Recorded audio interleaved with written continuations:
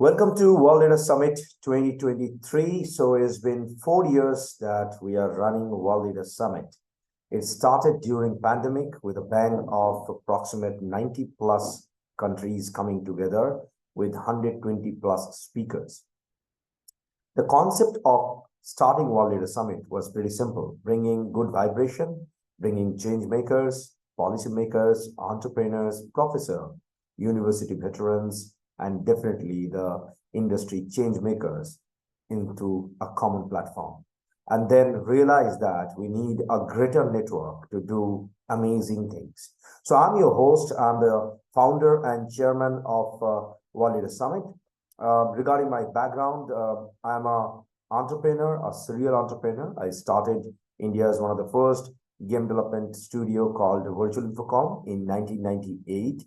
Eventually created multiple number of virtual reality game and augmented reality solution for our clients, created several animated videos, multiple games, and artificial intelligence solution.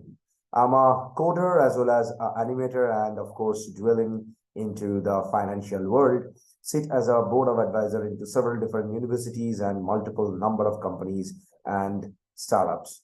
I help startups to grow. I love helping people, love meeting with people, and love handshaking with them for a greater goodness.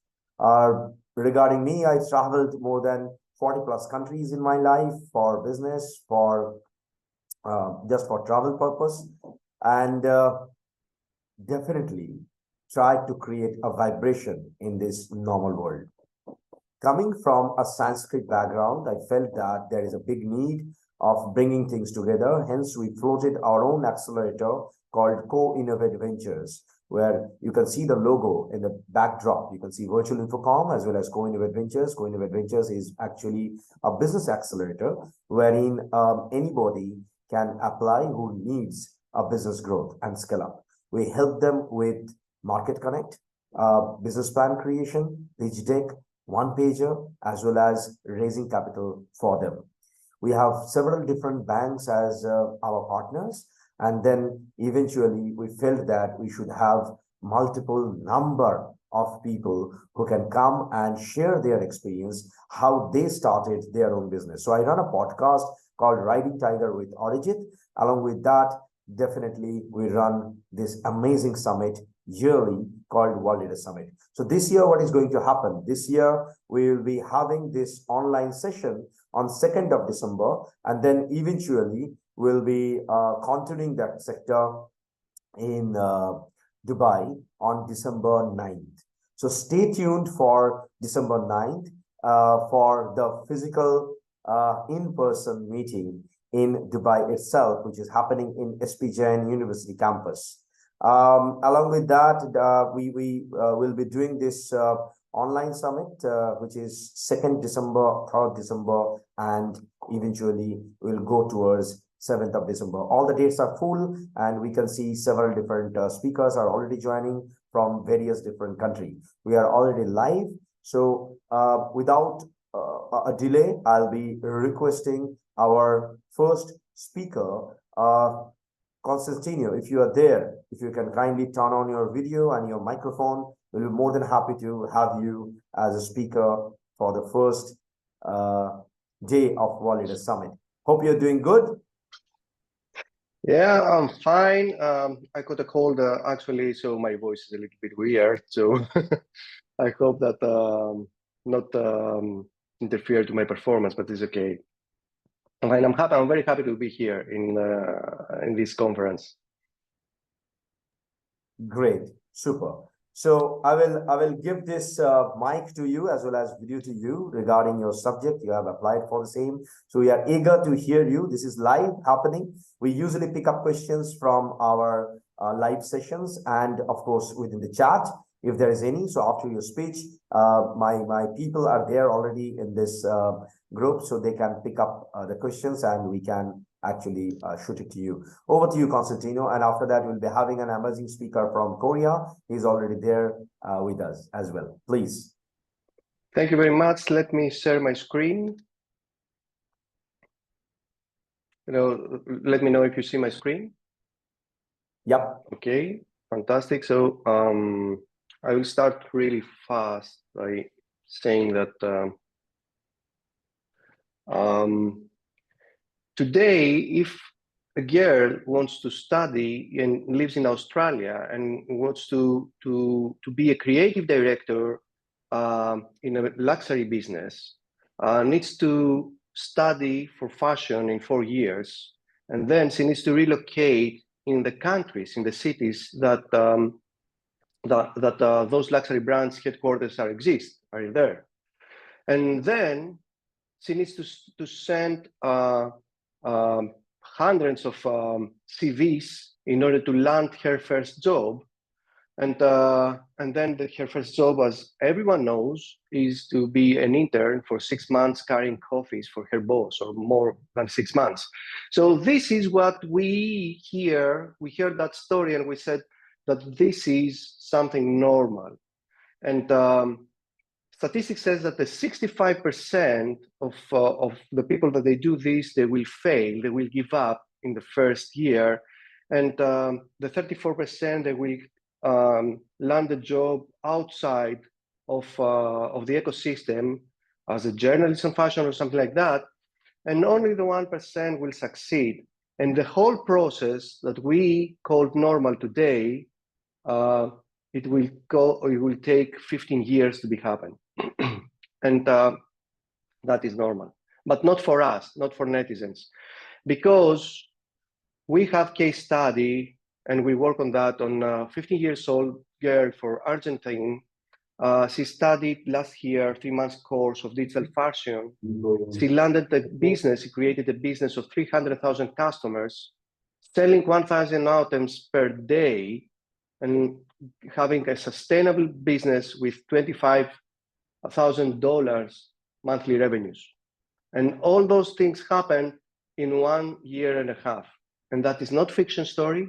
This is our story. This is what we do actually daily, what we call enabling the impossible and disruption of everything. Because we disrupt time, we disrupt space, we disrupt the business process, the business model as we know it, and we create a new reality. And this new reality is in the metaverse today, and that girl sells and create digital fashion for selling for avatars. I'm Costantino Rosselli. I'm a best-selling author, entrepreneur, storyteller, and futurist. Recently, I've been in the top 50 thought leaders worldwide about the metaverse and avatar economy, and I'm a founder and CEO of The Netizens. And together with my helper, my assistant, Orin, we will guide you to how avatar economy will transform us to citizens, to netizens. In 2022, the biggest question was, what is the metaverse? That was a great hype. But in 2023, that question changed about how we use metaverse in order to do marketing. Assuming all of those people that they knew about what is metaverse. A fun fact about the metaverse is that the 95% of the people that they talk about the metaverse, they never visited. And this is statistic, and this is very sad. Actually, what is the metaverse? And if we take the Wikipedia, then we will see this more or less definition that says that the metaverse is a 3D virtual space that people can interact, playing games, and exchange digital assets, and living a 3D experience using avatars.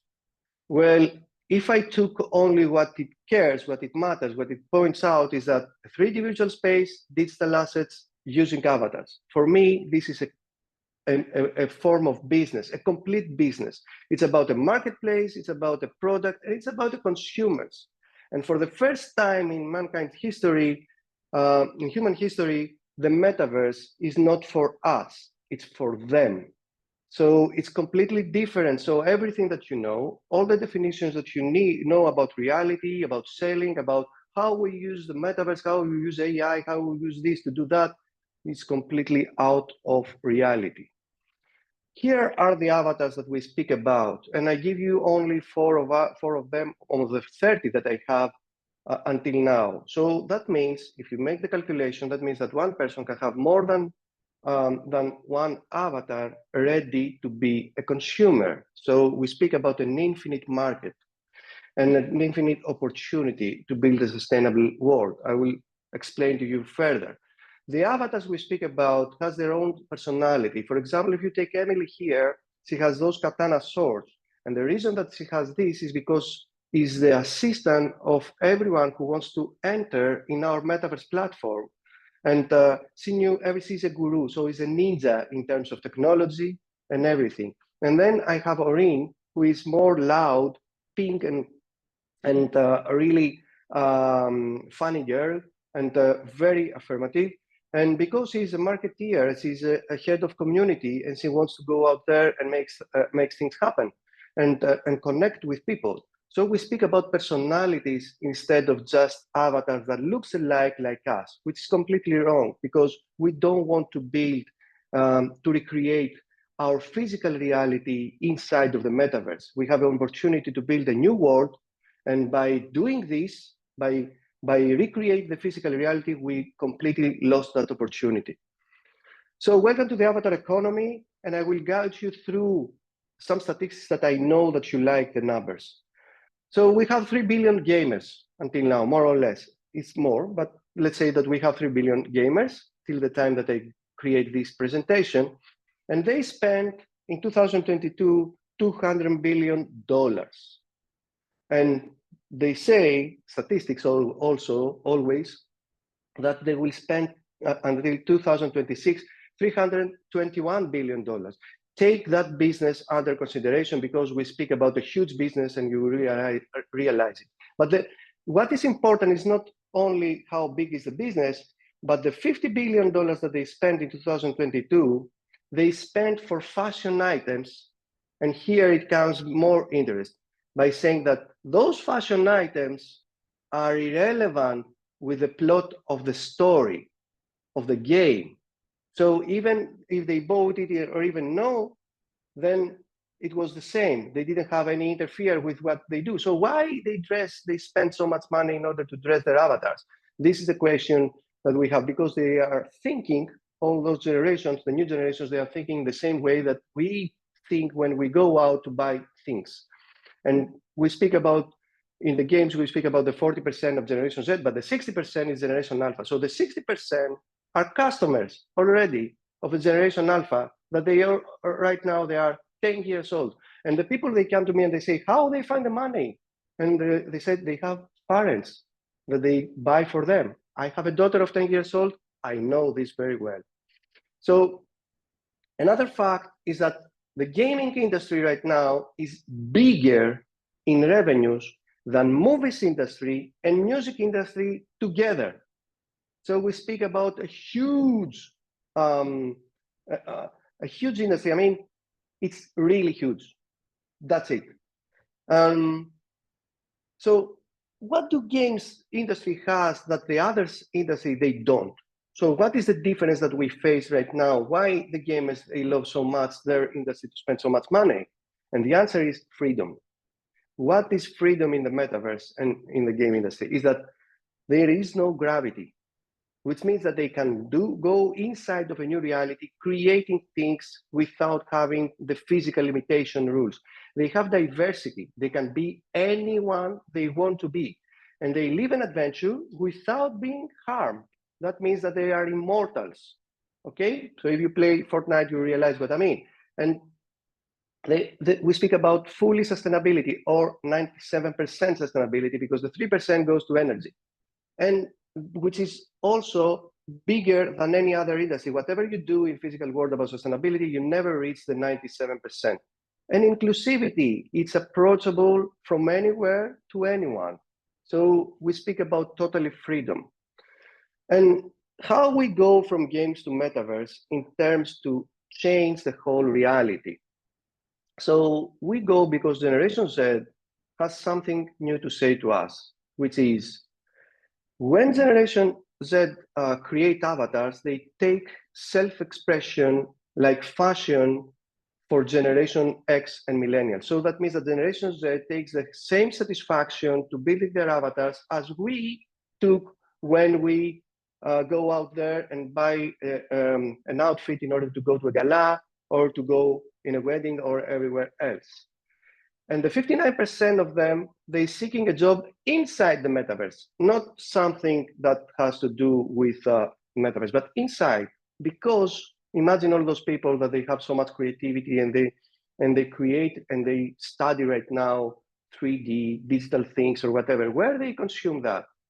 For advertisings out there or for your internet website? No, they want to do it inside the metaverse, there that we don't see it because we are watching only social media.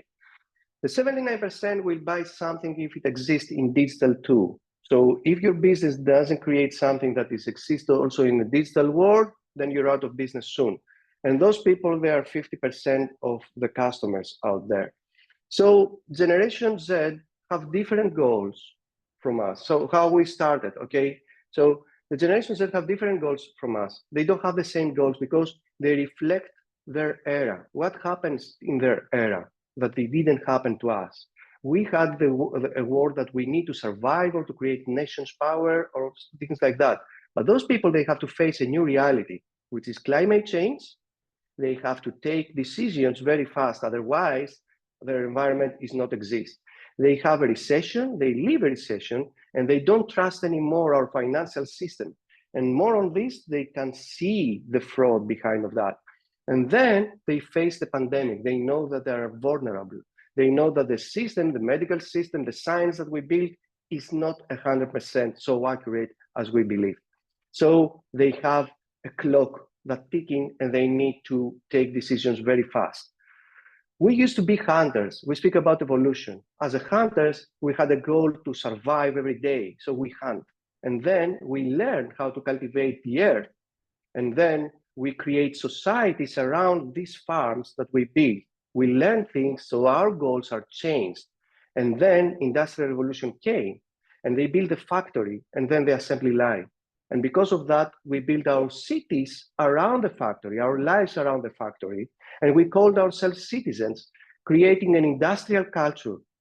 And now it's the time to move forward, in time for a new evolution, finding a new revolution. It's time to become netizens, which means valuable nodes on infinite human networks represented by AI multi-personality avatars, which means that right now the power goes to people.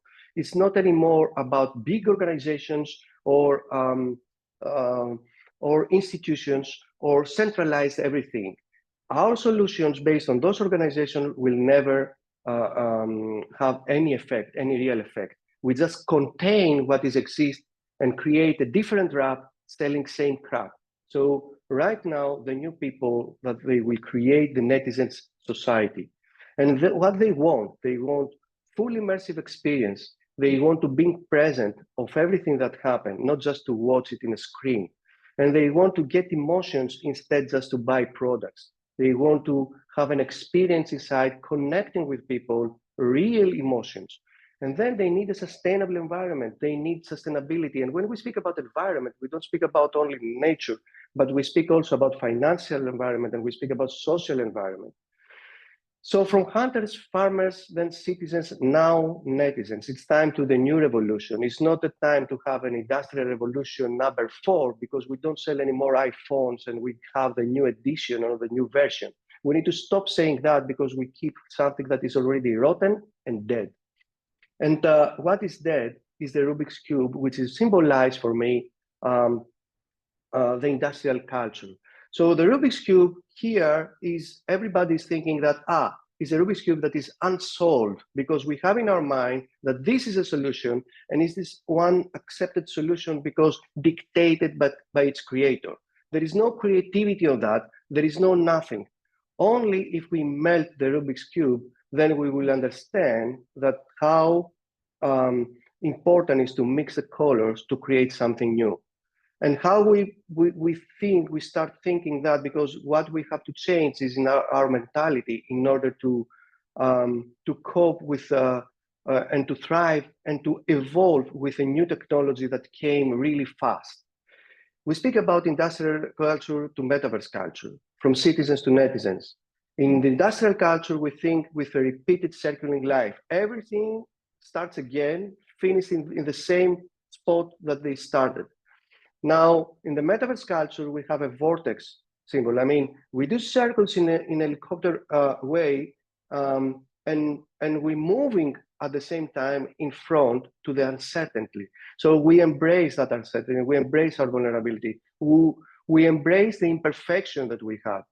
And then in industrial culture, we have the reality that is only physical. This is the only acceptable reality. This is why we said IRL, in real life, which is completely wrong, because real life is also imagination that is not real. The books that you read, the characters that you have, and the heroes that you love, and everything that changed your life without even understand how this happened. In metaverse culture, reality for us is everything that affects us, everything that it is work on us and to others, and interconnect and make us do something. In industrial culture, we had the how-to. So we always ask them up. Think about Lego. They give us a map to create something, and they believe that this is real creative. No, it's not. It's stupid. The blue for the boys, the pink for the girls. That wasn't before of 60s or 50s like that. We have this because it works for us in order to consume more products. We need to change our mentality to what if. What if we change this? What if we embrace a different style, a different form of colors in Rubik's Cube? What our life is completely different. What if we combine things together and just explore, observe, and discover something new that maybe it works and maybe it not works, but who cares? The thing is that we should explore new things. And we have organizations and centralized governments. In metaverse, we don't have that. Because of the blockchain, we have the opportunity to create transparent worlds, to give the power to the community to vote, to participate, really active, and decentralize everything. And then what happened in industrial culture, it was a broadcast. Even if we have social media, we broadcast out there. We post pictures and we say, here, this consume that for me. This is the content. In metaverse, we have experience. What that means, that we live together, we co-create. We don't care about borders, we don't care about anything, origins or whatever. Demographics are dead. We care about the experience we have together, and we have to learn how to measure this experience in order to give more and try for everything more. So the world doesn't have the luxury to wait, so we don't have that luxury too, and we move forward. Thank you very much. Thank you so much for the beautiful and lovely speech. I can completely relate to it and connect to it. Have been creating several different avatars for last, I think, more than 15 years now. I'll be showing you guys something which may connect with my friends' discussion as well. This is the kind of work that we started back in 2006, hiring real actor and models and then converting them into a 3D character. That time, metaverse word didn't exist. Even the metahuman word was not there. And then eventually we grew into a segment that we actually took India's first superhero as the same character from the TV to the 3D gaming character. Eventually, we entered into movies. We converted all the movie stars, made our own game universe, sequentially went towards perfection that your gaming avatar can have a real life presence, just like this. Like you connect the 3D avatar into real life, which my good friend was actually sharing in his presentation. But this is not my day. This is not my presentation. But yes, completely related to it, and claps to you that you are doing this. We need more and more people who can come up and bring this ecosystem thriving. And I know that if you look at South Korea, they have their own avatars. They have their own metaverse wherein they love to communicate with their avatar with another person. Now, that's the kind of culture that I have seen in South Korea when I traveled the last time over there and have been discussing these opportunity if we can do that in Europe and a couple of different parts of the world as well. And talking about South Korea, we have our next speaker coming directly from Korea. If you are there, please kindly turn on your microphone. I can see that you are there. Yeah. He's coming from a very deep background of SAP, a great technologist and amazing gentleman. So I'm not going to take a lot of time due to time constraint. I'll leave the mic to the next speaker. Please stay with us because we are getting questions. I think I'll be asking the question after 2 to 3 speakers. It's happening in live, so it's a bit of difficult to gather the question and pull it up. All right. Over to you, please. Can you hear my voice? All right. Well, thank you very much. Just I'd like to share.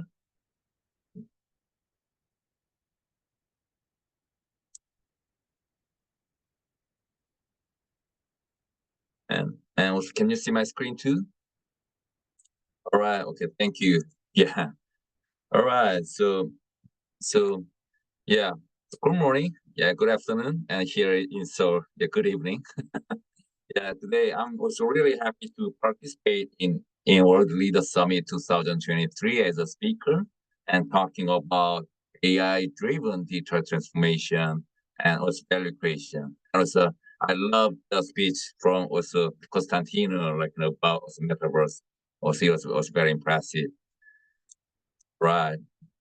And then, yeah, just I'd like to introduce myself briefly. And I'm Hyung Suk, and also you can just call me HS shortly. And I'm based in Seoul, also South Korea, and also working at SAP as a value advisor expert who is leading CEO, CFO, C-level communications for business values and impact for global companies or enterprise companies like Samsung, Hyundai. And also my expertise is management consulting through global consulting firms like Accenture, EY, and strategy and management consulting organization at SAP.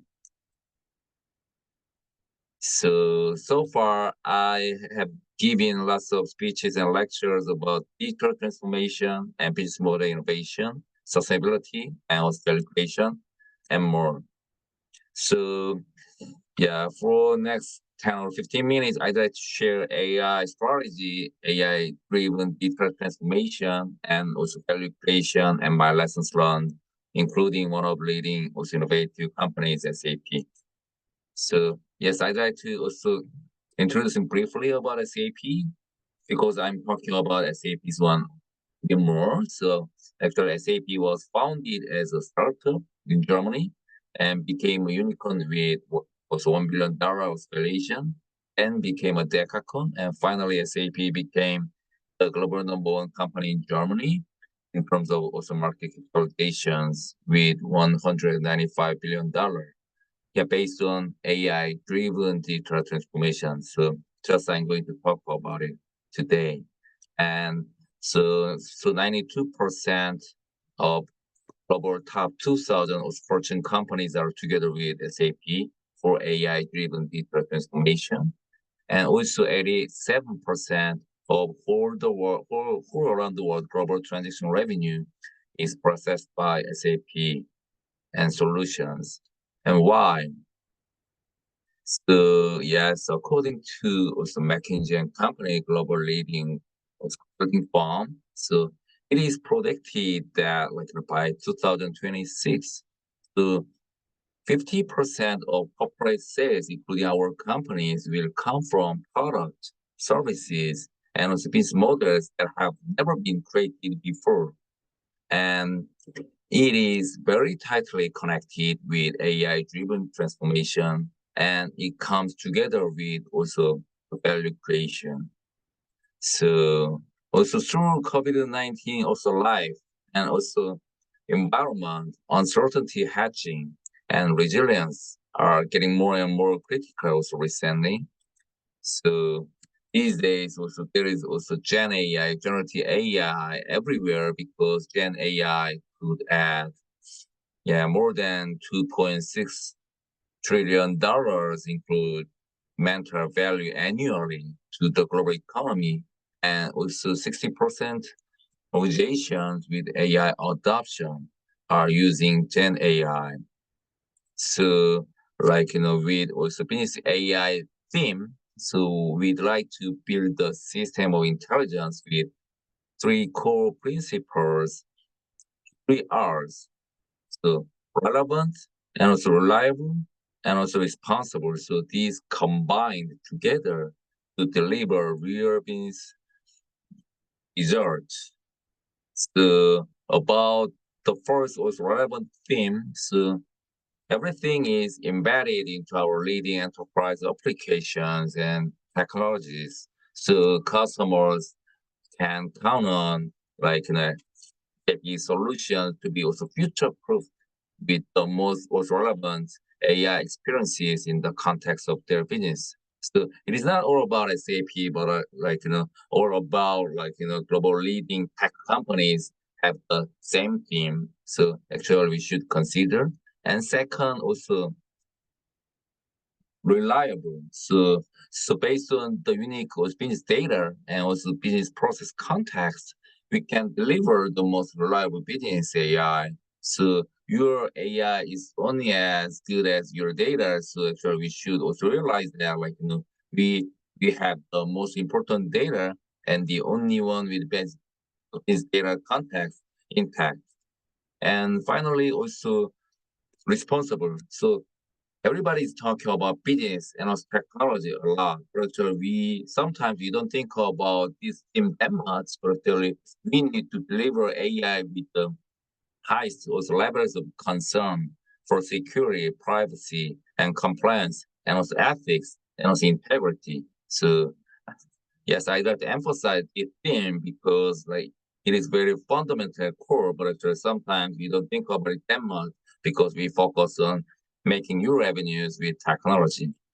So yeah, so data is very essential for success of business AI. So in order to make business AI successful, we try to continue to build the best technology and also leverage the best tools on the market. And also at the same time, this is also including strategy partnerships with others in the industry. So yes, here just I can hear a lot of speeches from you, all of you, and then just I can learn from you, and then also we can make another also collaborative ecosystem. And then there is more important than just data technology itself.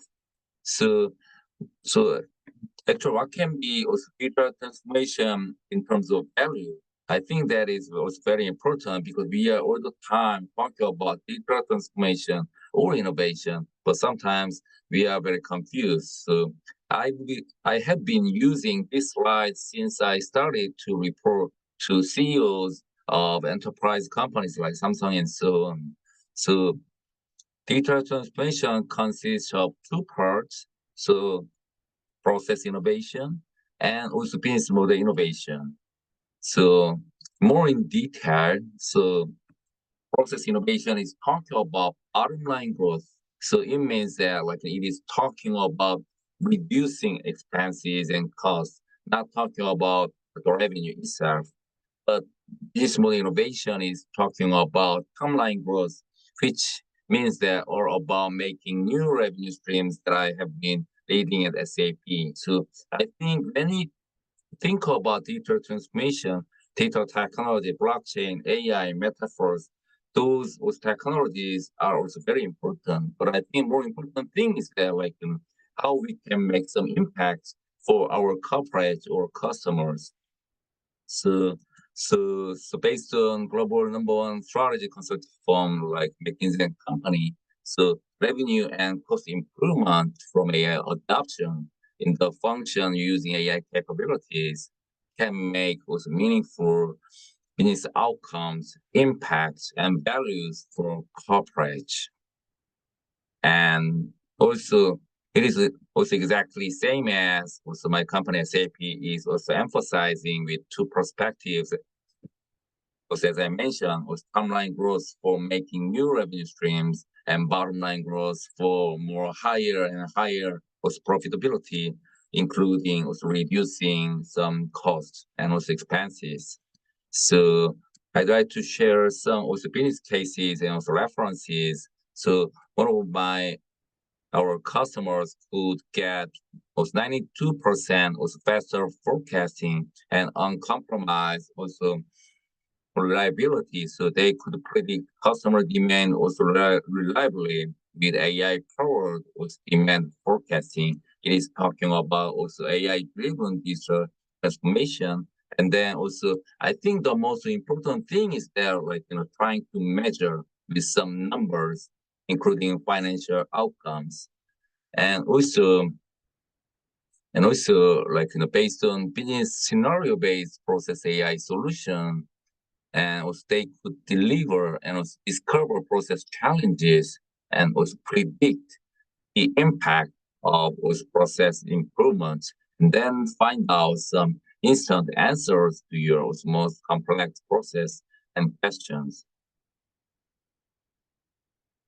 And in terms of containing and also costs and also includes compliance, I think it is also important. So another customer could save also 350 hours each month through automation. So it is aligned with improving also employee experiences while protecting your bottom line. So as a founder or executive of your companies, and then also we are talking about high timeline growth like in revenue as profitability, but at the same time, compliance can be also very important.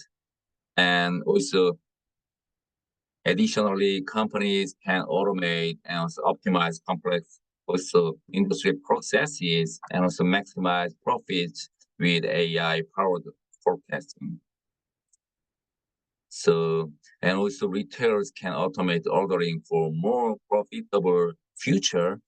So at SAP, it is also very interesting. So we are using also immersive intelligence, including AI, Web3, Metaverse, XR, and also immersive computing. So for at SAP HQ in Germany, and then we have a kind of special just organizations they are just chasing and also focusing on 10 years later and then how to make money 10 years later. So future image of immersive technology can be like this. So based on also trusted data and also AI values. So actually we'd like to make this kind of daily based also innovations, also executions all the time.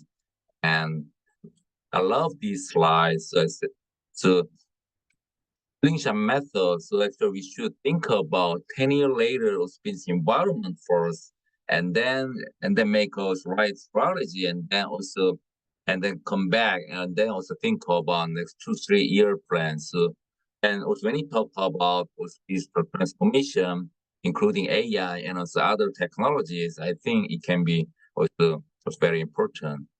So yes, as I mentioned before, so with SAP Business AI, we build a system of intelligence with also 3 core principles like 3 R's, and also relevant, also reliable, and also responsible. So these combined together deliver also real business impact and also results. And also we should consider this harmonization.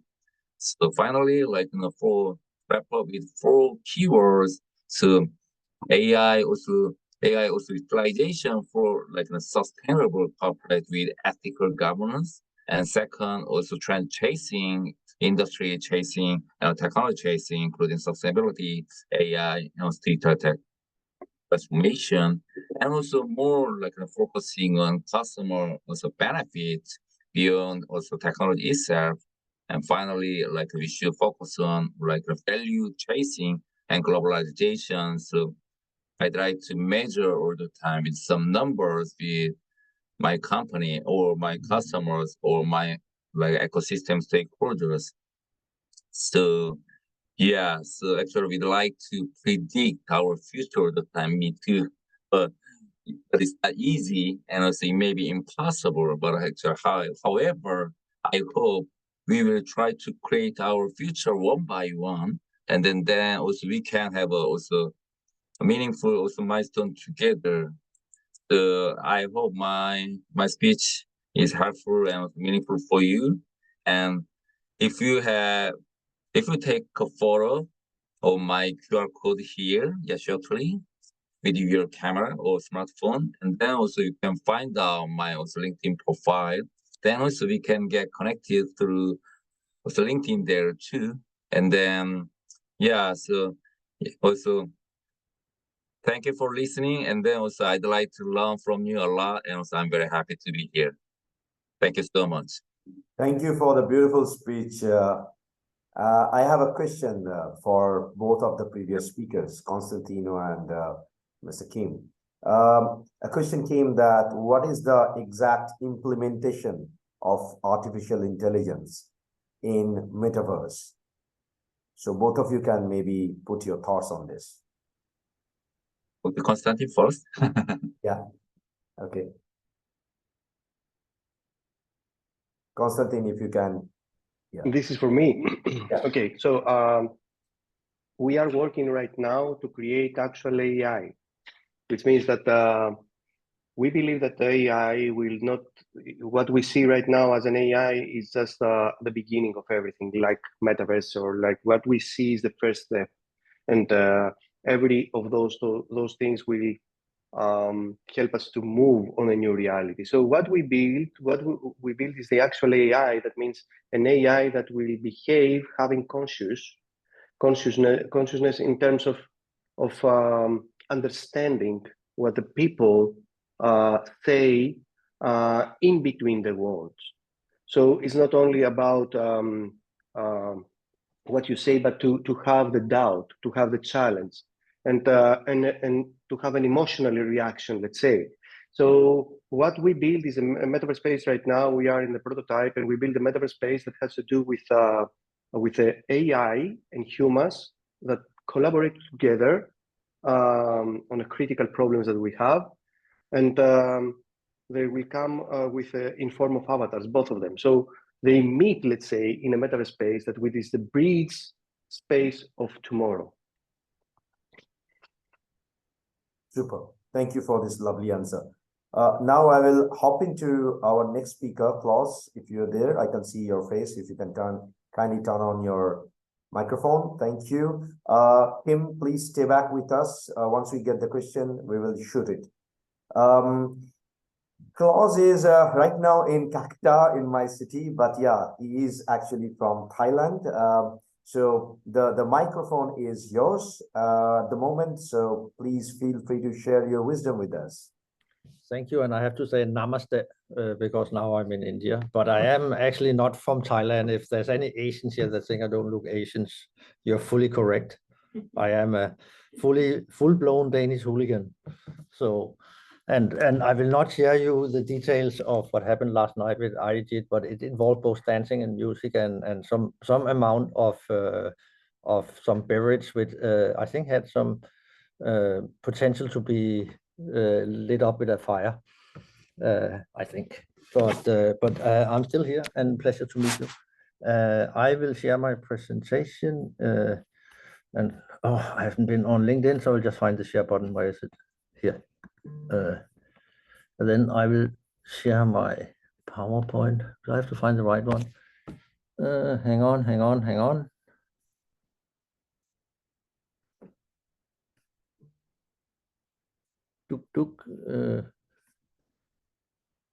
That is no.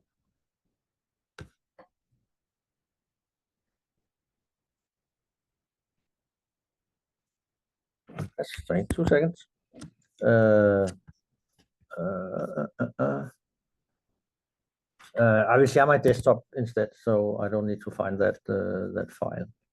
So you will have to see yourself in a moment. I'm so sorry about that.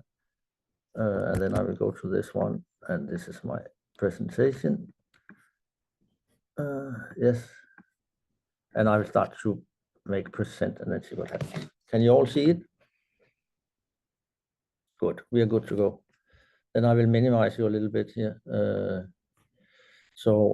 My name is Klaus Nielsen, and I'm going to speak a little bit about something. I don't know how familiar you are with all of this, A brief introduction. I have been working for Pricewaterhouse, doing some of the work in terms of the health and virtual care for Saudi Arabia, did their national strategy and have done some interesting work on that part. Then I have many years ago donated the most of the money I made out of my pizzeria in Denmark, which I had as my real startup venture, the most successful one I have done so far.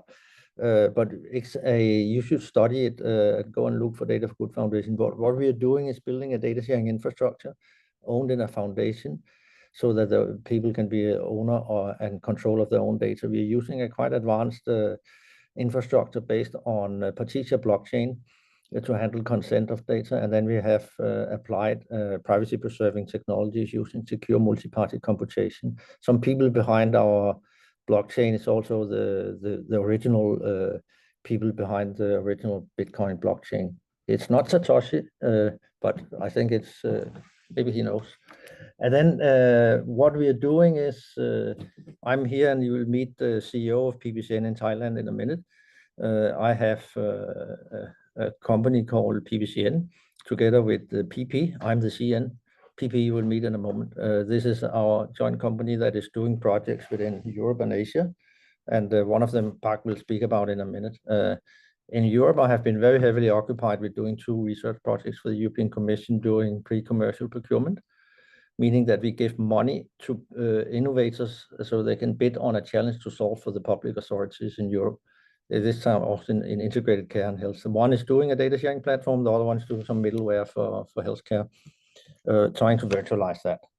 And all of this knowledge I bring together into what I've been doing in Be Healthy, which is one of the childs of PBCN together with others. Park will introduce a little bit more what services we are doing. This is a company that's currently in just gone from birth to being soft launch and now are scaling up. And we are in this space, and I've been part of the technology development for that.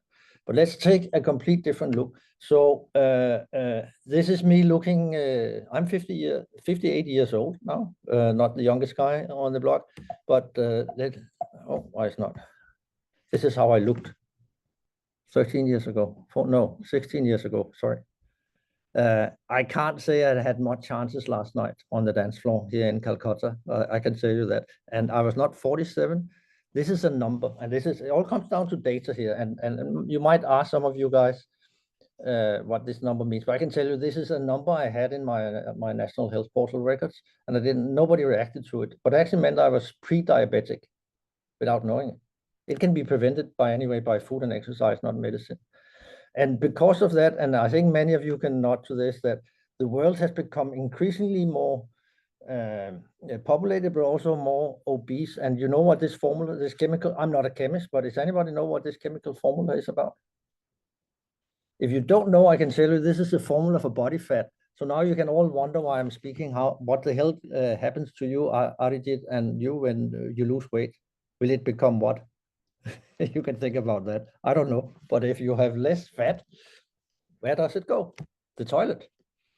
Anyway, I had too much of it. But I'm a gadget guy. And this is my summer house in Tisvilde back in 2016-17. I already had, I think there must be some kind of AI built-in Google Nest service. So when my son that has diabetes 1 come home from school, I could speak through the loudspeaker and say, did you remember to take a blood test? Okay. Okay, what is your blood sugar? Good, take some food. So I didn't need to go home. I could just monitor him and then I know he was doing anything here. So this is the devices I have. This one I have right here on me, and I still keep these 2. I've monitored my weight for long. And so technically what I've been doing, and many of you are doing, is you're creating a hell of a lot of data. I've been going through all the phases of a 50-year-old man. I don't know if you're familiar with this mammal. Do you know, Arijit, what that means? You know? Are you listening? Yeah, I'm listening. No. I Okay. don't know. Let me explain. I don't know the face. No. It's a phenomenon that mostly happens to men when they turn about 40 to 50. and it's called the middle-aged men in Lycra. That's a mammal face. And then you see they buy a very expensive bike that costs about probably $2,000 to $5,000.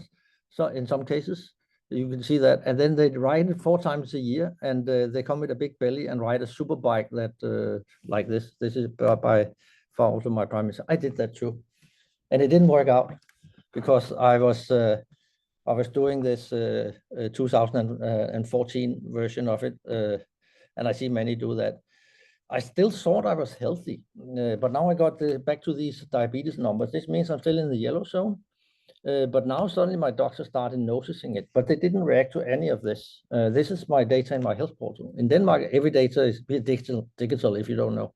If you get married, everything, if you get divorced, it takes 2 minutes. Tax, it's forbidden for Denmark to have paper, and all our health data is here as well. So just to let you know, we are from another world.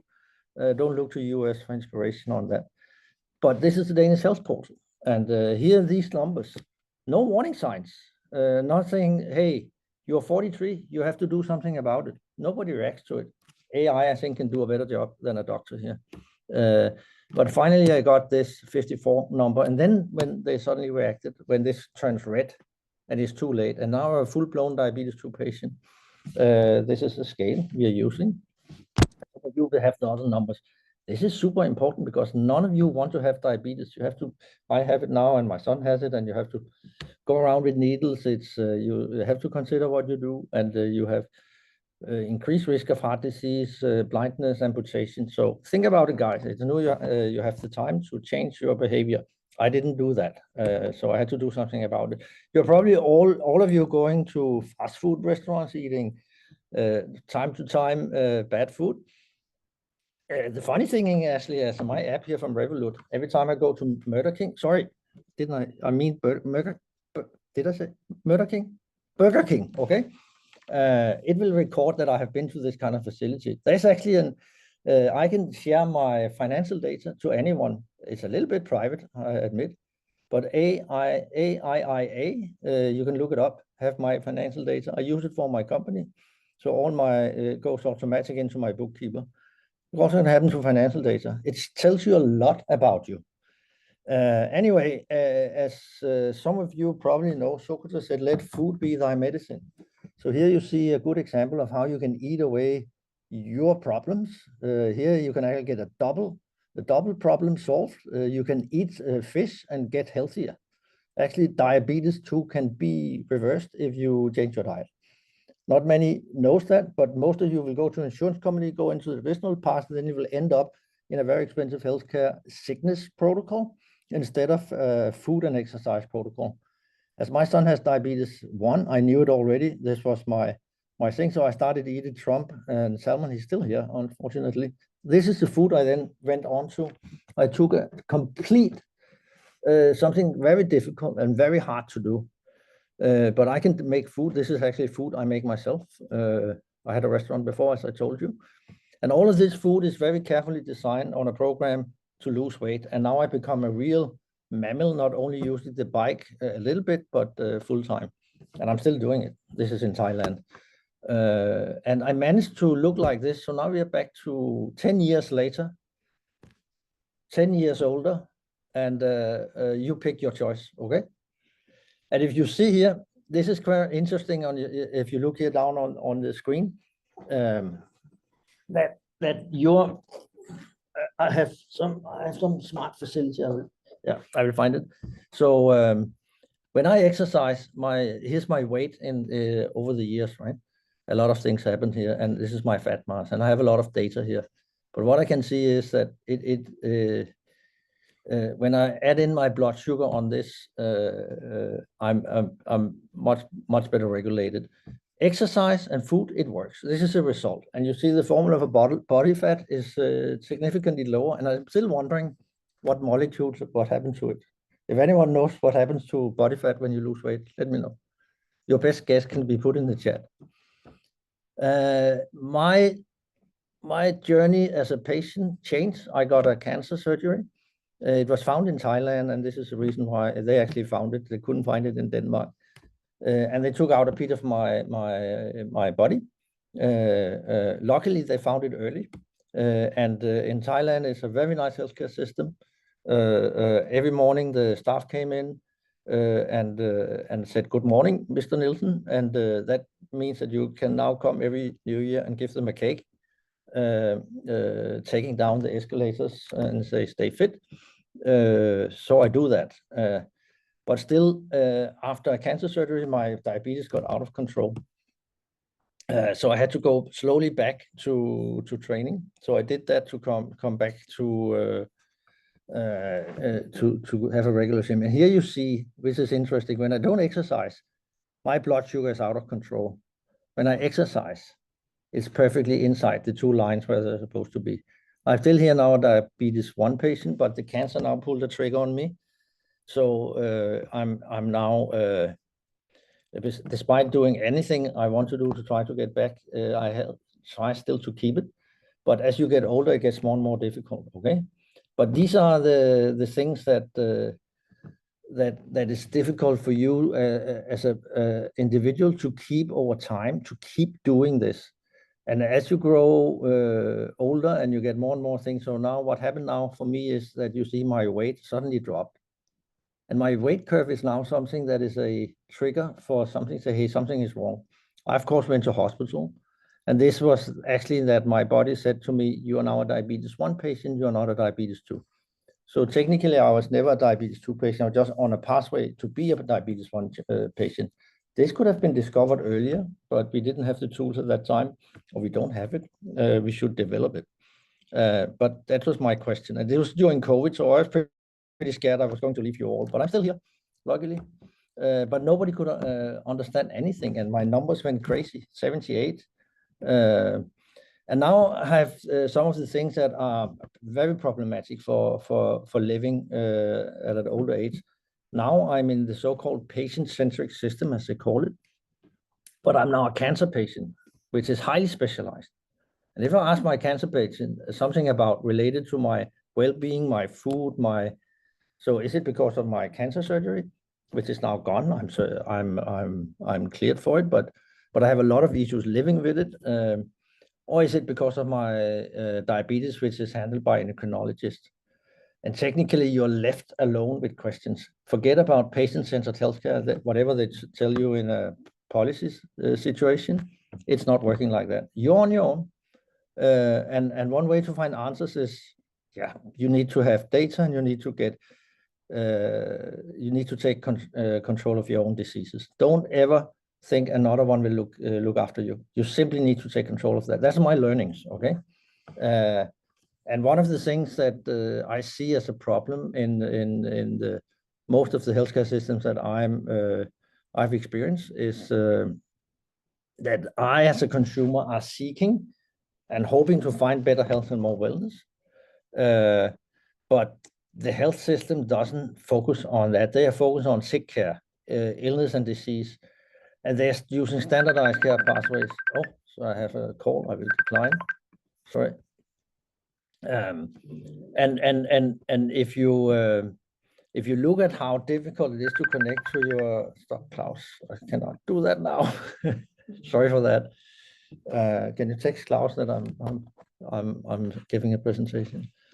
Yeah. So secondly, so these are the 2 main. You can see this, that we have this disconnect. We are consumers. I have a lot of questions. I can ask ChatGPT. I can ask all kinds of questions.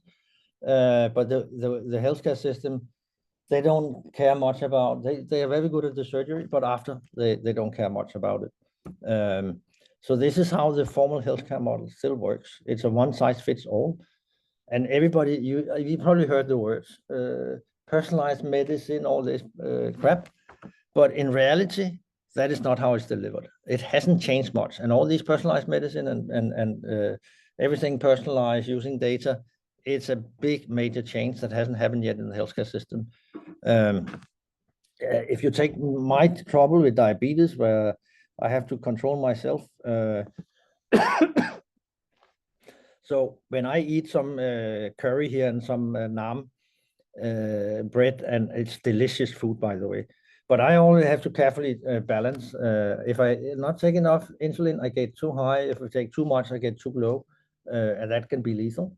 And that's why it's very complicated to actually manage insulin-dependent diabetes. And this is not coming from me. This is coming from Novo, is now the biggest company in Europe because they are selling medicine in this sector, and I'm using all of it and all their products. And so we still have a lot of things, and we are not using data, which is crazy. Okay, the usage of data is so low you can't believe it. And just going to where I'm staying in Southeast Asia, I have deliberately not put in India here, but I think they could fill out this this curve as well. But this is actually the real pandemic that we have been fighting for long. That's how much sugar intake we have. So as you see here, this is food. When you eat ketogenic diet, low in carbs and high in fat and high in fat and high in protein, or balanced protein actually, then you can do amazing things. But when actually sugar, when you eat too much, and people don't even know what sugar is, it will be stored as fat to be used at a later stage when you are not healthy. So when I was 70 kilos, I lost all my fat. I could have used a little bit because it's used to preserve yourself and not die. So it's a fine balance of trying to help people get the right nutrition, and it will also be quite individual what you guys need, what IDG needs, what I need, because we are also constructed differently genetically. So it's a big thing. So one of the things that we have developed out here in Thailand is this one, to help you divide. What you see here on this is all the devices I'm using. This is my Novo pen that sends digitally data in. I'm sitting with right here on my arm. I sit with the Freestyle Libre that I hacked with a Chinese device, so I can get data also into other services. So I have this one. This is a hack device, and I have the Abbott style. I have apps that can measure what is in food, so I can say how many carbs is there, because I need to know exactly how many carbs there is, because I inject insulin. So this is a data point. If I'm in doubt about some food, I can always take a picture and let AI analyze it. I have the Apple Watch, and which takes care of my sleep, and I have my vital signs, and all of this comes in. We do a automatic blood pressure from our app, which comes from the front camera, quite advanced, and it's sent into our platform, where I have could technically, I don't have it right now, but I have one of our health coaches look after me. And this is a new world of where we are working with data that I produce every day. There's no healthcare system that do that. They're beginning to come some small startups, examples like in US, like VirtuHealth, that are now finally getting a lot of traction because they get into the insurance system. We are trying to achieve the same. So this is our blood pressure device that we have implemented. It is a clinical grade class 2A and FDA approved measurement that we are doing. We haven't implemented it in production yet, but we're still testing out some features. So it's quite advanced, and I need to hurry up, I know. So what I want, before wrapping up here, so what are we doing? What have I been doing out here in terms of using AI? I have tried to test some other services that to see how it works. So I had a code from the US. I paid for this app where I shared my data into it from Apple Health, and they took in my data, different things, and we could discuss that. And that was actually the first time I got somebody to help motivate and coach me to keep up my job, because it's difficult in a busy life to do that for many people, and that has inspired us to do a new version of our app where we do a lot more things in terms of making it ready to both the legal compliance and stuff. But we are using this app in a setting that is a little bit different. Let's show some of the tech that I think that is going to influence our platform that I'm doing out here in Asia, and I think can help many more people than me living with these kind of problems, focusing more on preventive health, and not this specialized sick care system we are all sitting in. Some of the things that I think will be trending in terms of the wellness area and the personal health area is health coaching. And this is where we can use all the data that many people not probably don't even know they collect about themselves, but we can use all the variables so that to track, like I'm doing, many of you are doing it already, and more will be. I see that the technology like ours we are developing here is meditation, mindfulness, can be a much better way to solve stress. We see fitness gamification. That's where you're strong in this area. We see much more focus on wellness in the workplace, because at the end somebody is paying the insurance bill, either a government or if it's a government insurance or it's a private insurance. All the advances in virtual care, you see us as actually being in the forefront of this, but adoption-wise, it's still very, very far away from being adopted, except from Denmark and a few other places. We see a lot of interest in sleep and sleep tracking because people have huge sleep problems. The meditation app market using spatial, I will talk about that in a minute. I have some mock-ups of what we are working on the next, and then virtual fitness and I'm so sorry, Klaus. We really need to wrap up. Yeah. Yeah. So we were gonna go into interactive healthcare, but I'm done now. We are going into interactive health coaching. We will have, here's our, I'll just play a little bit, but not too much. Hello, Competa. But we will I have, hope you're doing well be able today. to I integrate noticed some changes in your Be Healthy app ChatGPT data. enabled Can we discuss this? health coaches like this. Hi, And then this is just a mock-up. And then we are exploring how we can get into spatial computing, where we will do some kind of integration into the data we have in our app. Hi, Sarah. And Now it's then time for your it Be can be Healthy integrated. de-stress session. We haven't tried it Your because we don't have HRV access to has it, but been when it becomes I will available, ping back to you right I after think we this wrap could be up. great Enjoy. examples of products that we're going to launch on our platform.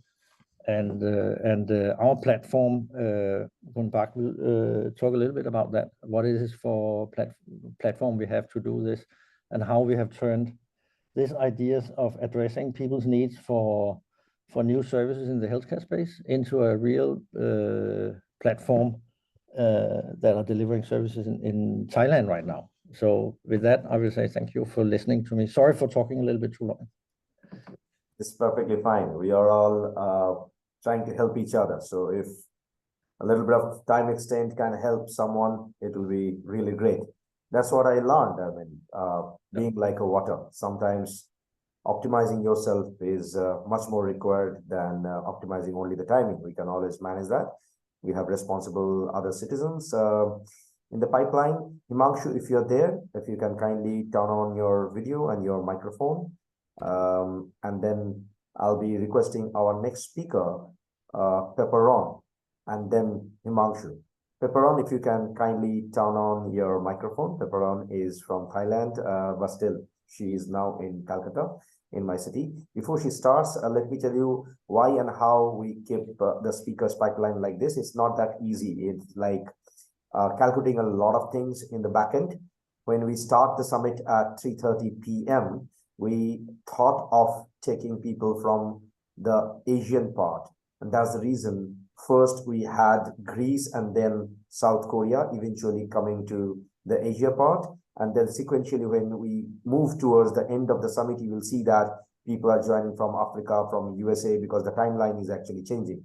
And if you look at the structure, the way we constructed this, first we started with metaverse, went to AI, and then the real application of AI is happening in health tech. And eventually, if you see the rest of the speakers, you will understand why we keep the speaking slots like this. So conducting a global summit is not that easy, to be very, very honest. We worked on it a lot. Kudos to all my team members who worked day and night for this. I am just a small catalyst who is trying to help them and making things happen. So over to you, Pepperon. Please turn on your microphone and the stage is yours. Thank you so much. Wait a moment. Hello? Excuse me. You hear me, right?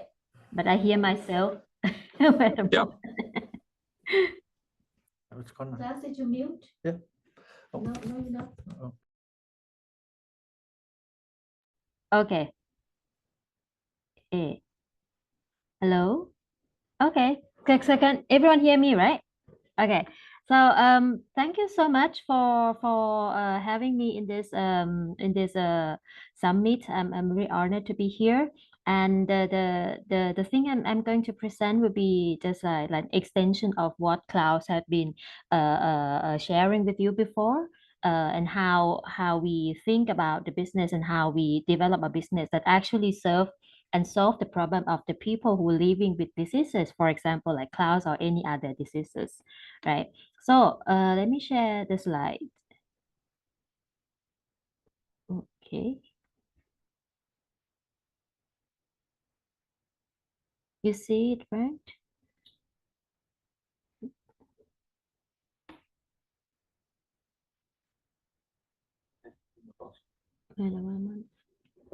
No. I do it. Can you see it now?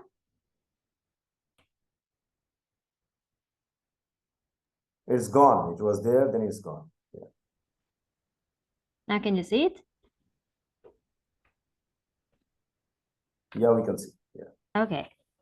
All right. So what we are trying to do here is that let's there's so many people that living with diseases or health conditions, and that's because there's no prevention, or they didn't have a chance to actually prevent themselves or get some advice from experts or doctors or anyone that can help them prevent them from being sick. That's why it has to live with the consequences. So what we are trying to do here under a head of Be Healthy, have a chance to actually Be Healthy Company Limited here in Thailand, is that we want to build an ecosystem of health and well-being services, so that people from Thailand and also customers from other countries who travel to Thailand can get access to consultants, health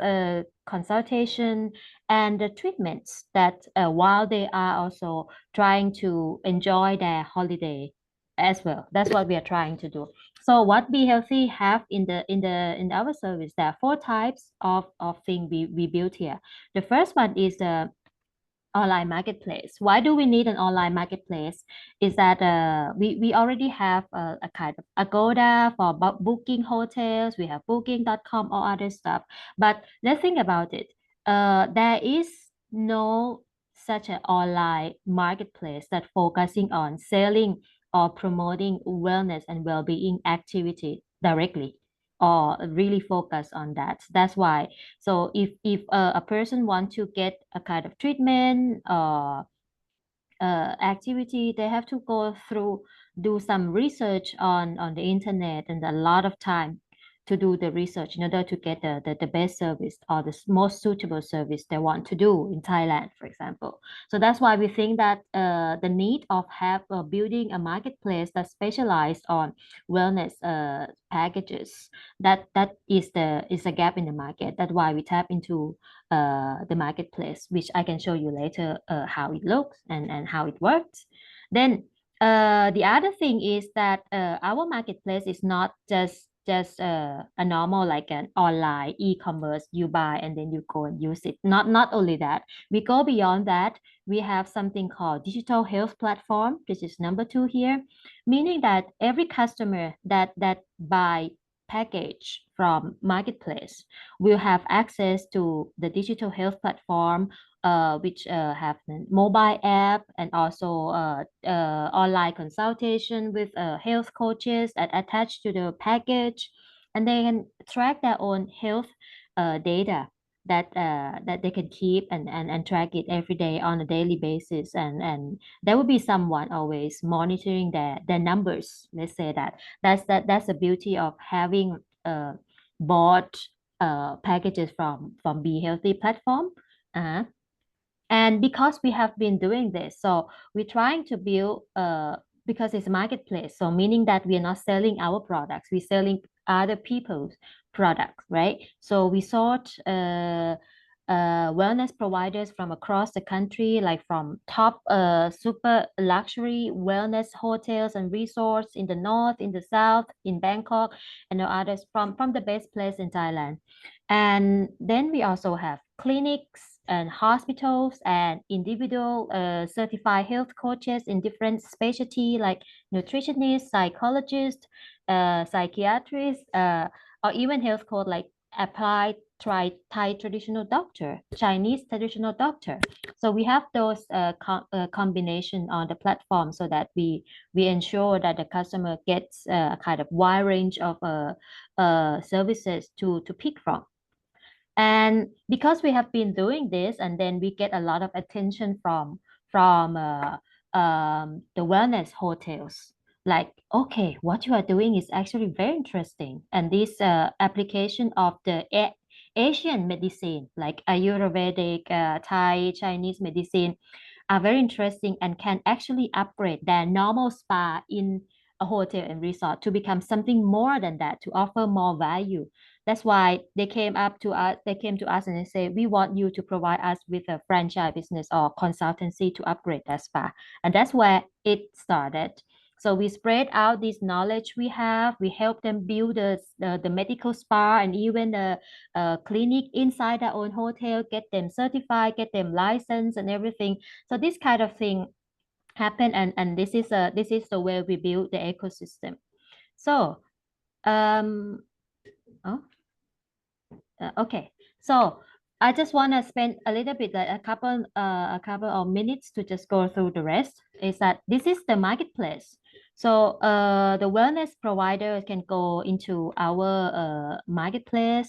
We develop the package together with them, and then we post it on our marketplace, and then we promote it, doing the marketing together, and then we get it in terms of the commission fee. That's a business model, and they can just book directly online.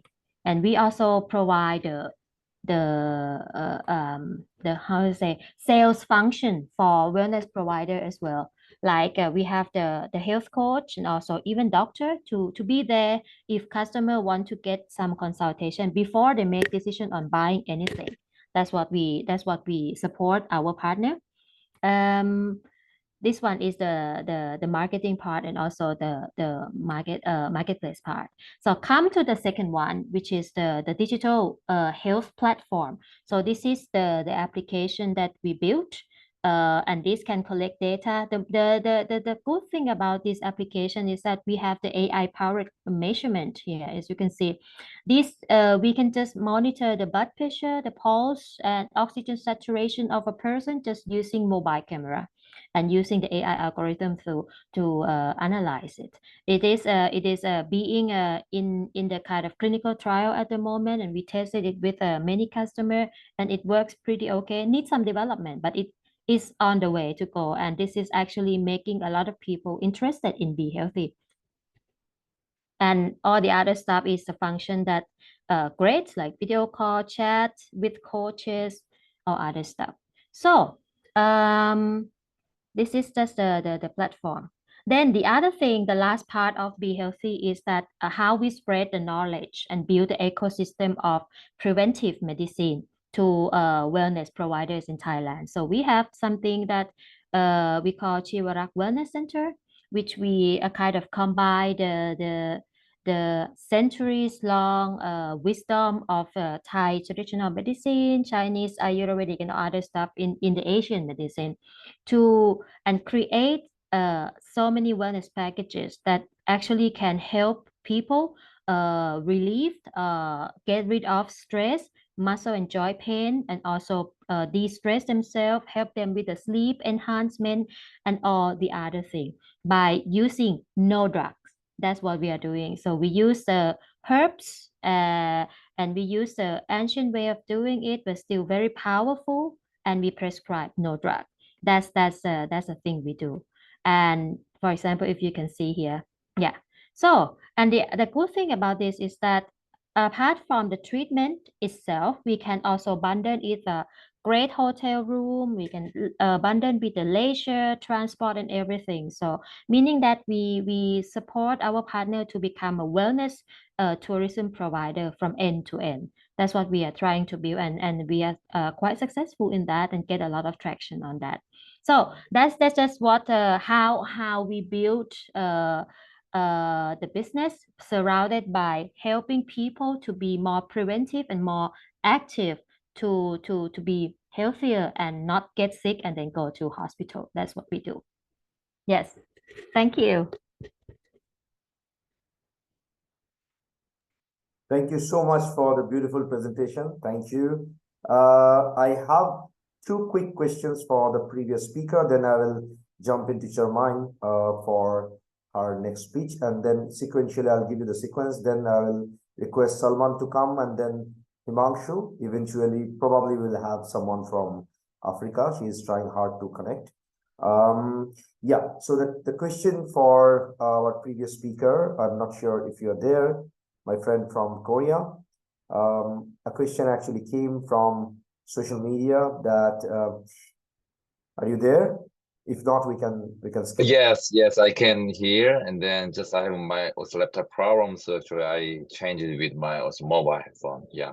Super. The question is like with the advancement of generic AI, what do you feel? What will be the future for the manufacturing industry? How they can adopt? If yes, then is it happening very fast, or we are too far for the adoption? The question came from Philippines Island.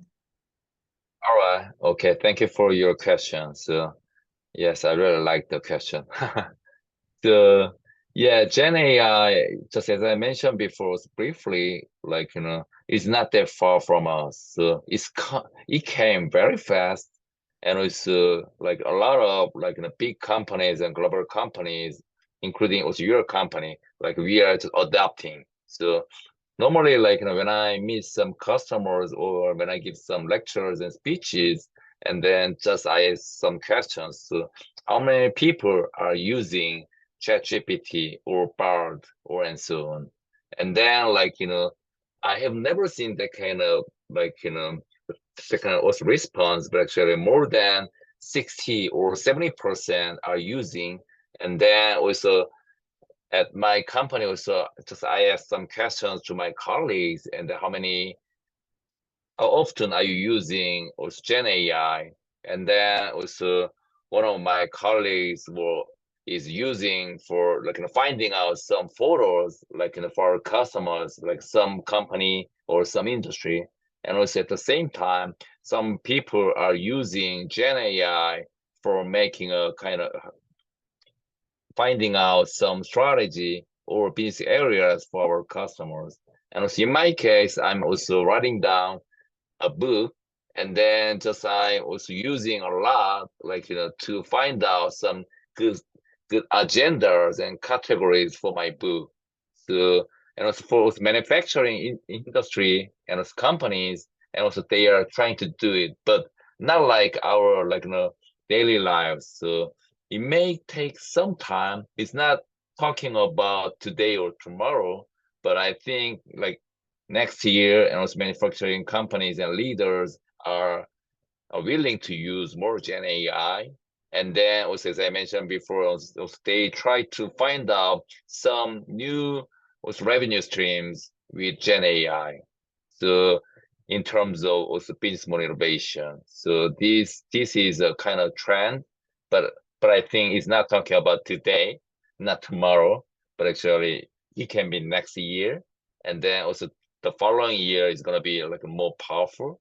So that's why we should be prepared now. And then also we should spend some time like in looking at what can be good potential also opportunities for myself and for my companies or for my new potential company, right? So yes, that was brief my answer. Thank you so much for a quick answer. Even though I have got another question, I will skip that and go to the next speaker due to time constraint. And then if I get a time, right, I will ask the next question. Okay. Mine, if you can kindly turn your microphone and your video, please. I hope you're there with us.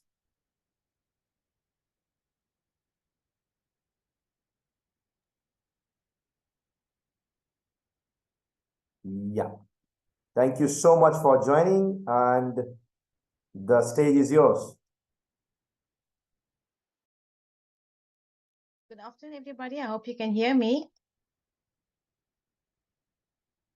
Yes, we can hear you loud and clear. Awesome. 15 minutes is Awesome. yours. Yeah. Okay, 15 minutes. Okay, so I just wanted to share my screen if possible. For your information, this is a link for speakers only. All speakers can share their screen. Awesome. Okay, fantastic. Thank you so much. Okay, so I'm Charmaine Gangan. I'm from South Africa. So South Africa is one of the 54 countries on the African continent. So we at the tip of Africa. Okay, so just listening to all the speakers, absolutely amazing topics and so informative. So mine's a little bit different because it's one of my greatest passions, and that's unemployment around the globe, and more specifically on the African continent. And the two previous speakers have spoken about healthcare, and that's also another one of my passions. So the reason why, because we have just received global stats now, and South Africa is actually sitting at the highest unemployment in the entire globe. So I thought I'd just talk about it because the reason why countries go through unemployment is quite simple. It's government and it's government leadership. So that's like the be all and the end all of it. Okay, so I've just put a little slide on here, and this is actually Cape Town. This is the beautiful city where I lived. I'm very biased about it. I think it's the most beautiful city in the world. So that's Cape Town.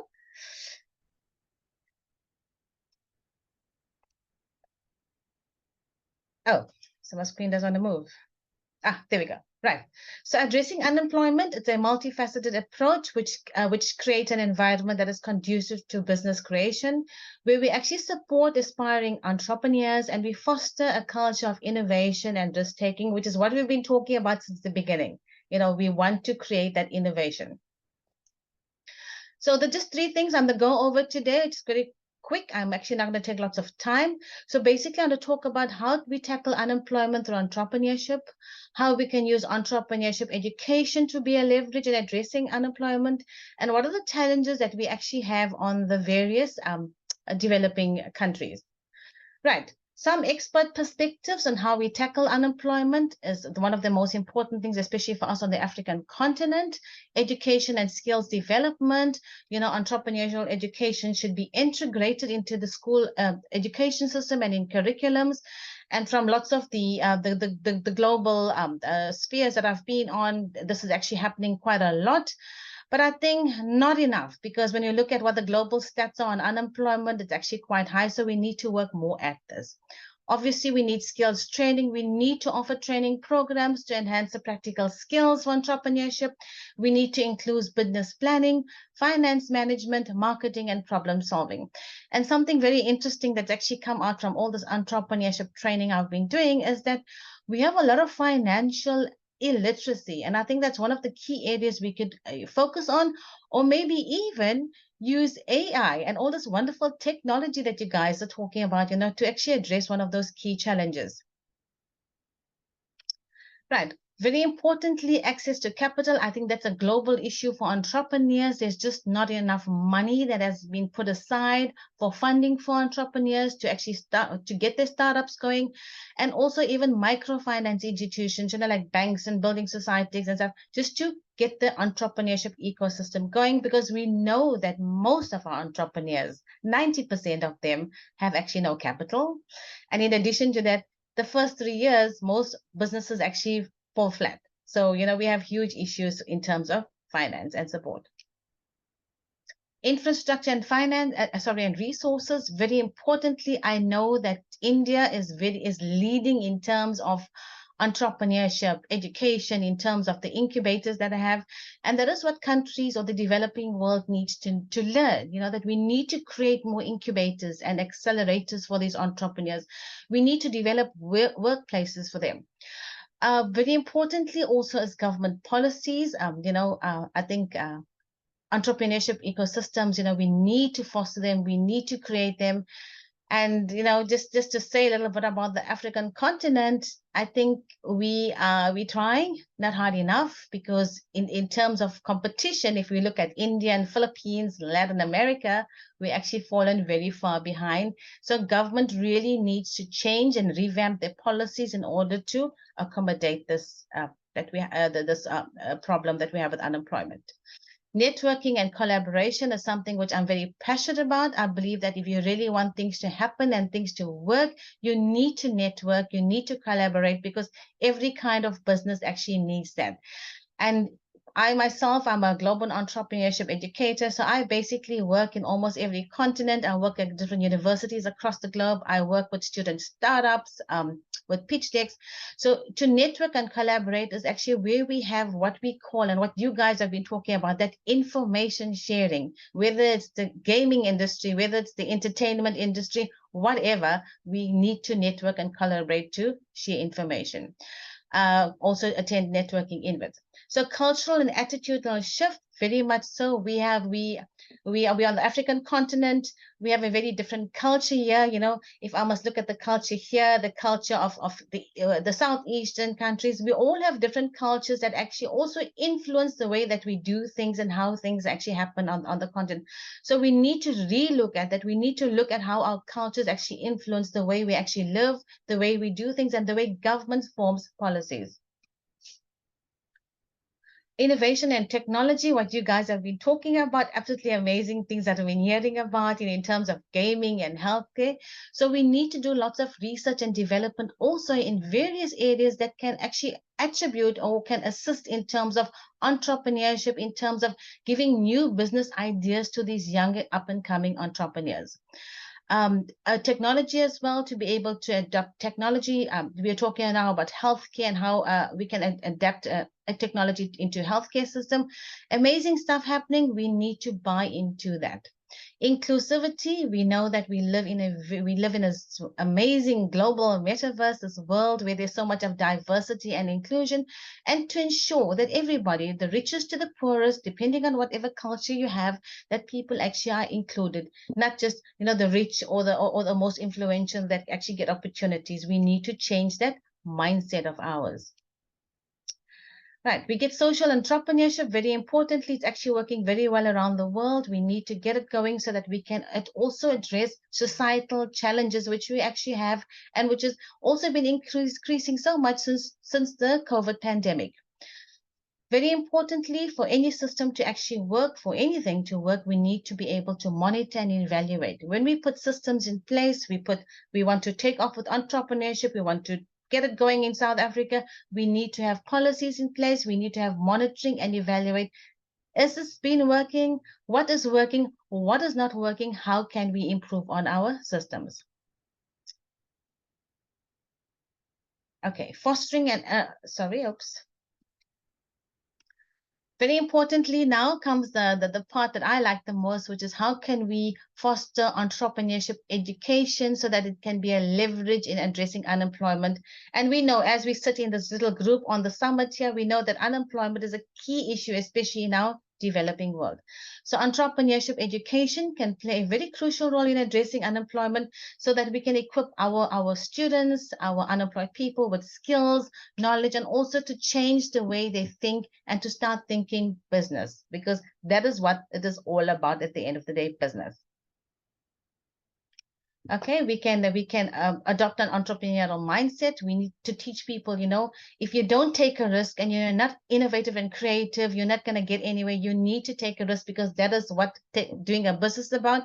I think everybody, whether it's healthcare, whether it's gaming, you are taking a risk and you're hoping that that risk is going to take you to where you want to be. Okay. We need to skills develop again. We need practical business skills, which is what we actually lack. So we'll find that we've got students who've got the most amazing business ideas, but when it comes to actually getting the idea off the ground, they lack the skills that is actually needed to get the businesses off the ground. They don't have problem solving or even critical thinking. And I think that is something which we have as an issue across the globe. We have the millennials and their little mindset where how they see things and what they see as important to them. So we need to change that mindset and make them young critical thinkers. We need to encourage job creation, yes, by entrepreneurship, by startups, small businesses, educating entrepreneurs. If one entrepreneur starts a business, definitely you will be able to employ more than one person. So that is how the system actually, or the pyramid actually goes. Promoting self-employment, yes, we would love that. Not everybody is made out to be their own boss. Some people will always be working for someone else. And unfortunately, we need to be able to promote, start your own business, be your own boss, try things out, and actually you can get that ball going in terms of entrepreneurship. Contributing to economic development, we actually know that entrepreneurs is actually what drives economies throughout the world, whether it is the developing world or whether it is the more developed world, that entrepreneurship contributes to the huge GDP of most countries. Inclusive entrepreneurship, again, addressing disparities. We know that some of the entrepreneurship programs that we offer are just specific to certain people, and we have a huge problem here on the African continent where we've got a lot of not only financial literacy, we've got illiteracy. So we need to address it and make entrepreneurship education more accessible to everybody in the country, or more youth as well. The same with diversity and inclusion. And global competitiveness, yes, we know that entrepreneurship education. Can you please wrap up? I'm really sorry. Wrap up. Okay, no problem. So we know that we have a global perspective that prepares up for competitiveness and, of course, continuous learning.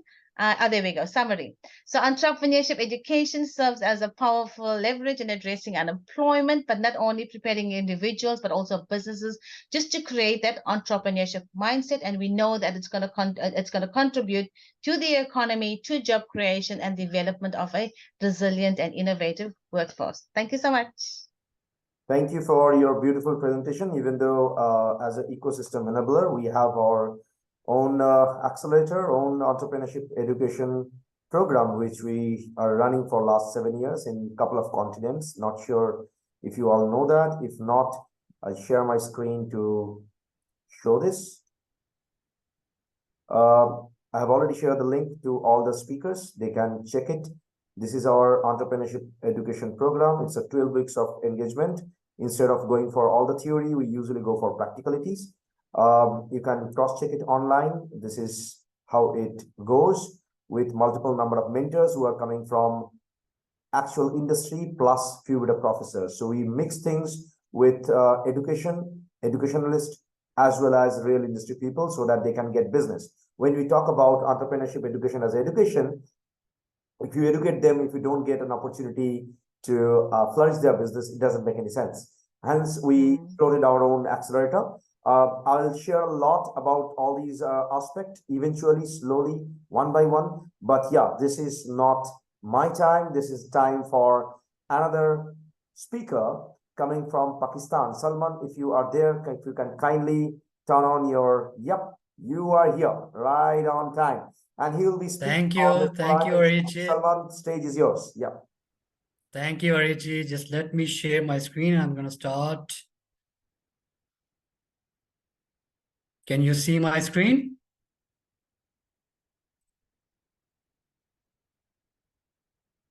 Yes, we can.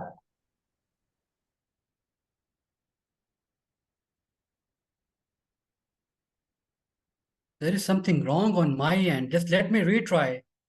Okay.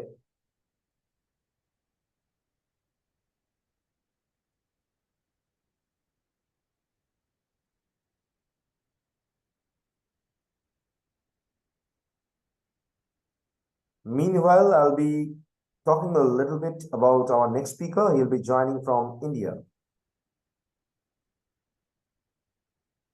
Yes, Salman, we can see your slide. Perfect. So, hello, everyone.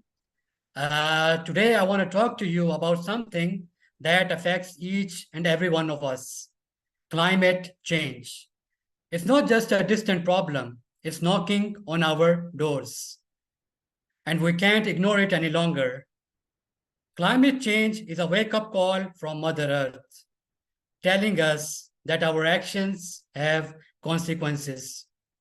As Robert Swan wisely said, the greatest threat to our planet is the belief that someone else will save it. It's a call to action for each one of us to be the heroes of our planet needs. One major contributor to this issue is the way we move around, our modes of transportation. The good news is there is a solution. It's called a sustainable mobility. Sustainable mobility means finding ways to move around that don't harm the planet.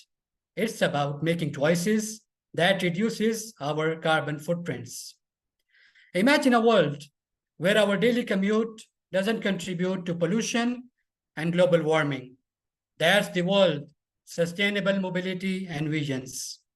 As individuals, we play a crucial role in this global shift towards sustainable mobility. It's not just about big corporations or governments. It starts with us right here, right now.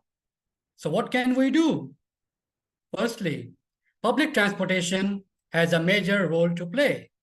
Mahatma Gandhi once said, "Be the change that you wish to see in the world."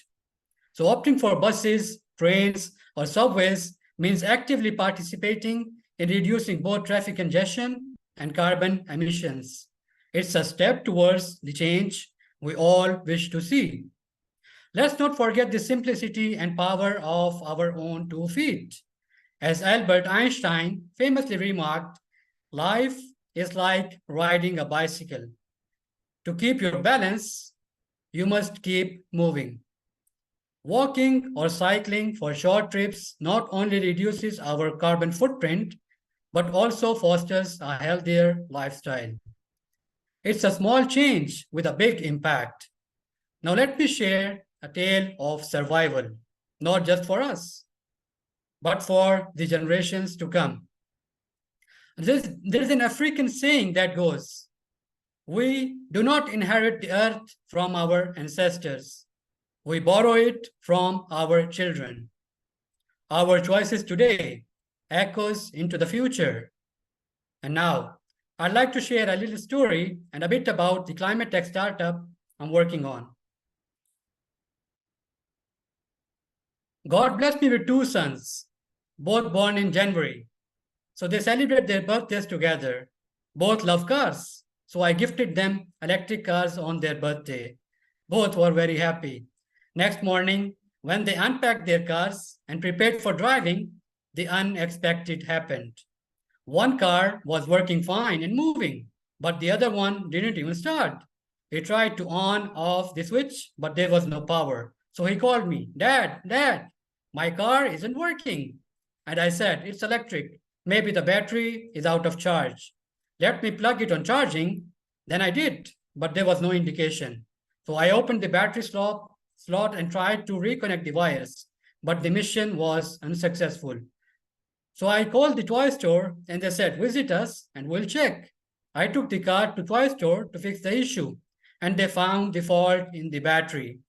Anyway, they replaced the battery and said, "We are giving you an additional battery as a gift. Keep it on charge, so when one battery got depleted, you can swap it with a fully charged one and your son will no longer need to wait for a battery to be recharged and he'll have more time driving around." This is where swap was born in my mind as an idea, as I was aware that the world is shifting towards electrification to decarbonize the global economy, and electromobility is the big opportunity. My name is Salman Chishti, and I'm an entrepreneur with a background in green energy sector. And now, as a founder of a climate tech startup, I'm solving the challenges that's holding the electric motorcycles to become a practical form of mobility by building a smart and sustainable energy infrastructure and electromobility ecosystem. There are 4 major challenges we face while considering electric vehicles or electric motorcycles.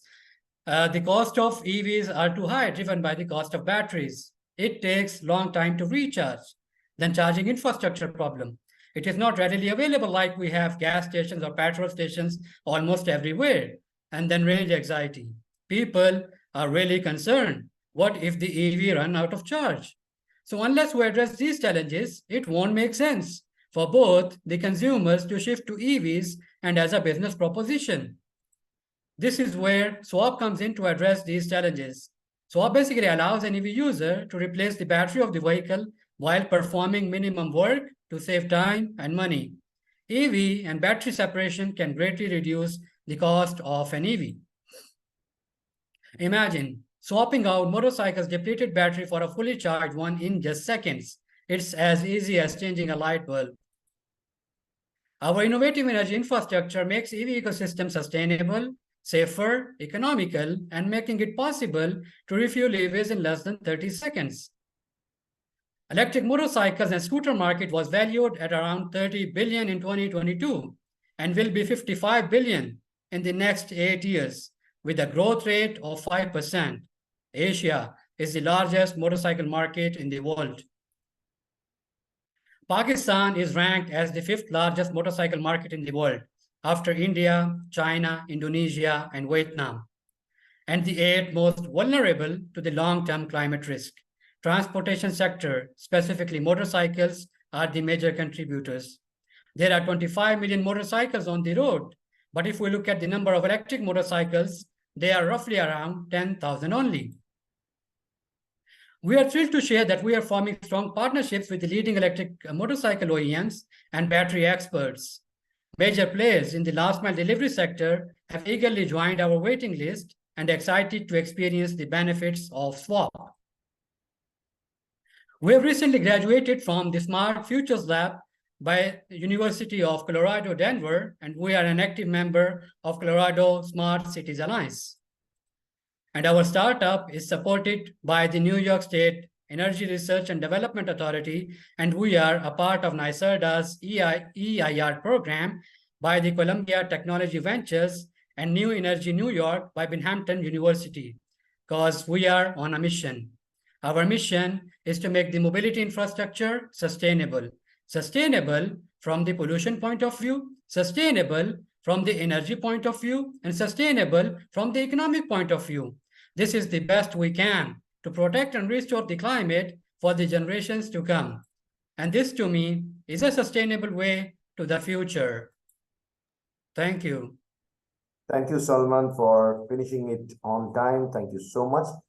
I'll hop into our next speaker, Himanshu from India. Thank you. Thank you, Rajit. Pleasure. Please stay back with us. We have got a couple of questions. I will pull it up as and when I get time. Himanshu, the stage is yours, please. Yeah, namaste everybody. So I'm just going to share my screen with you. Everybody can see this? Okay. Yeah, so today I have around 15-20 minutes. So I'm going to tell you a lot of few stories about sustainability. Now, Sustainability Development Goal started by United Nations in somewhere 2014, 2015, and it is going to run for another 7-8 years. So we are midway somewhere. You know, why the sustainability becomes so important for all of us? Is it about the climate change or the waste management, or how our societies are going to, you carry forward and our children can live with peace? Now, so when I did research around it, and we found out that this sustainability we are using in the modern context currently, but this word is very, very old. It is ancient. And, I studied multiple cultures, civilization. I found this word is always there. Now, how we have interpreted into our day-to-day life, it becomes very, very different. So when I did my research, so India, we use a word called dharma, which comes from the root called dhara, which means to support. And sustainability, if you see, it comes from a Latin word. It means the same thing, exactly the same thing. So by default, we are using this word from ages, and how this word is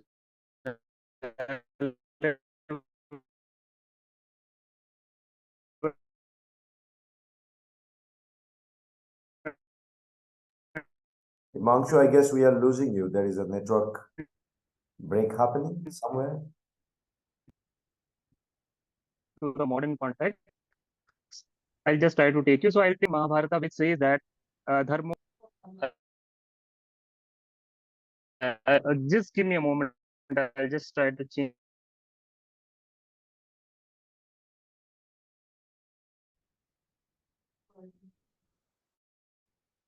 Is it clear?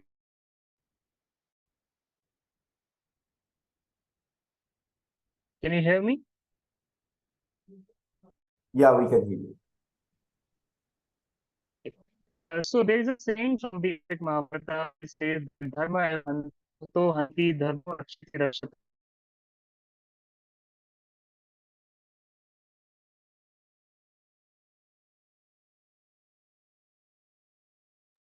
Himanshu, unfortunately, we can't hear you.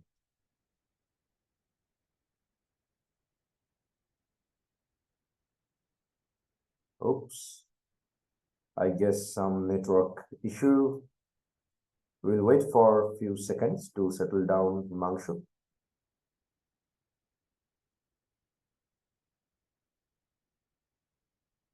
Can you hear me now? Yeah, we can. Sorry, I don't know. Some is working fine. Yeah. So it says that that and he that preserve it is himself preserved. I therefore do not sacrifice virtue, considering that if destroyed, it will destroy us. So if you take it in the context of the climate change, if you take in terms of sustainability, it talks of something very, very deeper. It talks about how we are organizing ourselves, that if we have to run for a short-term gains, are we sacrificing something which is bigger? So the Chinese also use the symbol of cow. You know, if you see there the patches over there, the white patch, there is a small, uh, and the black patch is a white patch. So basically, they talk about the forces, you know, the good and the bad. So there is, even in the good, there is something bad, and even in the bad, there is something good. You know, how these forces balance each other, and in modern context, we come to. So, you know, the Hungarians also have used the personification of social justice, harmony, peace, tranquility, and they have given a form of a deity. So Sumerian used to use it, and then if you go to Egypt, they also use a winged lady called Mar, and she represents social justice over there.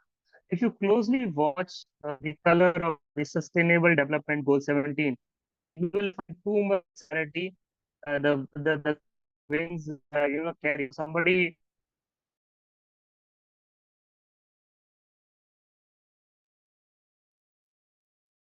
So technology sometimes unable to give amazing support without the network. That's where sometimes we lose connect. But yeah, still, I think we'll wait for him. Some Yeah, network. sorry, I don't know. So, Something is happening. don't worry, it's okay. We completely understand. No worries. Please continue. Okay. If there is any kind of option that your sharing option is giving you trouble, you can do that without sharing as well. No, that's okay. That's okay. I think net It's is it's a really interesting speech that you are giving, Himanshu. So please carry on. Lovely presentation. Yeah. So, now, so we says, you should plant tea, plant tree, plant is about sustainability. They will help us in green change. So can we follow this instruction blindly? Are we not going to introspect, is planting tree the really sustainability? Is it really? We don't have to do, much more deeper thinking.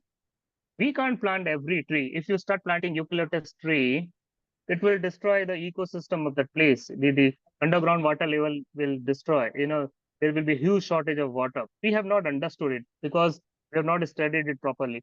So what we are keep on doing, we are just designing things and things. We thinking that, okay, this is going to solve the current problem. We don't understand that the solving of this problem is not going to create another problem. So now we are talking about global warming, but it might happen that tomorrow we are going to talk about global cooling also. So this is the data which I have captured from the net, and so this is from Athens, Greece. Okay, the average temperature was around 48 degree in 1957 when there were no fossil fuels, not much of planes flying, and no much of global warming kind of a thing. So what happened is in 1987 it become 2 degree lesser. How? So have we really understood, is there real fossil fuels are causing the temperature, the global warming, or the cutting trees is causing? What is the real cause? We have to understand that. So do you know what is this exactly? So this is an IBM 5 MB data from 1956. 5 MB data, such a huge machine. Okay. And 5 MB, you're sending a video of 5 MB in your WhatsApp in a fraction of a second. So imagine how much the technological advancement has happened and how many people have really, really worked on this part. So what does this say? That yes, we require technological breakthroughs, invention, innovations, and how we are going to help all these things to help humanity in the longer run. So another invention was a sanitary pad invention, a wonderful invention. I have seen that phase when my mothers and grandmother used to have the cloth thing and the sanitary pad, done a wonderful revolution. Without realizing that after the use, the decomposition 500 to 800 years. So when people understood that, then now people are working on organic sanitary pads, but it was not thought when sanitary pads was actually brought to the market. It was, we just wanted to solve a problem. Okay. Now that tons and tons of the sanitary pad have gone to the landfill, we understood it, then we are trying to, rectify it. So it's happening as any innovation. Lithium. So Salman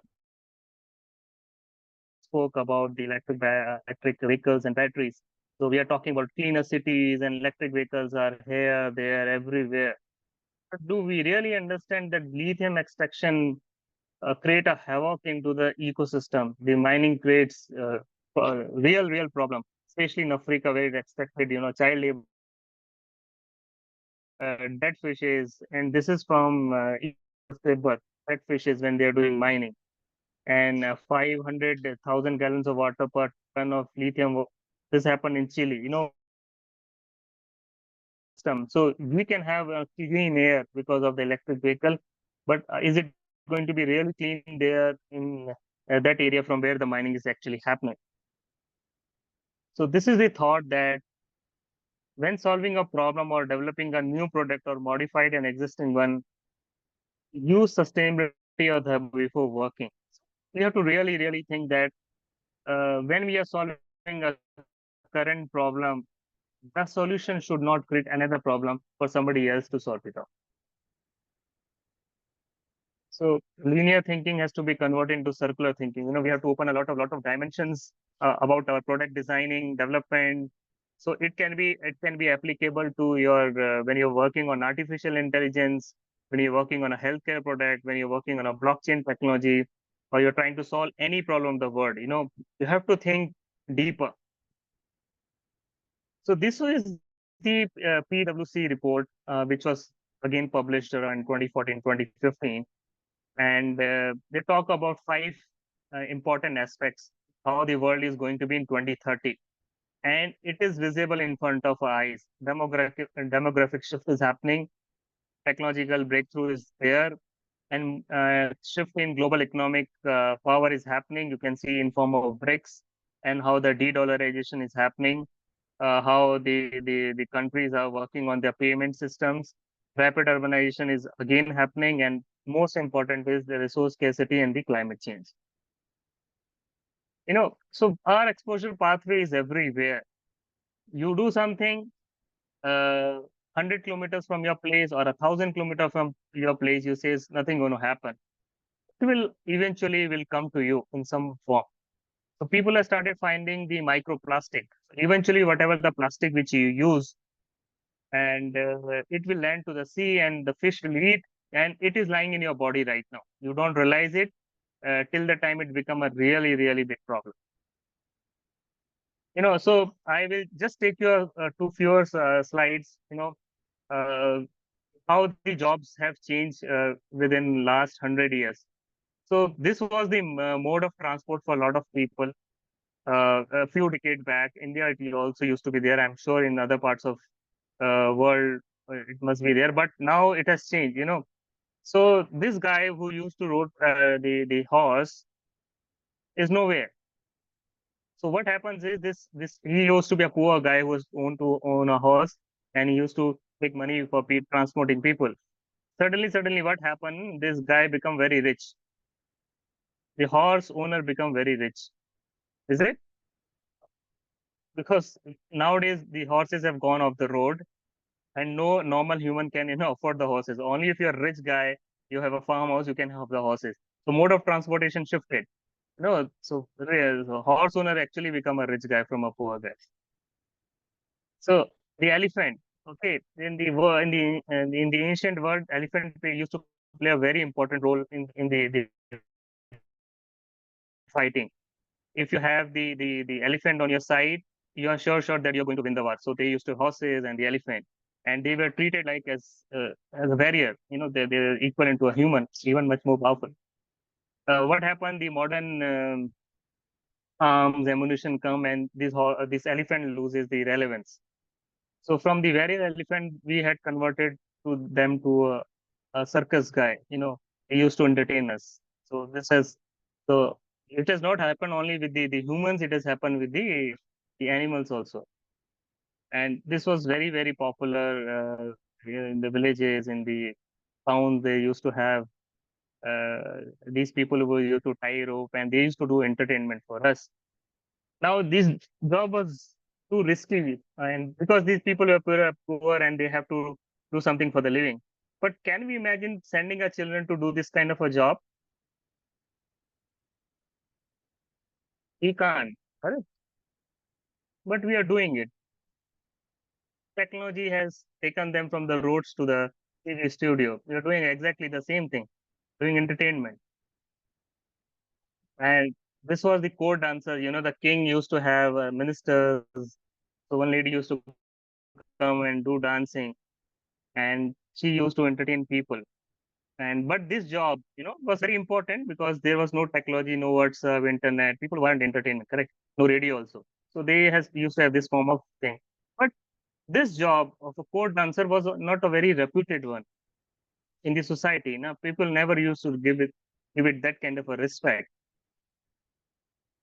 Now, the entertainment have changed. They become celebrities. People know them. They have gone to all the households. So this is how from the job have transformed from one form to another. And we have all would have heard the story of witches from our mothers, aunt, grandmothers, that one witch used to come, you sleep properly, otherwise she will take you. And as a child, we used to feel scared. We all have these kind of a story. And if you see and this thing, and somebody has actually converted this story into a reality with the technology, so which has become, source of entertainment for you, same thing, same concept. And so this is the problem with sustainability comes how our societies are organized, how we have organized a society. What technology is going to change the job. So if you look at AI, what AI going to do? You don't think from the perspective how you're thinking or how the current problem is solving. You think from a bigger perspective. What it is really going to do in the society? How some jobs is going to become irrelevant and some jobs will going to become very, very powerful. Who are these jobs? What are these jobs? And this is sustainability, and this is the pillar on which the social, environment, and economics play a very, very important role. If you talk about sustainability, if there is no economy, there is no sustainability. And so, so there is a diagram of a society. There is a demand and supply of a job. So from India perspective, I'll say you there's a huge problem about the waste management. And because in India, only one community is engaged into this kind of a job. And with the coming of education, this community is moving out of that. And there's no influx of new recruits because we created, so inhumane conditions around that. So it is happening globally also. I'll come to that. So I have another 5 or 10 minutes, Rijit. 3 minutes to go. Okay. So we have a concept of saviors, the people who comes and saves us at various walks of our life. We have idolized them and we feel connected. So there's something called guardians of security. Somebody gives a sense of security to us. So that is, you're the armed forces of any country, and the aura you create around it, and you think, okay, they are the people who are going to come and guard us. Then we have guardians of health. They are, doctors, nurses, paramedics, staff. So we created, so whenever they do advertisement for the doctor, they show the wound, the blood, the broken arm, the open heart, and when they have to recruit for the student to come and join, or even if they have to recruit for the armed forces, any advertisement you will see where they're seeing a bomb is blasting and the soldier a leg is gone and he's wounded or he's dying. We never do that, correct? When we have to recruit people to different kind of jobs. So another thing is justice of guardians are a judiciary, of course, but these people sometimes they can't sleep in the night because if one decision can create a havoc in somebody's life.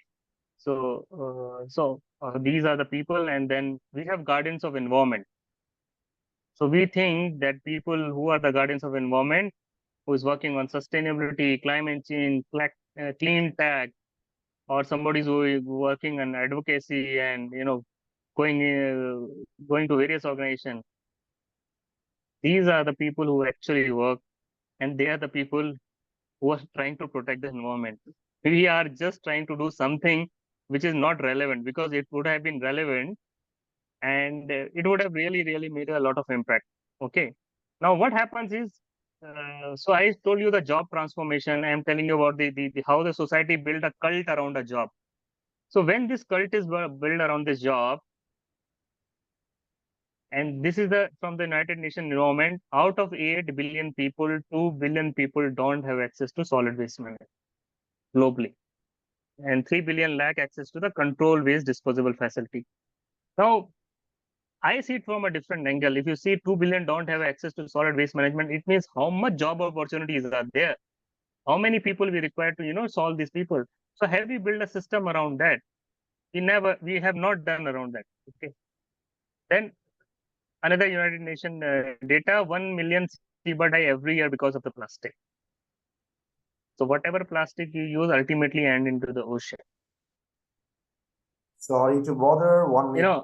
So yeah. So if you see this diagram, you have to give me 2-3 more minutes, Arijit. I'm just winding up. Okay. So this is the data: higher income, reduced poverty, better education, increased life expectancy, improved government finance. And this is a typical diagram of a developed nation. So what the developed nation thinks that education is there to solve all the problems of the world. Okay. Then if everything is there, why the developed countries are allowing refugees to come? Developing countries never do that. Developed countries only doing that. So what they assume first thing is that education is going to solve all their problems. So Syrian refugees find heaven in Germany, Canada, and only 3 new initiatives to welcome more and more refugees. So they have actually practically wiped out the lower working class. They don't have people to work in the farms, to lay the roads, and multiple things which you think is in the bottom of their society. So they have given education. When you become educated, you don't take up that job, and you work for the white collar job, and ultimately when you run a society, you require people, so you have to get from somewhere.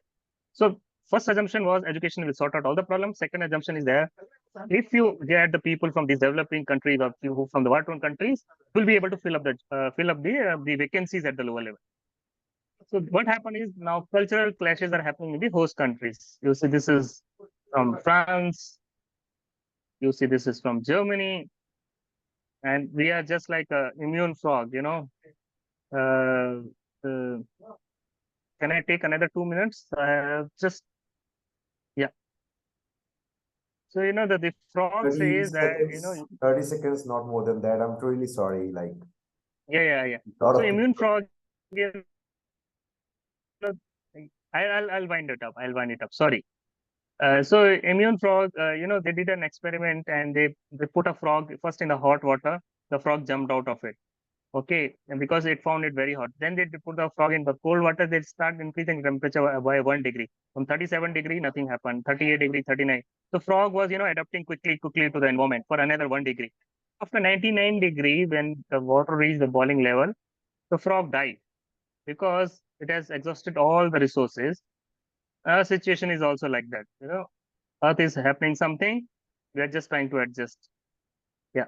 So this is last slide, which is a Native American slide, which says that we do not inherit the earth from our ancestor. We have borrowed it from children. When we borrow anything, we have to return it with the interest. So we have still not paid the principal amount. Thank you so much. Thank you for the beautiful presentation. It was really enlightening. I will pull up one question, then we'll move to the next speaker. The question is probably directed to Paparon and Klaus. There is a question that came, even though there are a lot of questions, so like, what is a sugar balance good for? It's a question that is coming in our social media chat. Any one of you can probably take this.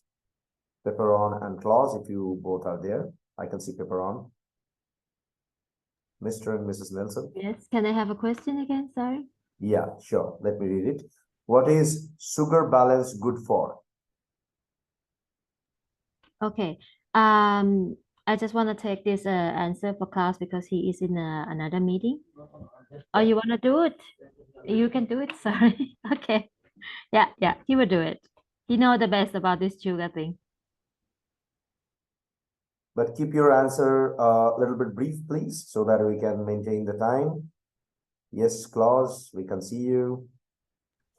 So can you please? Shall I repeat? Yes, please. What is sugar balance good for? Sugar balance. Yeah. What is good for? Yeah. It's technically the amounts of carbohydrates you have in your blood sugar. That's what for normal people that don't live with any kind of disease. There are two types of problems with that, where it get problematic. So sugar, your body produces insulin. Insulin transports your sugar into the muscles. That's the main function. And when you have diabetes too, your pancreas will not be as efficient. So the insulin will be less efficient. That can be treated for a long time with tablets that can increase the efficiency of the insulin, but at a certain point that will also not be enough. Diabetes 1 is autoimmune disease where the body attacks the insulin producing cells in your pancreas. Too much sugar in your blood simply is not healthy. For diabetic, you can't get it out unless you take insulin from outside. And think about what you're eating. And for you guys, if you had too much sugar, you will produce more insulin, and that insulin will then transport it into your muscle, and your muscle will look for some energy, and they will start taking glycogen or glucose first. If there's none left, they will transport the fat into energy for sustaining your life, and that's why a lot of diseases can actually be cured using less medicine and more food and exercise that are balanced, right? And then think about the components of the diet. But if you ask people what is sugar, they don't know. Sugar-free orange juice, I get constantly no sugar in orange juice in my supermarket in Bangkok, and I said, but it's only sugar, but it's fruit. Yes, fruit is sugar. People don't know. And education-wise, this is probably the biggest problem or the biggest challenge for us is enlightenment and education about what we put into our bodies. So, for me, think about this: controlling your blood sugar as a diabetic. It's like you're flying an airplane, but unless an airline, a pilot, he has a lot of instruments to know what is his flight height. My blood sugar should be around 7 in the measurement we are using. but it will go from 4 to 10 in between that. Before, after, when you're hungry, you are about 5. When you are full, you will be around 9 when you measure your blood sugar. So taking a blood sugar measurement is vital. If I get too high, I will eventually get blind or get a lot of problems and a lot of issues. If I get too low, my brain can shut down and I can technically die. And every parent with kids with diabetes is afraid of that. And it's a very complex thing, and we need data the same way that an airline can keep the aircraft. If it goes too low, it will crash. If it goes too high, it will go to space and get dizzy. The same here with me. So controlled sugar balance is all about how you sleep, there's about 52 factors influencing that. But the most important one is food and exercise and how you sleep and if you're sick or not. And this is actually something that everybody should know about. Not only people with diabetes, but they don't. Super. Thank you for the beautiful answer. I'll move to our next speaker, Shalti, if you're there. Yep, I can see you, your video. Thank you, Klaus, for the lovely answer. I'm so sorry making it so fast. Hope that after this summit, you all can give me a shout in either in the email or maybe in the WhatsApp, because I have been trying to control each and every one of you. I'm really sorry for that. I have to maintain the time. Lots in different time zones are actually logging in. So we need to give respect to every one of them. The stage is yours, ma'am. If you can kindly unmute yourself and enlighten us. After her, I'll be asking our African friend. I don't know, she's coming and going because of network. I don't know. Dorcas, you are next. So if you can kindly turn on your video after Shalti, you are there as a speaker. Yes, Shalti, please. Okay, let me share my screen.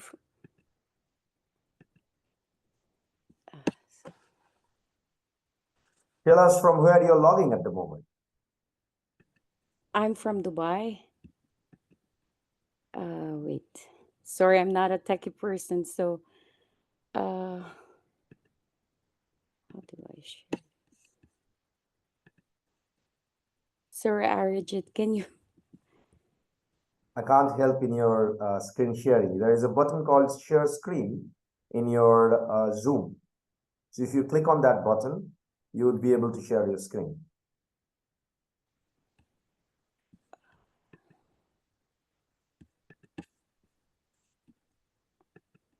Can you give me a moment, please? No worries. Or you can send that file to me. I can share the screen for you as well. Okay. Or you can send the presentation in our common mail ID. My team can also pull it up.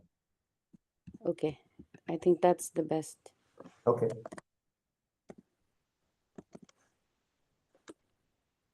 So let me give a sequence after her. Dorcas, if you can hear me, kindly turn on your video. You are from Ghana, we know that.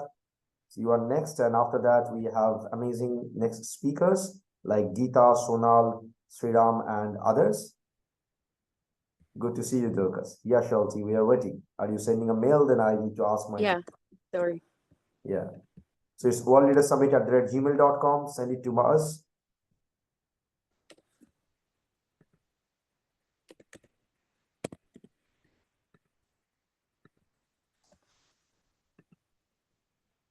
Sent. You can start speaking, like we will pull it up. Don't worry. The mail didn't came yet, so it's live happening. So you can start. Yeah, for the sake of time. Yeah.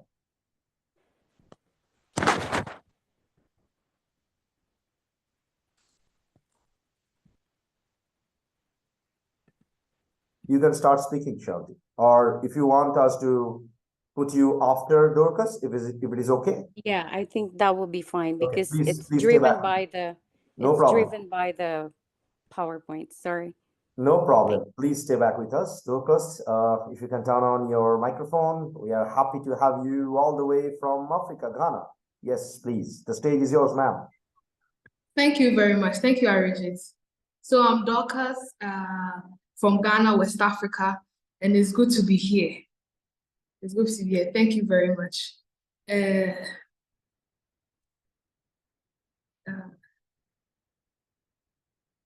Okay.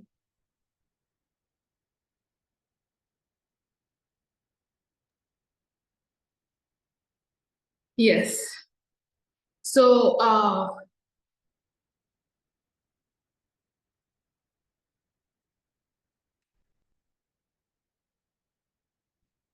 thank you very much. I think, yes, I've gotten back to. We can see your screen. It's a PDF file probably you are running. Woman in FinTech. Okay. Yeah. Thank you.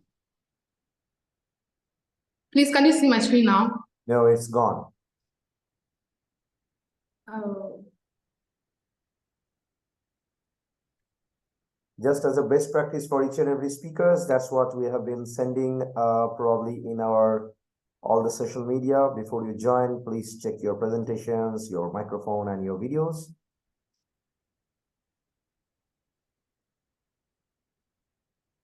Yes, we can see your presentation. Thank you very much. Yes, so today we are going to 14 minutes hard stop, please. Yeah. Thank you. So we are going to talk about women in fintech. I am a lawyer in Ghana, and I'm also the founder of Women in Fintech in Ghana, and it's thriving. So I want to talk to you about what Women in Fintech in Ghana is, and ways to empowering women in fintech and overcoming barriers and driving innovation. So, we'll talk about women and the fintech industry. We'll talk about the importance of the women in fintech, how it's going to shape the economy in Ghana and in Africa as a whole. We'll talk about the current landscape in women in fintech and what it looks like. And then we'll talk about challenges facing the women in fintech and the fintech industry as a whole. We'll also talk about the challenges and how to overcome the challenges. And then we'll give 2 examples of how women in the fintech industry are making strides in the industry. So, so first, the women in the fintech industry. The fintech realm has witnessed growth, big growth in traditional landscape, financial landscapes. However, a critical challenge persists within the dynamic sector, the women being underrepresented and underutilized, and it's penetrating even in the fintech industry. So this presentation aims to shed the light on empowering women and overcoming and driving innovation. And we'll also look at the strategies in fostering inclusion in the fintech industry as well. So on the importance of women in fintech, diversity is a driving force behind innovation, and the financial technology is of no exception.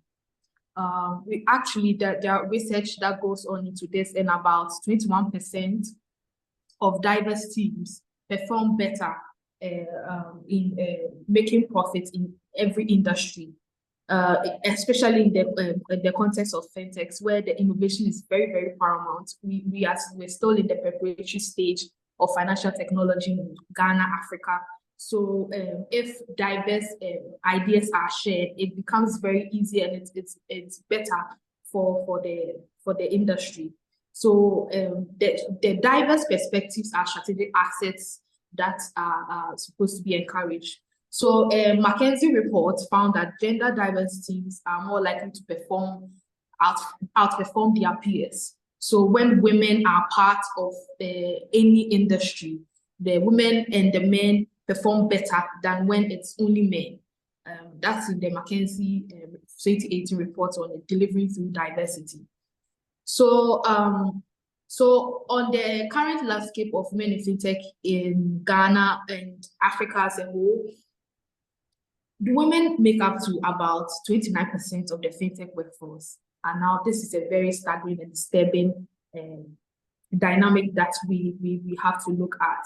So we know the fintech industry is growing, and it's going to control the financial sector, going to replace the traditional technology force in the world. And if in 2023, only 29% of women of the population are women, it's very staggering.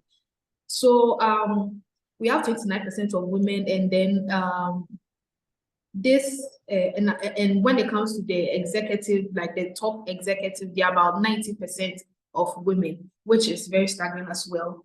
So this underscores the urgent need to address gender disparities and create pathways for women to ascend leadership roles, especially in the fintech space. Now, to go down to the challenges or the problems faced by women in fintech in Ghana and even Africa or the world as a whole, we have to look at the fintech space. When you look at the fintech space, now it's in the preparatory space where they are finance startups, financing of startups, and the venture capital funding for women and all that.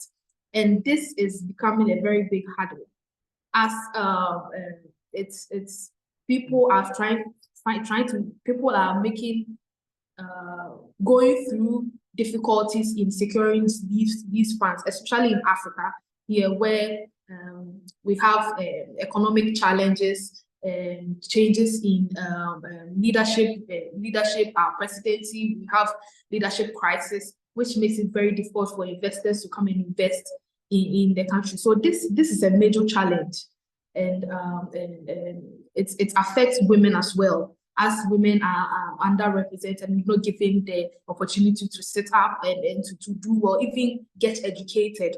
It makes it very, very, very difficult for women who have the ability to be in the fintech space, not even get the opportunity to get funding. That's one of the major challenges in the fintech space, and the Women in Fintech Ghana is trying to bridge the gap in that. We also have to look at the underrepresentation in leadership. Women's limited presence in fintech that restrict their influence, as I said, impeding diversity of thought and perpetuating gender biases. So we also have to look at the gender pay gaps. We are still in this. The Ghana currently has the affirmative action bill still in Parliament. We because of the African culture and how leadership in women is not really encouraged. We are trying our best to work on a bill, an act that will be passed maybe this year or next year, the beginning of next year, which will allow things like the payment of salaries in women, compensation issues to be addressed, and also problems of unconscious bias because of culture, socialization, and all that. Women are not perceived to be leaders, and that hinders the women's growth in the fintech space. So I said earlier about the access to venture capital. We're still struggling to secure venture capital, limiting growth and competitiveness in the market. Societal stereotypes, as I said, work-life balance expectations, raising families in Ghana and even in the other African countries, it's no big deal. As a woman, you're expected to do most of the work in the house. So it's very, very difficult for you to be diverse, to be able to think and create ideas, even in fintech. Yes. So networking and mentorship gaps, it's very difficult because the fintech space is made up of men. So it's very difficult for the women to network well and get mentorship and role models, as the society is quite frowns on women, men, getting close and all that. So that's also a big problem in the fintech space for the women in Ghana. So in overcoming these barriers, we have to look at empowering women. Women in fintech is going down to address women, even girls in primary school and in the senior high, that's the secondary school, the universities, to empower them to face their fears and to come into the fintech space. So we also addressing organizational changes.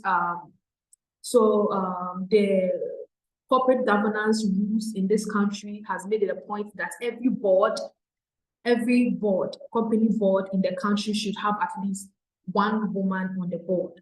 So this came around last 2 years, last year thereabout, and it's quite helpful. If it's increased, we'll see that in the fintech space as well.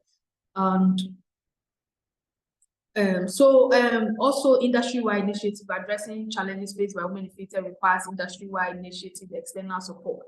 So government, as I said, government passing the bill, financial institutions making efforts to, making special programs and making efforts to make sure women are part of technology and financial technology for that matter. So initiatives by these government institutions, financial institutions, stakeholders to help women make the fintech environment very conducive for women to do that. So in celebrating the successes, I just made I just got two companies led by women. Unfortunately, we didn't find any financial technology company led by a woman in Ghana. It's very unfortunate. I found two in Nigeria. And I want to address that. So that's Oluwatosin Olaside. It's Money Africa and Lada. She's a financial analyst, very great woman who identified financial guidance for the lack of financial guidance for young professionals in Nigeria. She launched that Money Africa, and then about 300,000 social media community with 15,000 active users. And she's currently on the way to making $1 million in revenue for Money in Africa, and this is very commendable. And also we have Jihan Abbas from Lamy Technologies, which addresses the insurance coverage in Africa, and she's also making strides. So yes, these are the things that are going through the fintech industry in Ghana and Africa as a whole, and it's something that's pressing in Africa that has to be addressed. So in conclusion, the fintech workforce has seen notable increase in women, yes, rising from 10% to around 29-30% the last 5 years. And we are hoping for increase to 50% in the next 5 years as well. And yes, so today we learned that diversity drives innovation, and it's important to empower women in every sphere of life, which financial technology is at the heart of it. So thank you very much. Thank you very much. Thank you. Beautiful presentation. Thank you, Dorcas, for being on time and sharing this amazing input. Well, if you need any kind of support as an ecosystem regarding fintech, either that's on education, educating, or the real life implementation, definitely would love to help, would love to support the entire cause. We have a couple of amazing companies who are working in fintech in our accelerator, as well as in our ecosystem. We have super cool professors from various different respected universities, in fact, near to you as well. And interesting fact, Dorcas, in Ghana, we have got an ambassador. So for every one of you, you need to understand why we call our change maker, who is taking care of World Leaders Summit in their particular country, we call them as ambassador of World Leaders Summit. What they do, yeah, they connect and coordinate with the local players. Whatever support they need, they usually understand, learn it, and then try to give us support. So it is not done by only one ambassador. It is actually done by 97 plus countries ambassador coming together, trying to solve the issue. So if you have any kind of issues, I didn't know that it is your situation at the moment, feel free to write back to us in the respected email ID. We'll be more than happy to connect you with the local ambassador, as well as if you need more support, we'll be more than happy to do that. So now is the time. If you can kindly turn off your screen sharing, please, Dorcas. Yeah. Thank you. We have amazing speakers lined up. We have Sonal, she's also already there. We have Shalti, and then I can't see. Okay, we have Opiemi, and we have We have others as well. Okay, probably Geeta is there as well. Yes, Geeta and Sonal is from India, and we have Opimi from Nigeria. I will move to Dubai at the moment, and then I will request Opimi if she can test her microphone and video. You are next. I am requesting my Indian fellow two speakers to please give her some time. Because of network issue, sometimes from Nigeria they can't connect. That's a real life fact. We have faced that in earlier times in World Leader Summit, local networking as well. So Shalti, the stage is yours. I'll be helping you with your presentation. So yes, this is your presentation if I'm not wrong. Yes. Thank you so much, Arijit. So, good morning, good afternoon, good evening, wherever you are in any parts of the world. On behalf of myself and the entire team of El Shannon, we want to extend our heartfelt gratitude to our esteemed organizer and the founder of the World Leader Summit, Mr. Arijit, for extending, and of course, your team for extending this invaluable opportunity every time to speak at this most anticipated World Leader Summit. So we're on day one, and it is an honor and a privilege to be a part of this event and all the speakers, highly esteemed speakers that we have, and of course our audience. Charlotte Ibanez.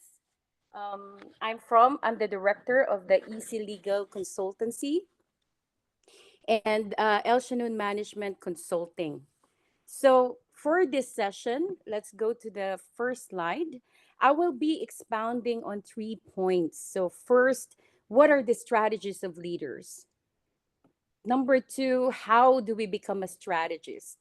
And number three, learning the habits of a successful strategist and sharing it to develop other leaders within our organization. So if we know that successful leaders fascinate us, all of us, whether they are politicians or business leaders, of course, we are curious about their habits and how they became successful. So we will analyze the habits of strategic leaders, not all of the traits or the habits, but at least the essential ones, and how we can apply it into our businesses and, of course, our personal lives. Next slide, please. So, but first and foremost, we need to understand what is a strategy, why it is important. Okay. In the business world, every business relies heavily on strategy. And we know this. We have heard a lot of leaders, speakers talking about their what they have done in their company. And these are strategies in order for them to be successful. So to succeed in the market and meet the long-term goals of a company, we need a very clear and well thought out strategy. So its strategy is like a roadmap. It outlines the destination and the most efficient way for us to get to where we want to be. So it's a clear strategy. Without it, the businesses will end up wasting time and resources and will never reach the desired destination. So now let's go to the next slide and understand what are the importance of strategies. Of course, we all know that strategies are important first because of competitive advantage. By analyzing our competitors, market trends, and customer preferences, of course, we can identify unique strengths or opportunities for our business. Secondly, it also used for planning for future success. And if we are looking at the long-term plans, we often hear this, it's a roadmap for businesses to navigate uncertainty. We need strategies. And of course, number three, we have to align our resources. Not all companies are rich. Not all companies have a vast amount of money or resources. So we have to be very strategic about it. We need to know the importance of resource allocation, allocating our people and our assets. And we can only do that aligning our assets with organizational goals if we understand and we have a strategy in place. And of course, we have innovation, number four, and differentiation. How do we set ourselves apart? We often talk about technology, and we have heard a lot of speakers talking about leveraging on technology. And we are in the digital age, so we know we have to innovate. And for us to even innovate, you cannot be innovative if you are not strategic. And to differentiate yourself as a business leader, or your business in the market, you need to have strategy. And number five, of course, organizational alignment. Every person in your industry, from all people, from top to bottom, would be able to understand what is your goal if you have organizational alignment, and you can do that through strategy. Okay, next, we have to know what are the strategies of successful leaders. Now, there are a lot that you can see everywhere, but we will talk about the essential ones. First, make the right friends. Number two, be open to ideas. And number three, combine passion and toughness. Now, as we discuss this, we will discuss this by using case studies so that we understand these are true to life stories of successful CEOs and business leaders who have implemented it in their own organization. So, if you look at the business landscape today in a fast paced and ever evolving market, making it necessary for strategic leaders to be in high demand. So, people with this type of traits, those that are strategic, uh, we would know that they have strategies for long-term success. So let's go to the first case. Strategy number one. Now, strategy number one, make the right friends. Now, everybody's familiar with him, of course. This may seem very basic. You will think, is that a strategy? Make the right friends? Well, let me illustrate. Now, this is Eric Schmidt. He is actually the CEO of Google in 2001. Now, in order for Google to enter its next growth phase, the founders of Google, which is Sergey Brin and Larry Page, offered him the CEO role. Now, having worked in the industry, Eric knew his craft for 20 years. Google was relatively small and young by then. So, what he did was, Eric thought of partnering with Dell, with eBay, with MySpace, and MTV to build its corporate infrastructure. So, if you have the right partnerships, this is what you call make the right friends. If you know the right people, as a result, they were able to make that rapid growth. We know Google now, and everybody uses Google now. So, as a result of his efforts, Google made a series of opportune acquisitions, such as buying out Keyhole Incorporated, which developed Earth Viewer, and which has now, we all know, has evolved into Google Earth. So YouTube, JotSpot, and DoubleClick were also purchased by him during his leadership. So Eric helped grow from a startup company into the world's leading platform, or world leading .com company in 2003, helping him to surpass the revenue of Google of $1 billion mark. So imagine that. So if we go to the next slide, what are the business lessons that we can derive from Eric Schmidt?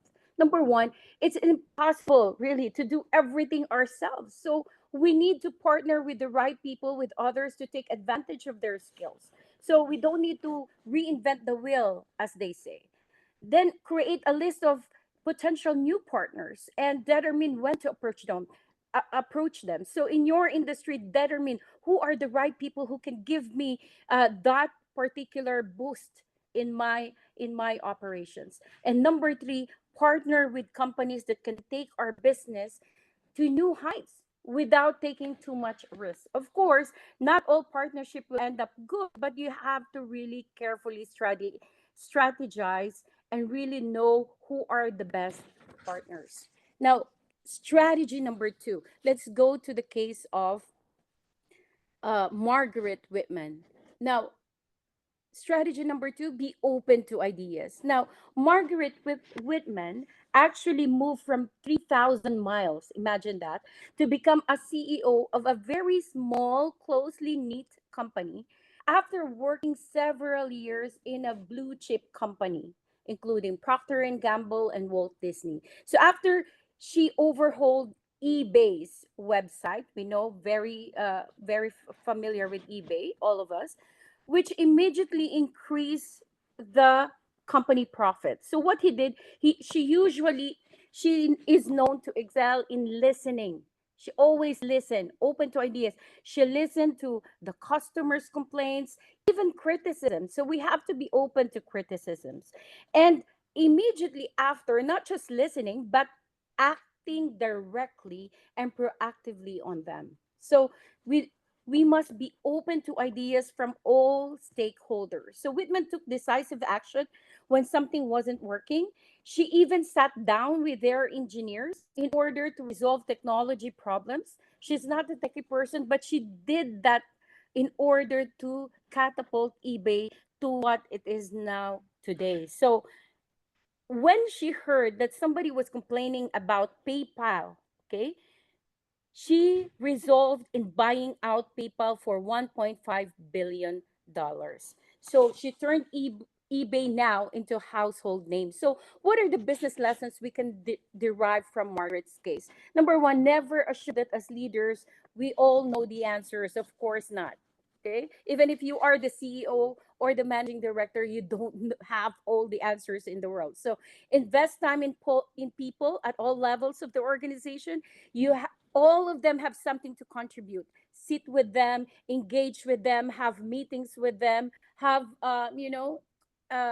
conversational talk or even follow up with them. So these are the ways that we can be strategic and derive ideas from people. Number two, consider an electronic suggestion box. So this is very nice. I find this interesting as well, to collect and examine ideas from people. So you might not know. So we must open our ideas in all sort of forms. And number three, make decisions taking people's suggestions into account. Now, of course, I heard this in one talk of Simon Sinek. He said that most of the strategies of businesses are already in the people. If we sit with our people, we can derive something out of their ideas and develop it into our own strategy. Case number three, let's combine passion and toughness. So let's look into the life. Let's go to the next slide and look at the case of Mr. Henning Kagerman. Mr. Henning Kagerman's leadership of SAP. We know SAP, of course, the ERP system, and everybody's using it today. So Henning entered the business world in a very unconventional way. Do you know that he is actually teaching theoretical physics at the time that he discovered he wanted to join SAP? So he was in the academe, but he left the academia to join SAP. So he became the co-CEO together with Mr. Hasu Plattner, the founder of SAP. And then in 2003, he assumed the full role as CEO.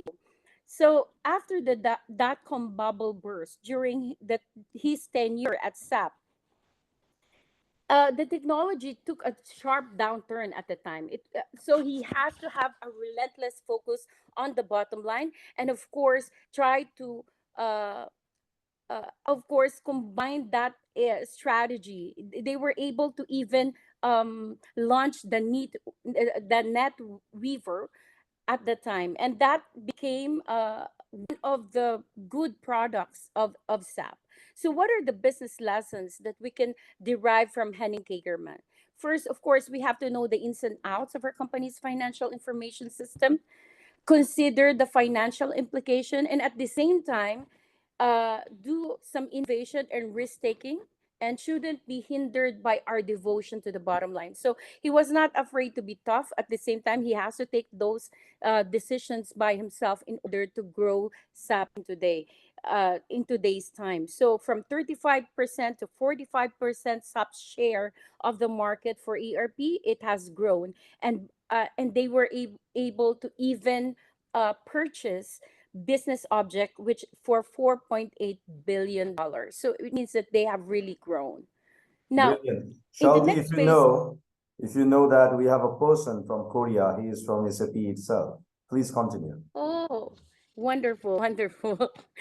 That's nice. So they can probably share the success of their company. Thanks, Arjit, for mentioning that. Now, these are the things that we can learn from Henning.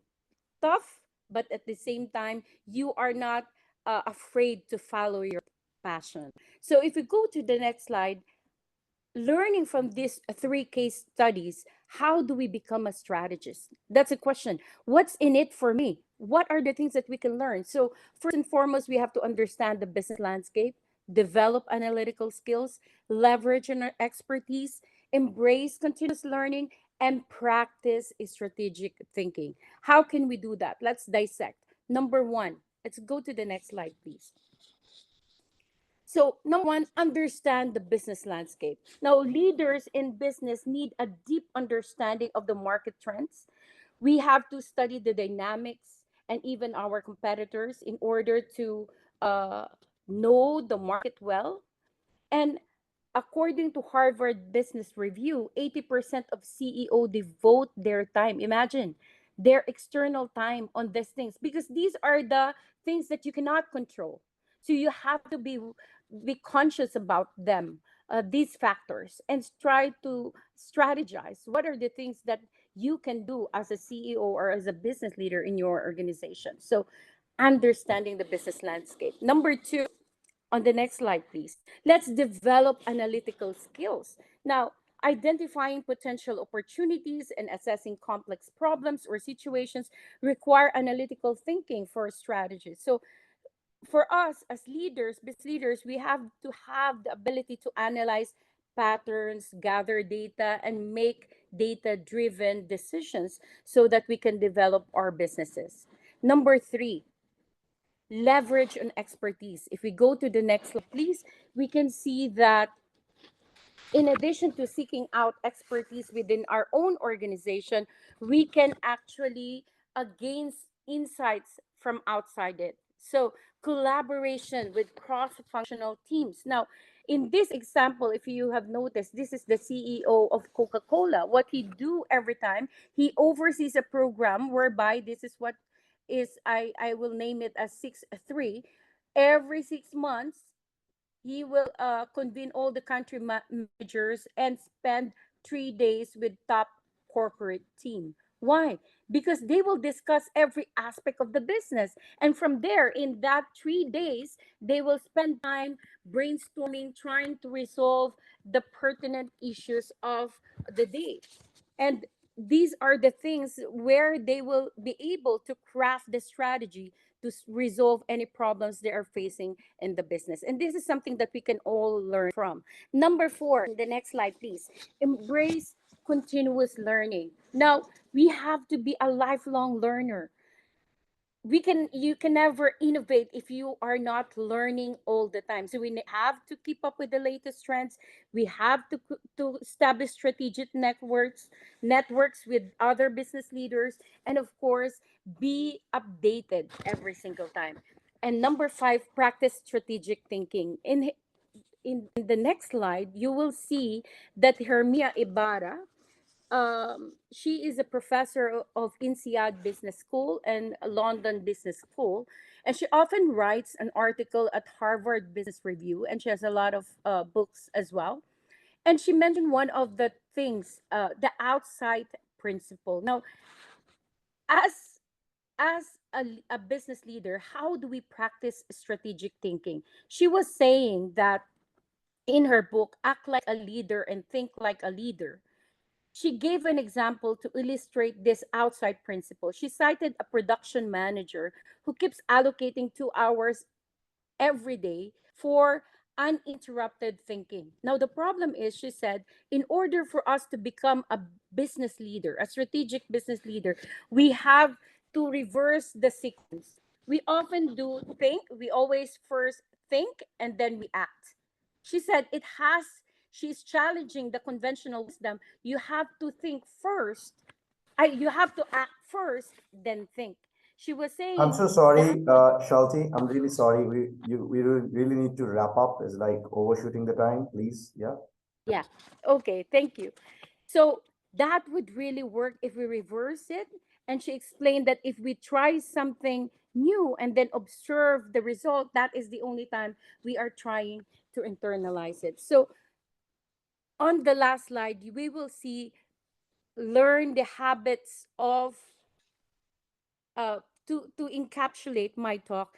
There are three things that we need to do. First, we have to identify who are the potential leaders within our organization. We can only do that if we know who are the proper leaders that can develop or that can be developed.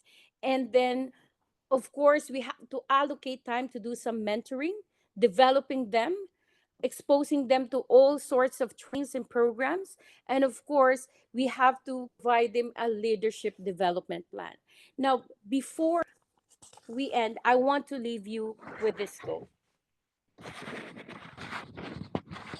This is a quote from Mr. Nelson Mandela. He's the president of South Africa. And we say, a leader is like a shepherd. He stays behind the flock, letting the most nimble go out ahead, whereupon the others follow, not realizing that all along they are being directed from behind. So, as a leader, we have a very important job. We have to know what are the things that we need to implement.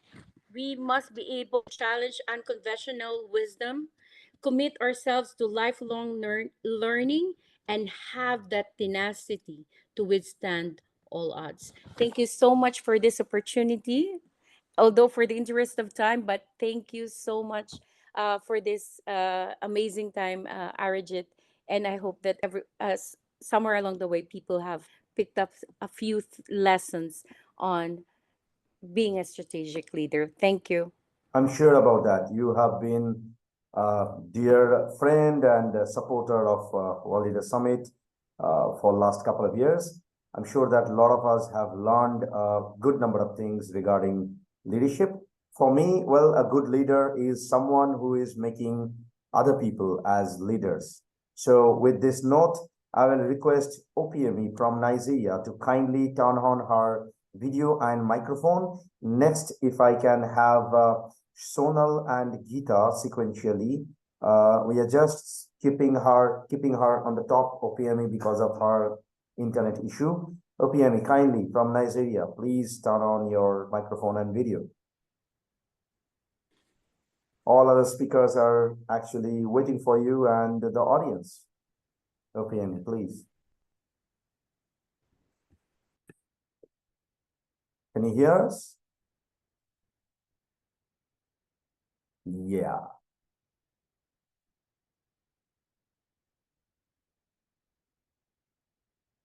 You can turn on your mic. Hello, good afternoon from Nigeria. Thank you so much. I'm so sorry for the delay. It's actually due to the network here, and I'm glad that I'm here now and we can just get started. Thank you, everyone. Thank you, Arijit. Thank you for this opportunity to be able to share from everything that I've learned in years, to be able to impact other entrepreneurs watching us right now, both on YouTube and here on Zoom. And I want to say hello to every other speakers. You've been wonderful. I've been learning a lot before now from you all, and it's been a very wonderful session. So I am Okpayemi Omoyele from Nigeria. I am the head of operation for Africa's Young Entrepreneurs Organization, the largest entrepreneurship organization in Africa at the moment. And part of what we do also is to, work with different entrepreneurs from across Africa to be able to develop, train, and then help them to be able to, add values to their different country that they represent. And I'm glad that this particular event that we're having right now is also to add to the development of entrepreneurs, not just in Africa now, but across the world. So we are actually doing a very, very great job having this meeting right now. So today I will be speaking on the role of female entrepreneurs to economic development. So I will also be quick about it. There are benefits to the economic development globally, and then locally, and also how to build more female entrepreneurs for poverty eradication, for economic development, and for job creation, and so many other amazing things that we can benefit from having more female entrepreneurs in a different country. So in recent times, we have learned that businesses led by women usually don't stay for long, or they tend to quit few months into the business with no result to show for it. The world has really, really changed. I must tell you that the world has changed, and countries or nations who do not pay attention to women in business now or female entrepreneurship are left behind in the change that is currently taking place around the world. Because my experience in entrepreneurship development has actually brought me a lot of possibilities, growth, and the advantage women entrepreneurs bring to the economic development of any country that embraces it. Not just that, right? Even to their immediate environment. So women are powerful. Women are powerful, and their will to do whatever they rise to do cannot be easily broken. And that is why we need to lay more emphasis. We need to push and encourage more women in business, because even with the advantages that they bring to the economy of any country is enough to boost that economy, For example, we have female entrepreneurs like Sarah, known as Madam CJ Walker. I'm sure that most of us here in this room probably are aware of who Madam CJ Walker is. She was the first female entrepreneur in history. She was the first self-made millionaire in the US. We also have others like Nehal, an Indian American who co-founded a data technology streaming company. We have Oprah Winfrey, we have Ibukun Awosika from Nigeria, and the richest woman in Africa, which is Folorunsho Alakija, who is the managing director of Rose of Sharon Group, and many other female entrepreneurs making huge impacts in their respective countries. This is to show us that there is power in female entrepreneurship. Dear thought leaders, dear speakers, dear entrepreneurs, there is a need. I know that we've been focusing on entrepreneurs generally, especially male entrepreneurs, leaving behind the female entrepreneurs who probably have this trait of becoming even better in their choosing field of entrepreneurship. All right. So I want us to look deeply into this course. So we have importance of female entrepreneurs. The importance of female entrepreneurs cannot be overemphasized, and the need for every continent to support, invest, and encourage more women in business. Through research, women can be considered as the fastest growing entrepreneurs in the world. Women entrepreneurs also play a very vital role in economic development through job creation, like I mentioned earlier when I was introducing my topic, poverty eradication, wealth, education, human development, and health, nations development, especially in developing countries. Hence, they are crucial to the growth of any economy. So all I'm saying now is that there is a need to intentionally build up more female entrepreneurs wherever we are. And there is a need to also rise, to support the movement that makes it very easier for female entrepreneurs to have access to grants, funds, business funds, and other support. Because usually you see that when there is an event that has to do with fundraising for business, most of the time, people tend to focus on the male entrepreneurs because they feel like they can manage funds appropriately. But I'm here to say that even female entrepreneurs now have the larger capacity to even manage business funds to the height of any business success right now. Like I said earlier, we have the likes of Madam CJ Walker, we have the likes of Oprah Winfrey, we have the likes of Ibukun Awoshika, right? So there is a need to invest more in female entrepreneurship because that might just be the game changer for any country right now. I also say that female entrepreneurs serve as role models, breaking gender barriers and inspiring more women to pursue entrepreneurial endeavors, fostering a more equitable society. Culturally, we have the inclusion of diverse perspectives for female entrepreneurs, bring innovation, creativity, and a broad range a broad range of products and services to the market, enriching the cultural fabric of business landscape. So usually we see that in a particular location, because we have more female entrepreneurs, we have more job creation. So the advantage of having people, engaged with one job or the other is high when we empower more female entrepreneurs in any chosen field of entrepreneurship. And I'm sure that the reason why we have this event right now, this summit right now, is to touch every aspect of entrepreneurship across the world, from the male angle and from the female angle. So statistics showcasing contributions of female entrepreneurs. We have, according to the Global Entrepreneurship Monitor, GEM, women entrepreneurship rates were rising, contributing to economic development. In the United States, for example, women-owned businesses accounted for a substantial portion of new businesses generating revenue and employment. The International Labour Organization reported that women entrepreneurs were instrumental in job creation, particularly in sectors like healthcare, education, and technology. And I also added by myself, agriculture. Yes, we have more female entrepreneurs right now rising up from the angle of agriculture, and I would not want us to leave that behind also. Data also indicated that the venture capital landscape were gradually becoming more inclusive, with an increasing number of investments going to female-founded or co-founded startups.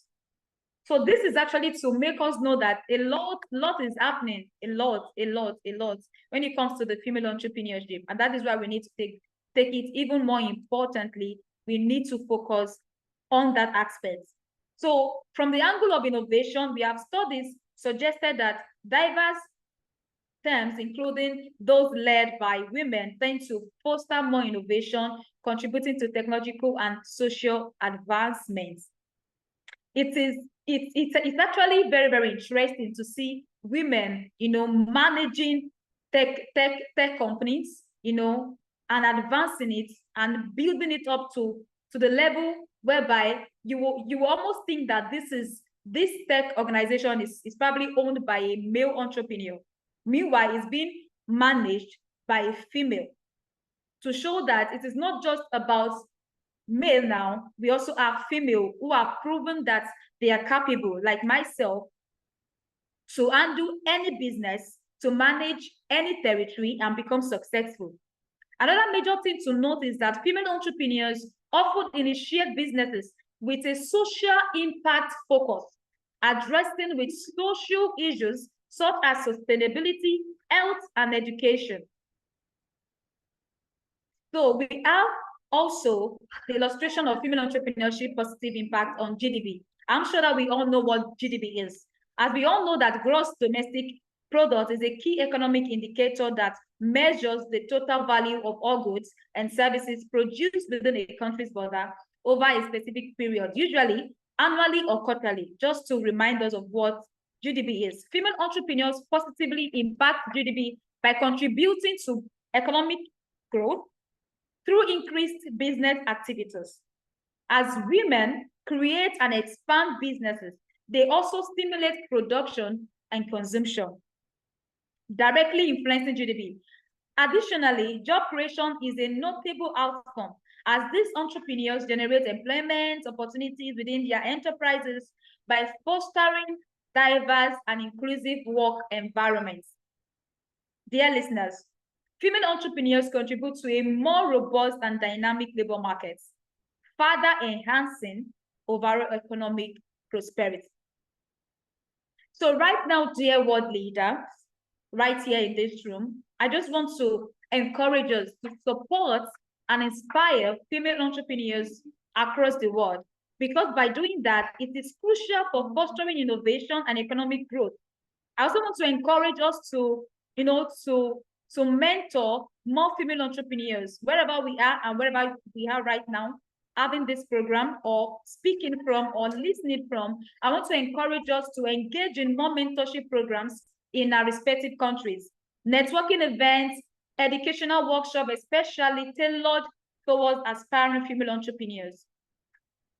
I want us to promote awareness about funding opportunities and then advocate for policies that promote gender equality in entrepreneurship. By celebrating and sharing success stories of female entrepreneurs, we can also inspire the next generation and create a more inclusive and diverse entrepreneurial landscape. So just to reiterate what I've said earlier, I've spoken about the economic value that female entrepreneurs brings. I've spoken about the diversity and the innovation part. I've spoken about the market expansion, social impact, empowerment, and gender equality, and then global competitiveness and financial inclusion. So I just want to encourage us today, please, let us push more efforts towards this cause. So my closing statement today will be, the future of our global economy will shine brighter even when we embrace and celebrate the limitless force, that female entrepreneurship brings to the forefront. Together, let us build a world where every aspiring woman entrepreneur finds not just opportunities, but a supportive community like this one that we are having right now, propelling her towards unparalleled success. And this will take me to an important project that is coming up right now in Africa. Is currently building up, and I really want us to be aware of it. So right now there is a project called the Entrepreneurship Village happening in Africa right now. To be precise, it's coming up in Akure, Ondo State, part of Nigeria. Being that we are global thought leader right now in this room, I want us to just imagine that having an institution that brings all entrepreneurs together across the world in one space, learning, having the right access to facilities to enhance their growth, make them better, make them unique, make them leaders in their respective country. Having that kind of institution in one place that houses these thousands of entrepreneurs across the world, how would that feel? And that is why we have the e-village in view. So you might want to check what the e-village is. You can just Google it, the Entrepreneurship Village. You will see it on Google, and everything that the e-village stands to bring to the global world, which is also another means to enhance the global economy as a whole. Thank you very much, Arijit, for having me today. It's been a very a good pleasure, having to speak on this particular topic, and together with all the amazing speakers in this room. Thank you very much, and I do not take it for granted. Thank you so much, Opimi, for keeping it brief and on time. Thank you, all the participants, for joining. I'll be requesting our next speaker, Sonal. If you are here, kindly turn on your microphone and your video. And next is Geeta. Yes, Sonal. Welcome to World Leader Summit 2023 online version. For everyone, before she starts, this version of World Leader Summit this year is happening online and offline both. We're doing it on 2nd of December, starting from today. We're going to have more and more speakers from various different parts of the world, starting from Greece towards Korea to Thailand towards Dubai to African countries like Ghana and Nigeria. Now we are, we crossed Pakistan as well. And then now we are in India. And from India, we will move towards USA and Canada time zone very, very soon. So waiting for Sonal's speech. Over to you. 15 minutes dedicated for you, ma'am. Thank you so much, Arijit, for giving me an opportunity to speak on such a bigger platform. And good evening, everyone. This is Sonal Mehta from India. And I take this opportunity to interact with all of you here and discuss on a topic called spirituality and leadership. I guess, I was listening to a couple of people before me and, amazing session that these guys have taken till now on women entrepreneurships, on fintechs, on leaderships. So, probably I would just like to continue some more discussion further on it. So to begin with, I would just like to begin with a small Sanskrit shloka. I don't know how many of you would be able to connect with that, but I think, it's a very important shlok which I would like to start with. It's yada yada akrati srahastas tat tat evantro janaha soyat pramanam kurute lokas tat Amruvatare. English version of that would be whatever and whichever does he act, respectable leaders, and that along with whatever he performs, all the world will follow his footsteps. So just, a brief about, spiritual leaders that we've been talking about today. So just a small shloka to begin with that. So I would like to divide my discussion into 2-3 pointers. One, briefly to introduce myself a little better as to, the kind of work that we've been doing. Two, I would like to discuss a little more about leadership before I jump into spirituality and leadership. So I come from India. I'm Sonal Mehta. So I'm basically a corporate banker where, I've been in the financial domain for quite 20 plus years now, where I work with companies on their growth journeys. So whenever, somebody is looking at raising fund for their expansion, so I generally work with the promoters and the CFOs on the growth journey to help them strategize on their growth plans. Apart from that, I also work as a mentor with IIT Guwahati with a couple of their students on their projects, which these guys have been working on right now. And I also have been working currently with a couple of real estate platforms where, I would represent women as an entrepreneur. So in India market, when you're talking about, women in real estate is not a very common connect. So I represent Naredko Mahi, which is a platform for women, where we've been encouraging women to come into real estate, to work in real estate. So we have a member team of 100 plus today, where there are promoters, there are architects, there are designers, people like me who coming in from financial domain. And we've been promoting women in real estate. So that's a concept that we generally work on. So then to begin about leadership. So it's like, frankly speaking, if you talk about today, so leadership has nothing to do with rank. So it's like, there are so many people I know, who are sitting at the top of the organizations, but people listen to them, but they don't follow them, because they are not able to connect with them. So that's one logic.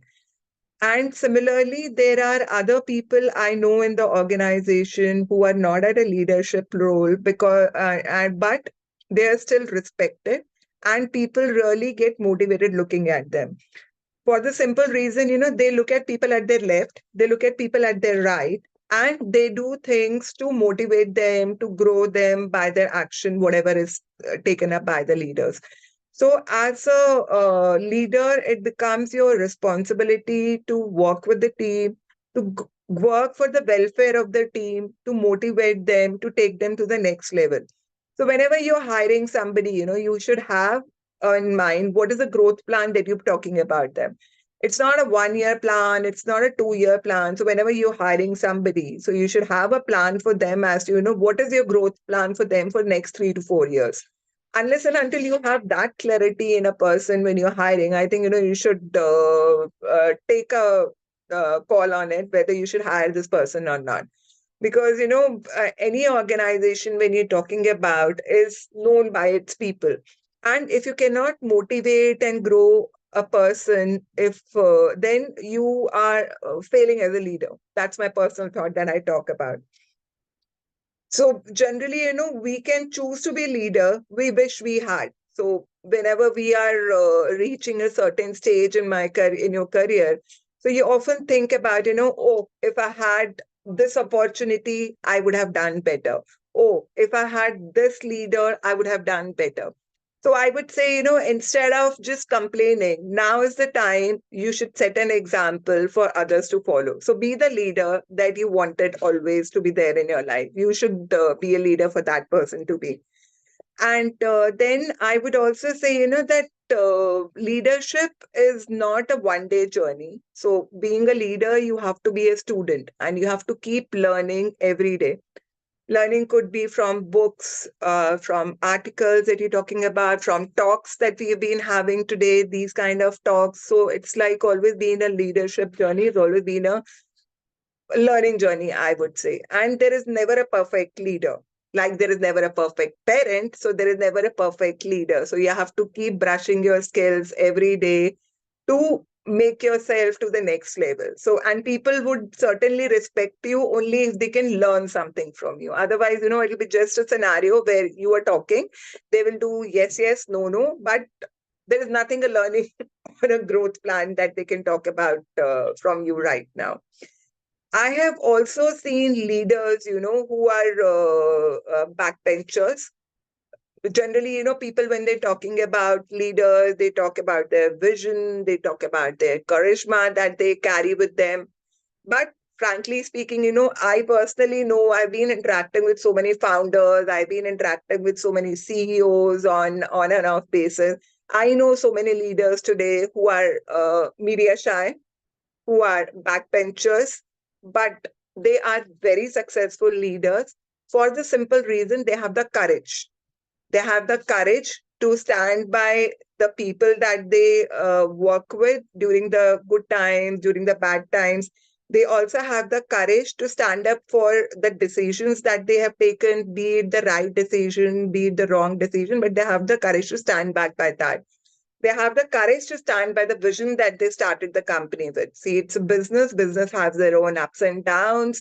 So it's, the promoter who basically stands in front whenever there is a challenge which comes in. So I think, besides a charisma, besides a vision, it's the courage of a promoter to stand by the team, to stand by the vision, which makes a company successful today. You look at any big leader that you have today, so it's just the promoter which, becomes a front face in any challenging situation which comes onto the company. And then coming back on spirituality and leadership as such, as a subject that we were talking about. So I just made some pointers, which I would just refer back at some time in betweens. So what is the definition of spirituality and leadership? I think, we've all been hearing a lot about spirituality and leadership, and, people have been following it very regularly. But what exactly does that mean? So spirituality in leadership often refers to leaders' inner life and belief. So, and how the belief guides his actions and decisions, and the impact that he creates on his team. It's about leading with values like compassion, integrity, a sense of purpose. Spiritual leaders are often seen as those who inspire others through their commitments and personal organizational values. So it's like, if you have a leader who believes in the organization, who believes in the commitments that he talks about, so it's like, then it's an organization which I think you should definitely work on. So primarily, I come in from a corporate banking background, where we've been associated with a merchant banking firm. So, with our kind of a culture that we work with, we have a very open door policy. So it's like, where we have certain rules that we follow, where we have certain discipline that we follow, where we have certain spiritual aspects that we follow. And we are very, very clear about that, that these are our organizational goals. These are the values that we want in our organization for people to follow. And irrespective, in case we feel that that person is not able to sink in with the organization, even after giving so many chances to him, we don't take time to tell him to move up. Because, I personally believe that, one wrong hire or, one wrong person who's not able to sink in with your organizational goals or your values may spoil the whole culture. So it's very important to have a goal defined. A spiritual leader has to take a responsibility on his beliefs, integrity, and how it's being passed on to the team. That's the responsibility of a spiritual leader today. So when we're talking about the role of a spiritual leadership and the impact that it's create, one, it's like, it creates a positive impact on the employee morale. So spiritual leadership signifies improves the employee morale. A study, which was conducted recently where we're talking about involved 278 employees from an organization who have demonstrated spiritual leadership, enhanced employees' personal spiritual needs, intrinsic motivational sense of responsibility, and, helps them to get back to work. So this has generally happened, post-COVID also. A lot of people have, because of working from home as a culture, have had a lot of challenges getting back to work or adjusting back to the work culture. So, I think these kind of values generally create a very positive impact on people coming back to the organization. The second one is the challenges in the modern organizational motivation. So we, generally when we're talking about increments, or we generally talking about appraisals. So most of the people, generally managers particularly think, okay, when we are giving a growth to somebody, or when we're giving an appraisal to somebody, the employee should stick to the organization. A general scenario that we talk about today. But frankly speaking, we were evaluating some of the data from the past where I was researching for the discussion today. There was a report which was done in April 2020 suggests that, 2/3 of the employees agree that maintaining employee morale is a significant challenge. And especially, in sectors like residential or food services or healthcare, most of the employees, majority of the employees, up to 73% of the employees complain about, low morale as such when you're talking about. So that means, whenever you're talking about incentives, apart from incentives, there are other things also which need to be taken care. Then there was another survey which was done in 2021 by the LinkedIn Global Survey, which identified the key priorities for a job seeker worldwide today is the paramount importance of the work-life balance, which, like, we were talking about, was earlier very much taken care. But after COVID, where, people have been working, a lot of them from work from home also, that work-life equation had actually gone for a toss with a lot of people, because people used to complain, okay, work from home, although, when people talking about, we don't have a work-life balance. It's like 12 hours, 14 hours, 15 hours, we are sitting on the system, working on it. And, the management thinks that, we are sitting at home, so we don't have any much work to do. So there's just been uploading and giving us more work. So there is a normal complaint which has been coming from a lot of people. So there, the spiritual leadership and motivational plays a very important role where, this shift poses challenges for organization, particularly in the realm of motivation and trust, crucial for their survival. So a spiritual leader has to recognize that, how to positively create that environment for a people so that, people stick to the organization, because since office and communications have been very, very slow due to work from home. So he has to make sure that, people are inclined to working spiritually and towards a goal there. Then the spiritual leadership also creates a self-efficiency and an interpersonal trust among people. So whenever we're talking about, it has a significant positive impact on the self-efficiency and the interpersonal trust. These factors play a mediating role between spiritual leadership and employee morale. Another study that I was looking at found that, after adding variable of self-efficiency and interpersonal trust, the impact of spiritual leadership on employee morals remains significant. And the explanatory ability of the equation for the dependent variable is enhanced. So couple of things, when we were talking about has been transformational from a leadership perspective, from the spiritual side. I think, we need to focus and work on is, giving the right environment and the right kind of situations to people to work. So that's the impact which a spiritual leader has to create within the organization. So I think, these are a couple of points which I had worked on. So would be happy to discuss in case there's something else which we can work on. Thank you so much for the beautiful sharing. Yes, you are right. Spirituality is actually way of looking at life. And I'm really glad that he actually took out Sanskrit sloka, close to my heart. Been practicing Sanskrit since my childhood. Well, because of time constraint, probably I'll skip a few bit of questions, but yeah, this is the right times. We should move from Sonal to Geeta and then eventually Pascal. Geeta is coming from a tech background, willing to share something on artificial intelligence, coming from spirituality to AI. We had AI in the first half of World Leaders Summit. A gentleman talking from SAP, from Korea, and now we are in India, willing to listen to you, Geeta. Over to you, please. Sonal, please stay back with us. If we get any kind of question in social media, we'll be more than happy to ask you. Pascal, more than happy to hear you next. Yes, Geeta, please. Thank you. Thank you so much, Arijit, and thank you so much, everyone. It was really nice session, and your spirituality is really nice. And Sanskrit, I love this subject, obviously, but right now I'm working in AI, so just almost forget Sanskrit. So thank you so much to remind me. Yeah. Thank you, Geeta. All the best. Yeah. Thank you. Thank you so much.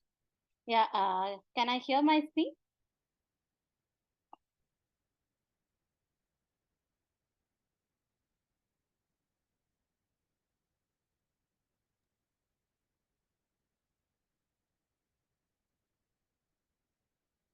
Yeah. First of all, I want to introduce to myself. I am Geeta from Gwalior in India, Madhya Pradesh. Actually, Gwalior is some little city, so I should say Madhya Pradesh.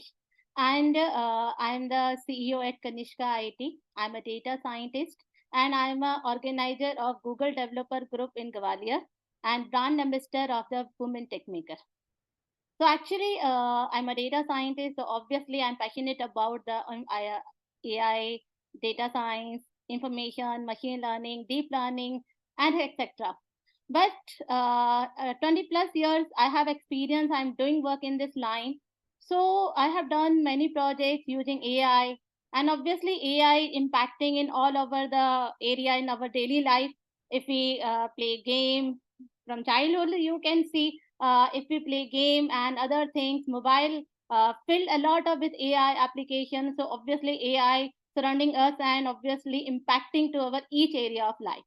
But in healthcare, obviously AI impacting and playing big role, because using the AI, obviously we achieved a lot of things, and still we have to achieve a lot of things. Using the AI, we can save the life, we can face challenges, and we can cover most of challenges, and we can do many things. So we want to share my screen, and I want to go to my next slide. So obviously about the AI, already I told you about the AI. AI, it's already everybody know what is the AI. It's the artificial intelligence. In this, machine will learn and machine will take decision like human and impact your life, obviously like ChatGPT. So now we want to discuss about the AI in healthcare. So I want to addressing some issues and challenges which impacting our healthcare system. First of all, first problem, if we say about the problems which addressing in my lecture today, first is accessibility, second is quality, and third is affordability. So if we talk about the accessibility, so we know doctors in India and in all over the world are shortage of the doctors, obviously, because in India, doctors are not sufficient and can't reach in each area of the India. India has some restricted area, some narrow area, and doctor are and specialist can't reach every place of the India and every area, every place of the area. So that's why many of the pupils of India and many of the area are untouched still from the specialization of specialist doctor, specialization in particular diseases or many things. So that's the reason they can't help, they can't take any type of the help, they can't take any type of the profit from the advanced doctor, advanced medical technology. So how can we addressing this problem? How can we solve this issue? Because shortage of the healthcare in a professional, particular rural area, limit access of the quality. Obviously, it is a big problem, and geographical barrier because India has a big diversity. So it's not possible. We can call any doctor, any professional, any quality surgeon, any area from any area. So that's why this is a big barrier of doctor and medical science to give their personalization, their facility to each one. So what can we do using the AI? So using the AI solution, we can build some smart tool. Using this tool, we can take care, remote care to patient without reaching there, without meeting in your hospital, in your city. So you can check using the virtual consultation, or you can provide your specialty, you can provide your specialization to local doctors. That not means that you are replacing the local doctors. Obviously, local doctors are more helpful. If you need emergency and you have any problem, then first of all you will call local doctors. But local doctors can take help from the surgeon, from the professionals, from the expert, using this type of the virtual tool. And other hand, local doctor can do practice using this virtual tool and virtual AI tool. So that's the reason AI can give and can reach each area of the not India, in the world also, where not facility of the good hospitality and good medical practitioners. So that's why AI can go any there and reach any there and provide any type of special treatment to anyone. So empowering local doctors with AI collaboration approach, then I told you, imagine local doctors reverse real-time support and guidance from AI-powered system. And right now we are working on some apps also with help of some doctors. They can share their knowledge, their experience, their research, their guidance to local doctors, empower them and help them to prove themselves and to provide good service to local patient and local and pupils. Enhance quality of the practical knowledge. So now we want to talk about the quality, because quality is a big problem. If we talk about in India, still Indians are taking some traditional type of knowledge, like in colleges, in medical colleges, and some other types of organization. So they are having only traditional knowledge. They are practicing on the theory-based knowledge, or they are practicing on the available dead bodies, or some obviously dummies. So how can they get practical knowledge? How can they understand real problems? Because now AI is facing a lot of healthcare is facing a lot of challenges.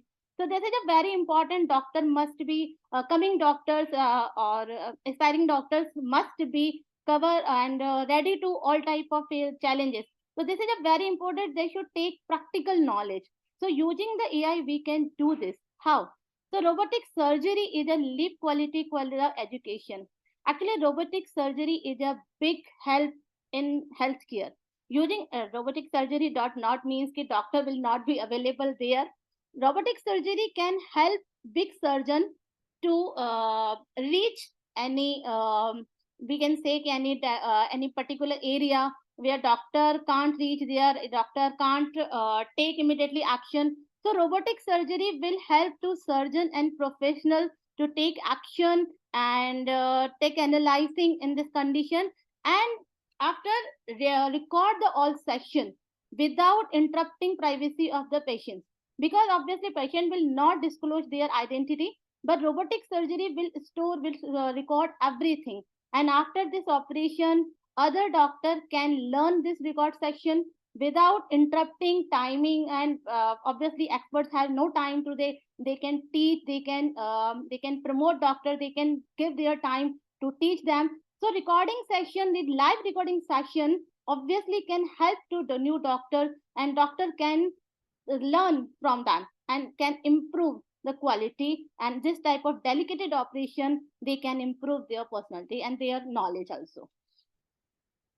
So for decision making, the personal care in a data driven approach, actually if it are timely and accurate decision is very important part to in healthcare. Because if we talk about the cancer, if we talk about the HIV, so obviously patient will be come in the critical condition because late diagnosis. And because our doctors and some rural area clinics and some hospital obviously take still traditional method to diagnosis their problems and their checkups, like biopsy, then heart checking, blood pressure reports, and report again and again reports. Then after that, they will take the decision over, okay, this is it has some problem, it has to do something. So in that condition, sometimes this delay can be more harmful to person. It can be dead also. It can be very critical condition. If we take decision on time, then obviously we can save their life. So using the AI, because AI computation is very highly speed than human person. If we use the AI, we use algorithm, we use machine learning method, because a human take this data, images, data, information, number of information. These information can be 100 of rows, 100 of the columns, 1,000 of the rows. So for the human person, it's not a possible. It will analyze in time, in short time. So using the AI, it can be possible in minutes. So obviously, using the AI, we can go on we can take decision on time in a very little time, and we can and this AI will not will not analyzing only your data. Sometimes it will predict. Sometimes it will give analyzing. Sometimes it gives an insight more accurate, and doctor can take decision on time and can start treatment on the time. AI for rapid cancer diagnosis. So I want to just share this example because because I'm doing research in this area, and right now making project AI helping to HIV people. But right now I want to share some about cancer, because cancer is a very threatened diagnosis diseases. Whenever we know about the cancer, then almost people come to know about the cancer when it in third stage or fourth stage, and it's a very difficult to save their life. But using the AI, there are a lot of tools which can detect early system. And right now healthcare system in Hyderabad and cancer hospital in Ahmedabad, they are using this tool to detect cancer in early system. Because some patient, this is an example of the rural area, but I want to show one accident. Okay, people go in the hospital and check okay, they have some problem, he has some problem, and he want to check if there is something wrong. Then after checking, after blood testing, after a lot of testing, the diagnosis negative in cancer. And after a few months after, they came to know, yeah, he has cancer in third stage. So this is a really danger problem, because obviously if he can know about it earlier system, then obviously he can save their life, and he can save not their life, surely their life, and he can save their money also. It can be affordable, because in the third stage, fourth stage is a more expensive to take treatment for this. So using the AI system, why it's happened? Because whenever because cancer suddenly, cancer is just like a germs, and it is suddenly come in the growing in the thousand of the germs in a shape, in the cancer shape. But in an earlier system, it's so tiny, and sometimes it will not detect by reports, by other reports like MRI also, it will not detectable. So it's a detectable report by human, by naked eyes. It's just a 13% in earlier stage. But using the AI, we try to detect this type of cells, this type of some issue cell tissues. This is a 39% accuracy rate to detect this. So obviously AI can save human life more than like a human. It's not a like a human, because obviously but human has some capacity. Human could not take immediately decision, and just I said it's a very tiny cell in an earlier stage. Cancer is a very tiny cells in an earlier stage, not detectable. But AI or computer and many type of imaging algorithm can catch, not only catch, can highlight the cells, and doctor can take decision and immediately can remove this type of cells and can save their life in early stage. AI for personalized HIV treatment. I'm working on this project. Geeta, just to give you a head up, we are running out of time. If you can wrap up fast, it will be great. Yeah. Yeah, sure. Just I want to share something little bit. Okay, actually AI, how can AI help to people?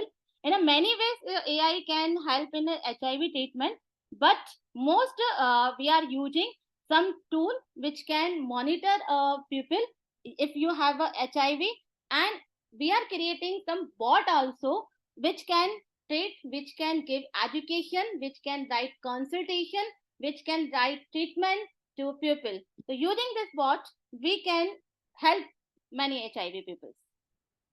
And this is a MRI. Already I told, I think I should skip because time constraint is there. So enhancing patient care with medical portfolio. I want to share this point because obviously if you are right now working in the Indian government and others, and you know India government is trying to make Indian portfolio, medical portfolio since 5 years, because medical portfolio can save not only your life, in fact you can save from cheaters also, because your medical portfolio, you save your diagnosis reports, and you have to create your central medical history which will not editable with anyone, so doctor will not make a fool and doctors will not any type of the scam. So you can show your report, you can take right treatment in any area of India or other also. So AI impact HIV. So really I have little time, so I think I should wrap up.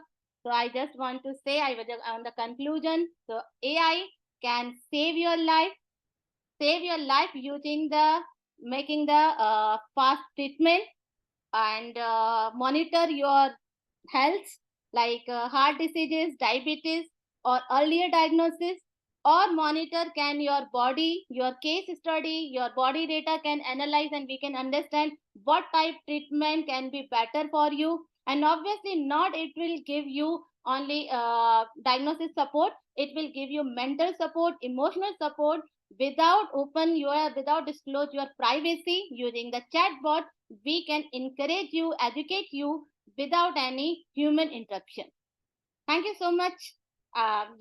This is a little time, so if you have any doubt or you have any question, you can direct connect me. I have a lot of research, so this is it's not possible we can share in short time, so no problem next time. But if you have any doubt, please connect with me. Geeta, what we are going to do, we have monthly program. So I will give you for everyone, not only you, for everyone. World Leaders Summit, we do that yearly as a big program, but within that network, we have monthly meetup, we have monthly workshop that we do in our incubator. So for everyone, we run an incubator and an accelerator, both separate. One is called Entrepreneur Phase, another one is called Co-Innovate Ventures. Co-Innovate Ventures is the accelerator. Along with that, we have World Leaders Fund, wherein we try to help the growth stage companies to grow with our mentoring, market connect, and funding support. In Entrepreneur Phase, we have monthly meetup workshops that we take for startups and revenue stage companies. There, we'll be more than happy to have you for a full workshop session. It can be probably for 45 minutes max, right? More than happy to have you. I understand within this short time is very difficult to define AI. Coming from tech background, working on codings like Python and C# and a couple of others, and Rust and Lua, I understand what you speak, and I understand how you are trying to define it within short time of 15 minutes. Really sorry for this. Like I have to be a devil like this, otherwise I can't run the program. I'm really sorry. But yeah, if you can kindly turn off your screen share, please stay back with us. I'm sure that we're going to have a couple of questions. In fact, we had that for all your speakers, but one or two are not here with us. So this is the time we should move from India to a beautiful country where I love their food. To be very honest, I've been there. My God, what a food that they have. So we have Pascal from Lebanon. Over to you, ma'am. The stage is yours. Please, 15 minutes. Thank you. Hi, everyone. How are you? I'm going to share my screen before I start. Okay, so just can you confirm seeing my screen? Yes. Okay. So, hi everyone. I'm gonna just introduce myself quickly. I'm Pascal Dahrouj. I'm from Lebanon. I'm the founder and CEO of WillMind, with its 3 divisions, being the WillMind Academy, the WillMind Mediation and Arbitration Center, and the WillMind Consulting Services. So the topic I'm going to talk about today is dispute resolution in an ever-changing world. And dispute resolution is a topic that is not just important for maintaining societal order, but it's also critical in shaping a world that embraces fairness and justice. Just to highlight one of the UN Sustainable Development Goal, which is SDG Goal 16, it specifically focuses on promoting peace, justice, and strong institutions. So today we will learn why dispute resolution mechanisms serve as powerful instrument in achieving these objectives. So we will delve in the topic from different perspectives. First, getting to understand dispute resolution, and then talking about the challenges, the opportunities we have in this sector, and the impact that this sector has. First, and very briefly, what is dispute resolution? You know, disputes are inevitable part of our daily human interaction, business interaction. So disputes are basically inevitable. Dispute resolution it provides a structured path towards solving those disputes between parties in a fair, impartial, and constructive manner. So it is a crucial aspect, as I said in my introduction, of maintaining order in various settings, such as including the legal, the business. Okay, the legal, the business. Sorry, I got lost on my screen a bit. Just 1 minute. Okay. The primary goal of dispute resolution is to find mutually acceptable solution to those conflicts, and also avoiding prolonged legal battle or escalation that can be detrimental to the parties involved. So basically, dispute resolution ensures that justice is served. This is, in a nutshell, what is dispute resolution. Now, what are the methods of dispute resolution? Definitely, the first one is litigation. It's the traditional system that we have in every country. It's the court system. We're not going to talk about it today. I'm going to focus about the alternative dispute resolution methods, which are various. One of them is mediation, where you have a neutral third party, the mediator, that facilitates communication between the party. The other is arbitration, where there is an arbitrator or a panel that decide and take a binding decision, similar to a court judgment. The third one is negotiation, where parties engage in direct discussion. And definitely there are other various models that I'm gonna not focus on it today, such as expert determination, early neutral evaluation, and dispute board, etc. If we take a look and compare those methods, we see, you can see here, I'm not going to read, but you can see on my screen the various and the differences between those methods, between litigation, arbitration, mediation, and negotiation. And basically, those differences are crucial and critical in solving dispute. That's why when we talk about alternative dispute resolution, we talk about a voluntary process, we talk about acceptable agreements, we talk about confidential and private process, we talk about the mediator or the parties being assigned by the parties, unlike in the court system where the judges, where the party don't have any hand in naming who is the judge. When we speak about ADR, we talk about informal, flexible process, less adversarial and non-adversarial. So basically, you have it on the screen where you see those differences in the result, in the award and decision, in the participant, in the approach and methodology. This takes us to the benefits of ADR before we delve into the challenges and the existing opportunities in this sector and why it is important. The benefits are many in resorting to alternative dispute resolution. First, it's time and cost efficiency, because ADR methods are quicker, they are more cost effective than traditional methods. People save resources and time. Usually in alternative dispute resolution, sessions can be from 1 hour to few months, while in litigation, it can go to years and years.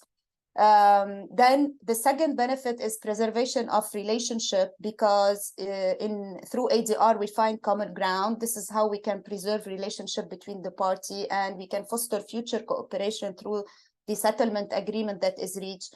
As I said, also flexibility and customization, confidentiality, whatever happens in those ADR process, whether mediation, arbitration, negotiation, these are confidential and private process. They are only attended by those involved, unlike in courts and litigation, where it's a very public process and anybody can know the details and results. The fifth benefit is the empowerment and ownership. Why? Because the parties are being empowered in this process. They are the one to come up with the solution. They are the one to decide to come up to those mechanism to find a solution. So it's a voluntary process. They are empowered through it with the help of a neutral third party or a panel, or depending on the methods. And the ownership, because they own the solution at the end and the agreement they reach.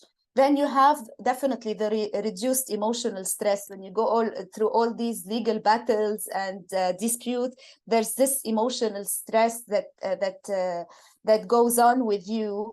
And so this is definitely, here you have a reduced stress. And then creativity, where innovation come into play. There's so much innovation that can be done in the ADR sector, in terms of process, in terms of solution created by the party, in terms of mechanism. So parties can be creative in finding how to resolve their conflict. This all comes to be beneficial. I'm just going to talk quickly, just to give you an example about a case study between Apple and Samsung. You know, the two tech giants. This has been a long-standing dispute between Apple and Samsung over intellectual property and patent infringement. The conflict started in 2011 when Apple filed a lawsuit against Samsung in the US, accusing the Korean company to copy the design element of the iPhone and the iPad. This legal battle spanned across several years and in multiple jurisdictions. We have seen suits not just in the US, in various countries like Germany, Japan, Australia, UK. So basically, Apple alleged that Samsung smartphone copied or infringed on its design and utility patent. So, and the focus, the basic argument that Apple gave is that Samsung used the distinctive look and feel that Apple has in its product, included the rounded corner, the bounce back scrolling feature, and etc. So as I said, the battle was a very long battle. It started in 2011, and in different countries, many courts, some decision were with Samsung, some decision were with Apple. And both sides and both parties appealed those decisions. It wasn't until 2018 when Apple and Samsung sat together and they reached a settlement through ADR method. They used mediation and negotiation rather than going and keeping those litigation, because through litigation, they couldn't reach a solution. It lasted from 2011 to 2018, where decision of a court, appealing, then in another country, then appealing. It wasn't until 2018, as I said, that they said through mediation and negotiation, and they reached a settlement agreement to protect their interests. And since then, the issue has been solved between Apple and Samsung. This is just to give you an example of the benefits of using ADR. Now we come to the issue of ever-changing world. We introduced dispute resolution. Now we're going to see how the world is changing, to see where are we going and what are the opportunities and challenges there. Definitely, we have the technological advances that are shaping our daily life. We have borders evolving in the world. We have socio-economic landscape that is constantly in flux. Though many countries still rely on the traditional litigation through their judicial system to resolve dispute, however, we can also see a global trend toward embracing alternative dispute resolution methods. Mediation is increasingly getting recognition as a valuable tool, and we can see many jurisdictions encouraging or mandating mediation before resorting to formal litigation. International arbitration also is widely utilized in resolving cross-border commercial dispute. We can see institutions such as the International Chamber of Commerce, the Exceed, along with many others that do this. We also saw dispute resolution mechanism being utilized to address complex issues such as environmental dispute. And now we have the COP28 that is in Dubai, taking place in Dubai. And they have the Green Climate Fund to fund project for the climate change. And this Green Climate Fund has adopted an independent redress mechanism based on ADR method to solve any conflict that may arise for the project that are being funded by the countries. So you see how ADR is taking its toll on the world. And then, as we know, ADR practices vary significantly based on the culture, on the legal and regional differences. So some region may prefer certain ADR method than others, depending on their local norm and legal framework. So with the increased use of technology, we see also dispute resolution online. So the online dispute resolution taking place just as we are doing this discussion online. So we can also solve the dispute online. And actually, it has becoming more reliable nowadays because of the international cross-border dealing and globalization. Then finally, we see the legal tech sector, which has witnessed innovation and has improved the efficiency of dispute resolution. We have the AI, the blockchain, the data analytics, etc. So having discussed the ever-changing world, what are the challenges that we face? First, we have the cross-border complexity. We have different legal systems around the world, different cultural norms, different enforcement mechanisms. This is very challenging. Second, the technological advances poses issues such as cybersecurity, data protection, etc. Then you have the access to justice, which is still limited due to certain factors such as cost, lack of resources, geographical barriers, etc. We have an issue with the enforcement of award despite the New York Convention and other international conventions. We still have some issues with that. We have the cultural and legal diversity. So there's no one universal acceptable dispute resolution methods. We have also the resistance to change. You can see traditional legal system still resisting to this change and adoption of ADR method. We find this resistance everywhere. The ODR challenges, definitely the online issues of trust, security, political influences, because diplomatic tension and geopolitical shift may impact the willingness of party to engage in ADR processes. And then the speed of change. The world is moving too fast and is constantly changing. That's why whatever mechanism need to be agile, need to adapt continuously to those changes. I'm not going to go into details. This is just a quick example of cross-border cyber dispute between the US and China. There are many allegations of cyber espionage, intellectual property, and cybersecurity concerns, just to show you how this case has been challenging to solve. The parties engaged in negotiation and they've reached an agreement in 2015 about cyber issues. But then because of these changing and evolving technology advancement, the agreement could not adapt to the evolution of the solution. So it's an ongoing process, and there are still a dispute going on nowadays on this issue. Okay, opportunities. Definitely, we have so many opportunities. Despite these challenges, lies opportunities for innovation and growth. First, we have the technology-enhanced dispute resolution. The integration of technologies such as AI, blockchain, provide opportunity for more efficient case management, data analysis, and the development of ODR. Then those ODR platforms that we talked about offer an opportunity to resolve dispute online, making the process more accessible, less costly, and convenient for party involved. Then we have the data analytics for case prediction. Those data analytics tools can be employed to predict case outcome, helping party to assess potential settlement scenarios and make more informed decision. We have specialized ADR services focusing on niche area and specialized industry. We have public-private partnership, collaboration between public and private entities in dispute resolution initiatives can create opportunity for the development of innovative and effective solution. We have opportunities for educational program and training. Increased awareness and understanding of ADR creates opportunities for the development of those programs, which in turns help equip legal professional and the general public with the skills needed. We have the opportunity of integration of the ADR in the legal system, which can foster a more holistic and a flexible approach to dispute resolution. And finally, investment in conflict prevention. Opportunity exists in investment in conflict prevention strategy, including early intervention, dialogue facilitation, and capacity building.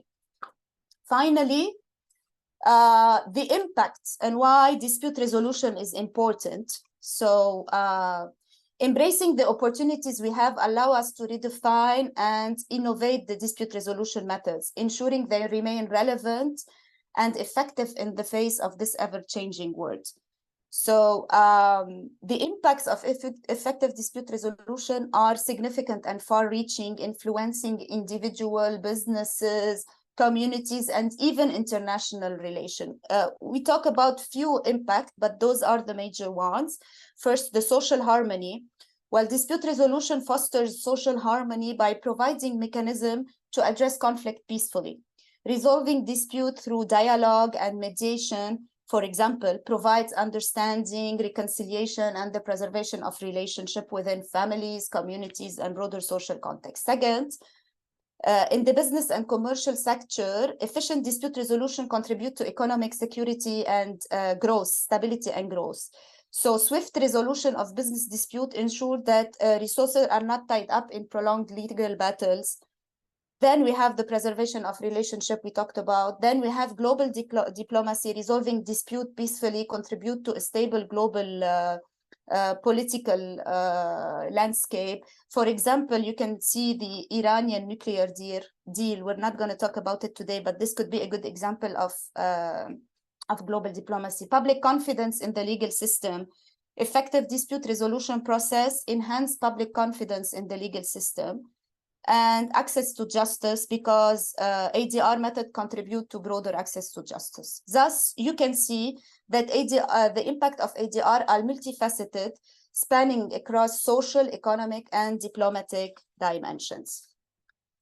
In conclusion, the journey of dispute resolution in an ever-changing world is both a challenge and an opportunity.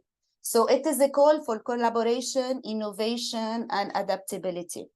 Our effort in dispute resolution contribute not only to the resolution of conflict, but to the very fabric of a more peaceful, just, and interconnected world. Thank you. Please, if you have any question, I have put my contact and website. Whatever is needed, I'm ready to answer if anyone has any question. Thank you very much. Thank you, Professor. I did not exceeded my time, so I'm right on time, right? You didn't. And thank you for the beautiful presentation. Thank you. Lot of knowledge, beautiful details. I can see that people are still here. We have one question before I hop into our next speaker. Our next speaker is of course, an interesting speaker coming from Delhi, India, a young chap who is working with law and practicing in High Court of Delhi. Before I hop into Shakshar, one quick question to you.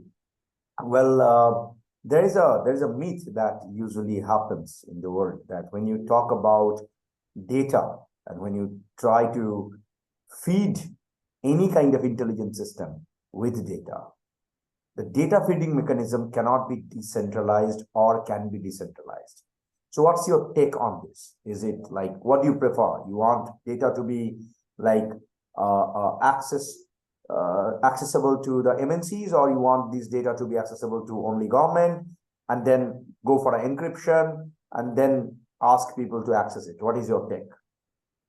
So the question was actually in French. We tried to convert that in English. So the best translation that we can do. Okay, so well, basically it depends on what type of data you're talking about, whether it's personal data, so it depends on what kind of data. But just to answer generally your question, I always tend to go to a decentralized data system, especially with the technology advancement nowadays and with all the challenges that we're facing, and especially because we still are delving in this uncertainty of things around artificial intelligence, data analytics. So we're still testing and seeing. So definitely, I would say for the time being, I would opt for a decentralized system. But as things evolve and as things become clearer, as test and innovation comes and evolve also, maybe in time we could go to a centralized system. So I hope I answered you generally. Thank you. There is a huge number of data leakage that usually happens, and it's not that it's not happening in a particular day. It's happening almost every moment. And if we are not careful enough, it is going to be really challenging. Let me share one incident that happened with us, and that's the reason we hopped into cybersecurity solution as a tech company, Pascal, before I asked Shaksha to open the mic, because he is the guy for legal perspective who can give a lot of different kind of solution and enlighten us. What happened around 15 years back? Well, we run a lot of portal for all the audience. Like we run a lot of portal, a lot of websites for education, for companies, for incubation programs, for networking. One of our domain was computertrainingindia.com. Whenever there was a cricket match between two countries, I don't want to name them, with our country and another country, they used to hack us, and every time they used to write that, go to hell, India. So like it was really difficult for us to manage that, because that time we were using a third-party web server. So what we had to do, we had to go for our own server, had to go for our own security mechanism. And I felt that if we are facing this every time, because we are a education platform as a Computer Training India as a platform, there will be others, thousands of others who are facing probably the same situation.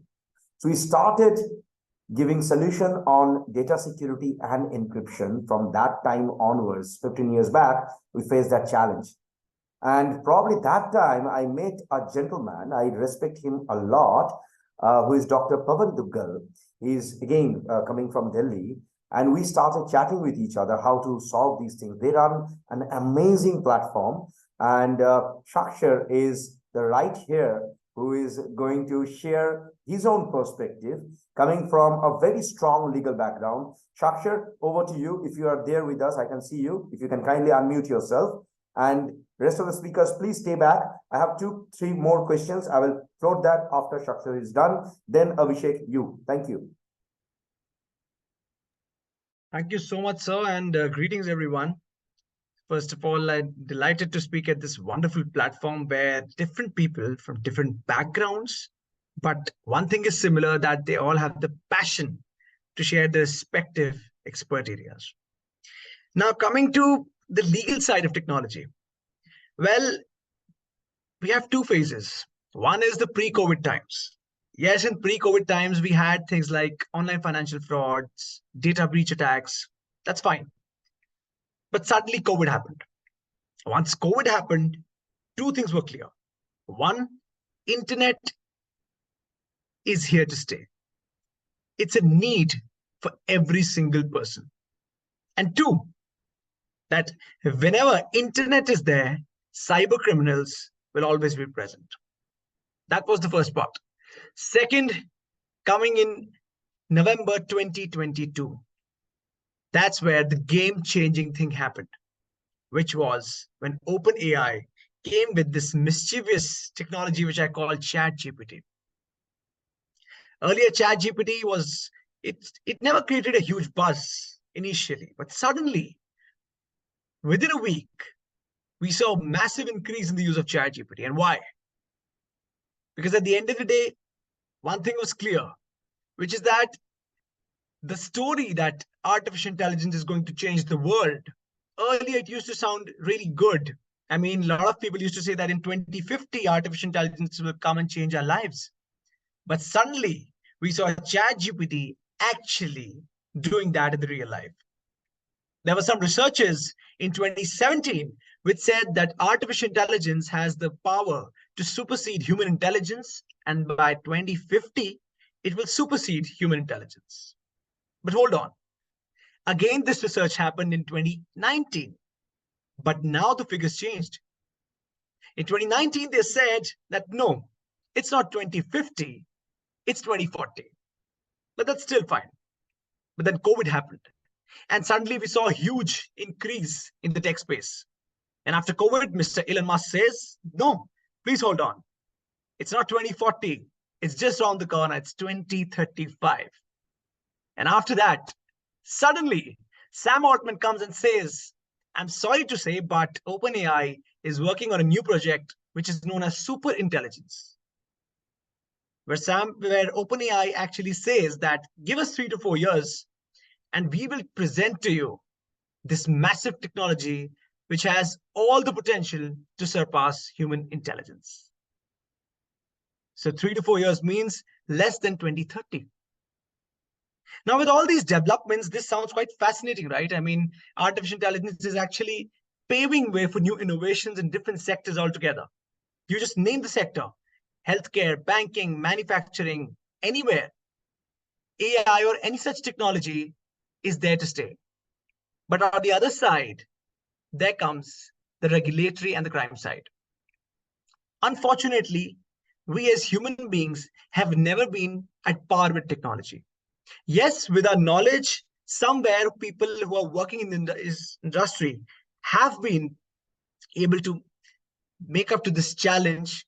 But yet, if I talk about the overall mass, let's say the corporate sector or any person, we have not been at par with technology, and that gap is increasing. In today's times, when technologies like artificial intelligence and things are increasing rapidly every single day and every single week, yet we are in our own complacency zone. Though a few countries have actually come forward and have taken a positive step, China has become the first country in the world to actually have an artificial intelligence law, which came in on 15th August 2023. It's a massive and a comprehensive law. When I talk about European Union, they have their own set of regulations which are based upon a risk-based approach. So what do I mean by that? Risk-based approach simply means that artificial intelligence will definitely be used in different components by different users in different companies. But the risk differs. Somewhere the risk might be minimal, somewhere the risk might be massive. And by risk, I mean risk to life or risk to your data. So the European Union is working on the risk-based approach model, where the scrutiny and the compliance will be more on those companies where AI is being used and where AI is actually taking care of either human lives or the sensitive personal data of respective human beings. For example, in the banking sector, in the defense sector, in the healthcare sector, and many more. Now, this is happening on one side. But on the other side, we have countries which have not awakened yet. And not even countries, we have individuals who are not ready to actually accept this challenge. Recently, we have this deep fake cases which are coming up, and both positive as well as negative. I mean, you have seen AI generated videos of famous celebrities from Hollywood, which seem to be quite real. If you ask a layman, they definitely seem to be perfect and real. That's on one side. That's actually fascinating for all of us. I mean, at the end of the day, if you see all the laws, all the crimes, they actually come on the grassroots level. All these new innovations where we get excited, things like deepfake, AI is creating new technology, voice cloning apps are coming up, which are getting quite prevalent, and it's easy. They are working on a subscription-based model. You have a minimal kind of subscription and you have that app. You just need a simple sample of that respective person to actually create the whole voice model for it.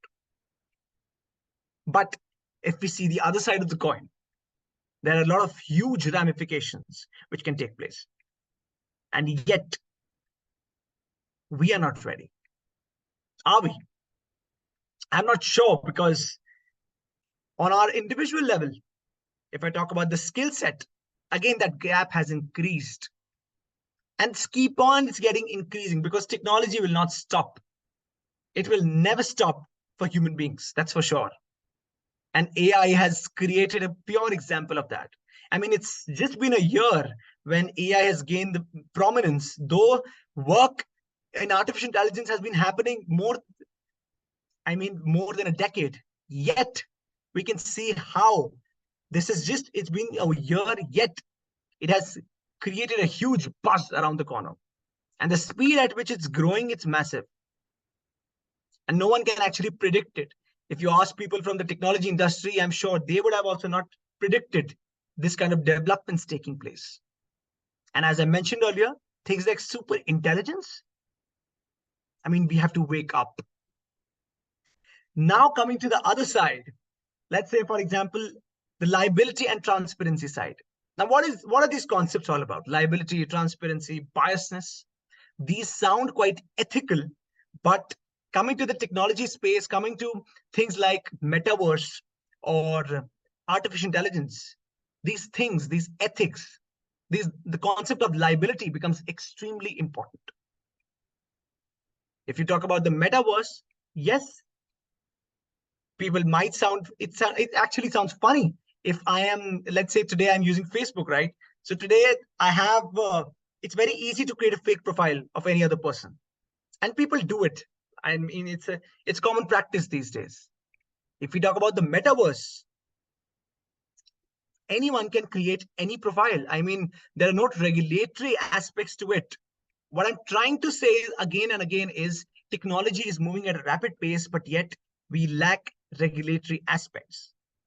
Fortunately, there was a declaration a couple of weeks back known as the Bletchley Declaration, which was conducted by the United Kingdom, and it was signed by countries like India, France, China, USA, and many more. That was a positive contribution. Why? Because if you have to tackle these technologies like artificial intelligence, you need global collaboration. For example, this conference, I mean, it's kind of a global collaboration only, where different people are coming from different stratas and they're sharing their own respective opinions. Why a global collaboration is needed? If you ask me, yes, on one aspect, regulatory, you can't replace a regulatory law with respect to a nation state. For example, US should have a law with respect to technology. India should have a law. That's fine. But these technologies have no boundaries. Internet has no boundaries, right? Any online financial fraud or data breach fraud can happen in US, in China, or in India, or anywhere in the world. But again, are we ready? Do we have certain set of laws or at least some rules or regulations which can actually pave our way to have this global collaboration and at least have some sort of rules to which we can comply ourselves, irrespective of whether we are owning a company or at an individual base? Therefore, we all have to realize one thing, that global collaboration, regulatory aspects, and personal upskilling becomes extremely important. If you ask me, what can be the future regulatory aspects? Well, one thing is for sure, which is that, like, we have this audit system. I feel now the legal fraternity has to wake up. Earlier, we used to have amendments, but that used to take place, let's say, 3 or 4 years, once in 3 or 4 years. But now auditing is required. Technology is moving at a massive speed. You can't afford, even if you're the strongest nation in the world, you can't afford that your law can be just like that. Different things are coming up. And if you just see the trend of last 2 years, last year, meta was the huge buzzword, right? Everyone was talking about metaverse. Now suddenly artificial intelligence has come in the race and no one knows the future. Let's say in 2024, there are chances something new can come up. Every single year, new themes are coming up. But let me tell you one thing. If metaverse today, if we are talking about artificial intelligence and no one is talking about metaverse, that doesn't mean that people are not working in it. And cyber criminals are not targeting in it. In fact, they are 2 steps ahead of us. They are always ahead of us because they know that technology is not going anywhere. Everyone uses technology. It's more like a best friend to us. And yet the biggest loophole is that there are no specific rules and regulations with respect to that. Yes, the European Union, countries like European Union and some countries have taken some beautiful steps like GDPR. Now, GDPR, which was a data protection law, has become the mother legislation for the whole world to follow. That's good. But yet, if you see the trend, again, they have started some deliberations where they are saying that we need some new amendments in the GDPR as well. Why they are doing that? Because they know that a law which was made in, let's say, 2018 is not enough today. It has been more than 5 years. Therefore, quickness and thinking on the feet is required. And gone are those days when you can say that I'm not from the tech industry, so why should I care? I mean, hold on. You should care. You have to care because it's going to impact your respective personal lives as well. It's going to impact every single thing. And if you're just backing on the laws that the nation state will do something, yes, you have the right, you have certain expectations, but even if the law comes, there is this beautiful saying in our legal fraternity, which is that there's a huge difference between coming up of a law and implementing that law. That's a massive, massive difference. And implementing of the law is not just in the hands of the government. It's also the responsibility of the respective citizens as well. Therefore, I would like to conclude to just give you this food of thought. Are you ready for the future? If yes, then are you ready just for today? Or will you be ready for tomorrow as well? And if no, then you have to think twice because the train is running. Just like time, technology is not waiting for any single person. It will keep on growing. Crimes will keep on growing. And cyber criminals are creative enough to get some new technologies, to find some new ways to get different crimes. And at the end of the day, the brunt will be upon us to follow. Thank you so much. Thank you so much for the beautiful input. I've got a question from the social media. Give me a moment, let me pull it up. What's your take on legalizing the crypto exchanges in India?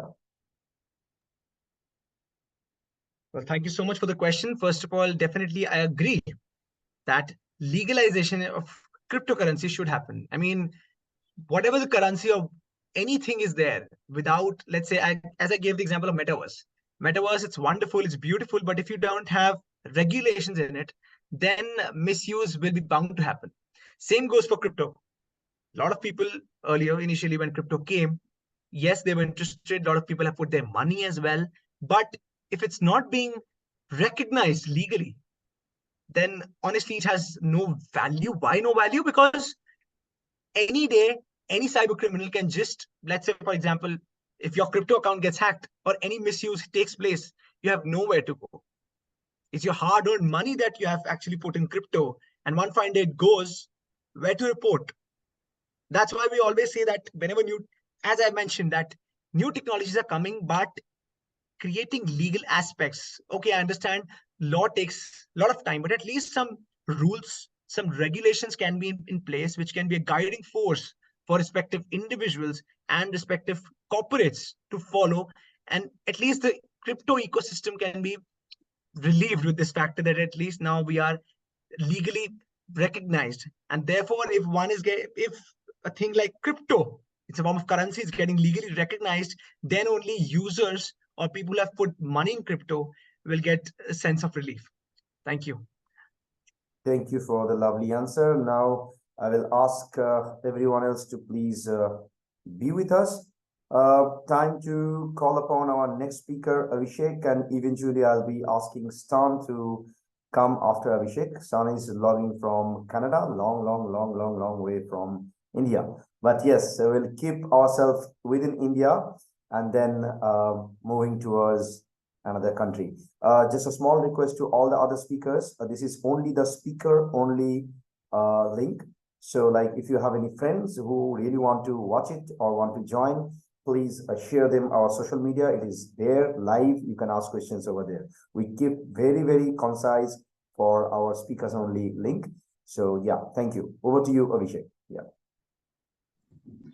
Thank you so much for this wonderful and I must say great opportunity. I think I was just hearing a wonderful discussion on AI and related stuff, but my topic is a bit different. My topic is entrepreneurship and startup. Basically, I have taken and I have selected and which got approved how to fight the fear of entrepreneurship. Now, coming back to this topic, why entrepreneurship is important in today's world? Because especially in the third world countries like India or any of the third world countries, why entrepreneurship or startup is important? Because at this point of time, we require more job creators than the job seekers. This can only happen when we have the business units in place, when the business unit grows or more number of business units come forward. But what is stopping is the mindset. What is stopping is the fear embedded, because for the third world countries, business or entrepreneurship is something new. For the Western countries, it is going on since ages, probably 100 years down the line, probably. But in our country or any of the countries in Asia, or in Africa, this is something new. So this creates a sense of fear amongst the people, number one. And also, this is also stopping the new generation to take up this business. Now, this is nothing uncommon. This is something which is absolutely from Mars. It is such kind of fears are absolutely perfect and normal. Everyone wants to start their business, but very few can really make it. Have you ever thought why? The reason is the others do not dare to take the first step forward. Even if they have taken the step forward, they have come back because they have tripped and fall, probably discouraged by others. One of the major reasons for this is something which is deep inside our brain, our psychology, and of course, a lot of other circumstantial factors also come in play. So over here, we will simply analyze the fear and we will see some steps to overcome the fear. Now, let's first analyze what are the reasons for that. Over here, I have mentioned the 6 reasons. Number 1 is education system. This might sound ironical, but education system is something which can be taken as the first factor which creates fear of entrepreneurship. Now, our education system do not make a person ready for entrepreneurship. Rather, it makes a person a good employee. Now, why?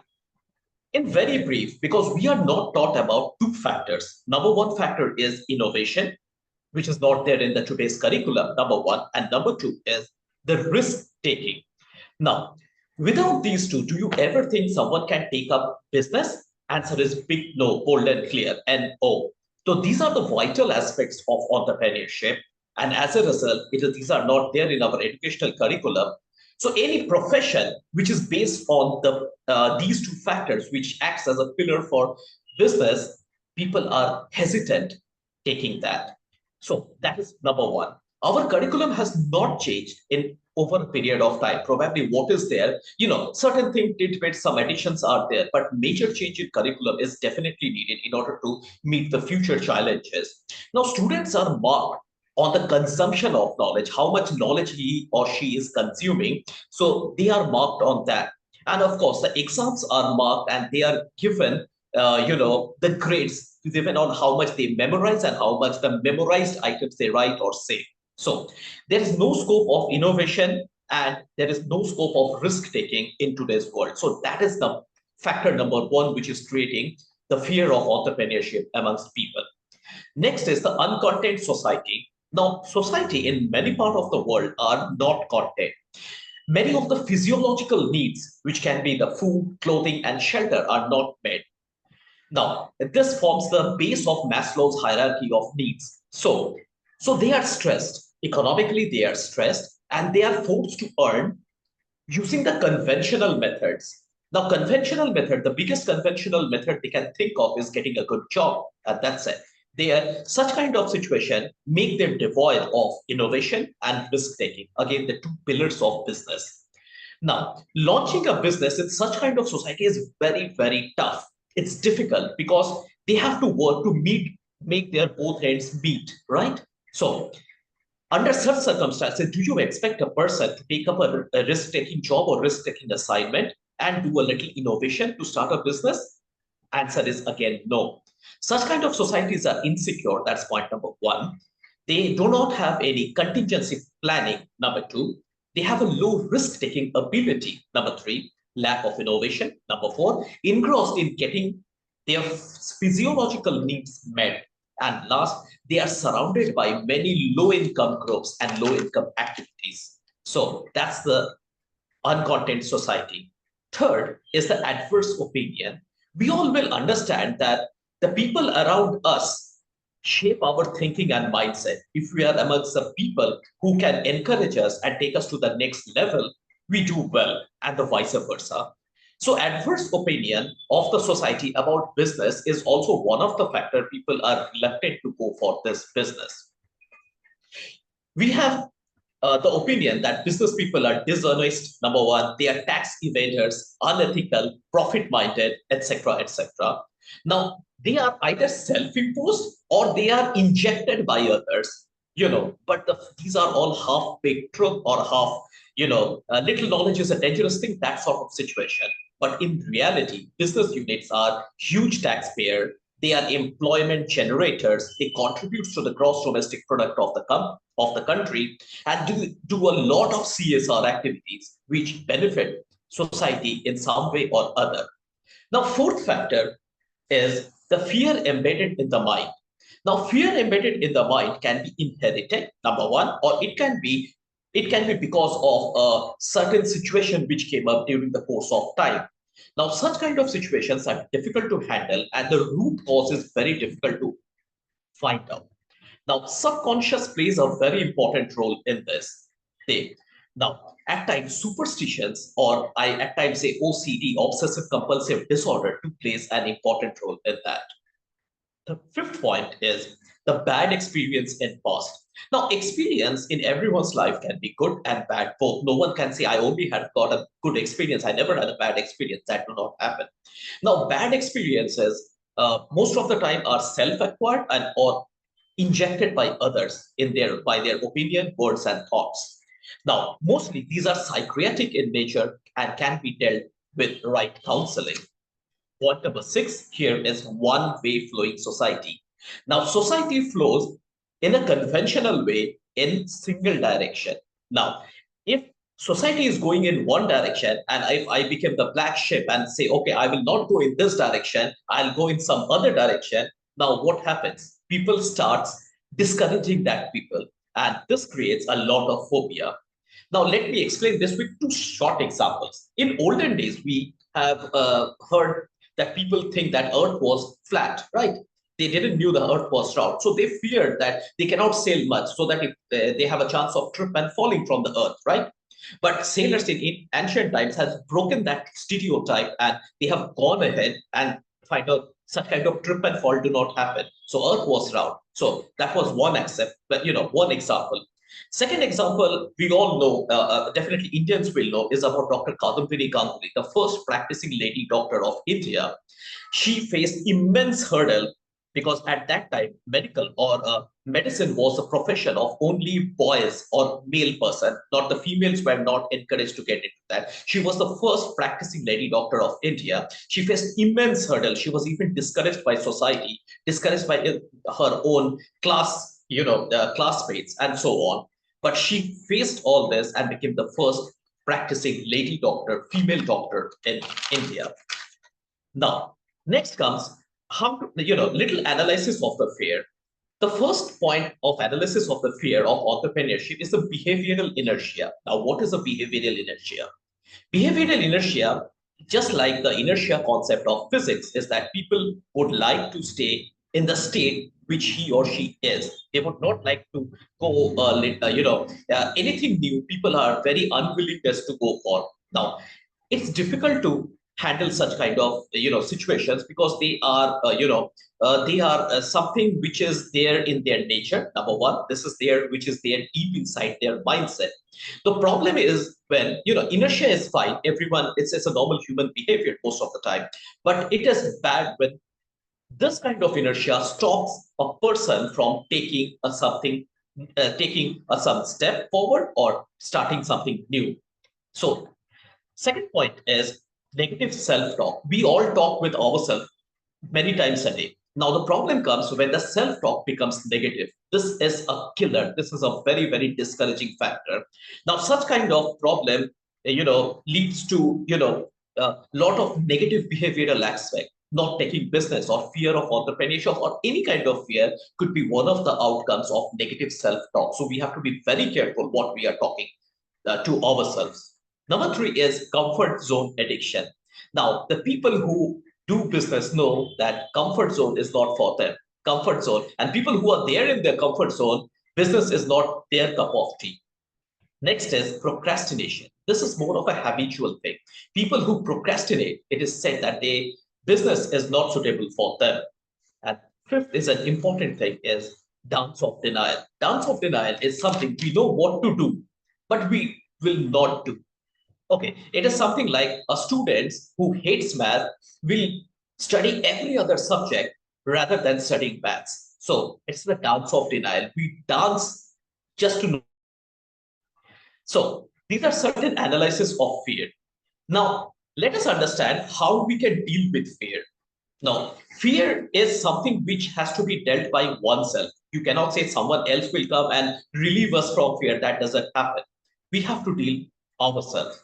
First and foremost point, that's a very important point, is armed with knowledge. Remember, knowledge is the sharpest weapon. It's the it's the sharpest weapon and it's a very powerful tool. There is no tool which is more sharper and powerful than the knowledge. Now, this clarifies concepts and clears the myth. Many of the myths which are not scientific, the person who has got knowledge can really clear them across. Vivek, sorry to hop in. I will ask you to please quickly wrap up, please. Sure. So first and foremost, as I was saying, is the knowledge. Second option is definitely mentorship. Now, Mr. Arijit will know how important mentorship is all about. Mentorship is holding someone's hand, and it helps to overcome hurdles like no other. It also leads to the networking and different connections. Third is getting to incubation. Now, incubation acts as a startup ecosystem, which can lead to a complete ecosystem, a complete environment for the growth of startup. And the biggest advantage of this is people go for a ground level selection. Say these kind of incubators know what are the problems of a startup of a certain place. And the next biggest tool is planning. Planning is the blueprint of future action. Now, future action, we know without planning, nothing goes across. Now, if you fail to plan, that means you are planning to fail. So that is the importance of planning. Now, next is the important part. The last is the important part is called psychological price readiness. Now, we all pay a psychological price for business. The people have to be ready with the psychological price because business is a very, very lonely journey. So what you have to do, just 6 points can help you to deal with the psychological price of business. Number one is planning. As I said, it is important. Number two, you make a prototype of your business because a process ready before you start something big. Third is you have to create a mindset by conscious effort. Number four, you have to do a lifestyle modification because that's important. 5, seek mentorship. And 7 is analyzing risk. Risk analysis is important because nothing in business moves without a proper risk taking. Now, I feel with these points, you can be able to overcome the fear of entrepreneurship like any other fear. So with this, I rest my case.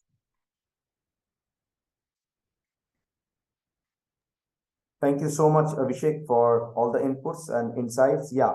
So like if we talk about mentorship, if we talk about entrepreneurship, it's completely different journey altogether. In India, we hardly teach entrepreneurship properly in any kind of university, even though we have syllabus. But unfortunately, it is, sorry about this line, it's more on theory rather than practical. And that's the challenge each and every startup is facing when they join that entrepreneurship course. They are learning theoretical aspect. Very few is happening on practicalities. Rather, it is treated as a MBA program that cannot be done as an entrepreneurship program. I completely understand your point of view.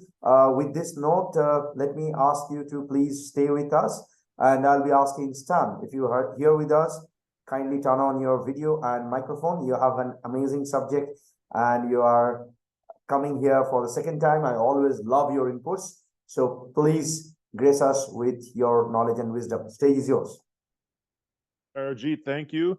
Abhishek, great talk. And I think there's a lot of importance about the fact that you just talked about the academic versus the practical aspects of entrepreneurship, how we teach theory, and it's very hard to translate that into the real world of lived experience.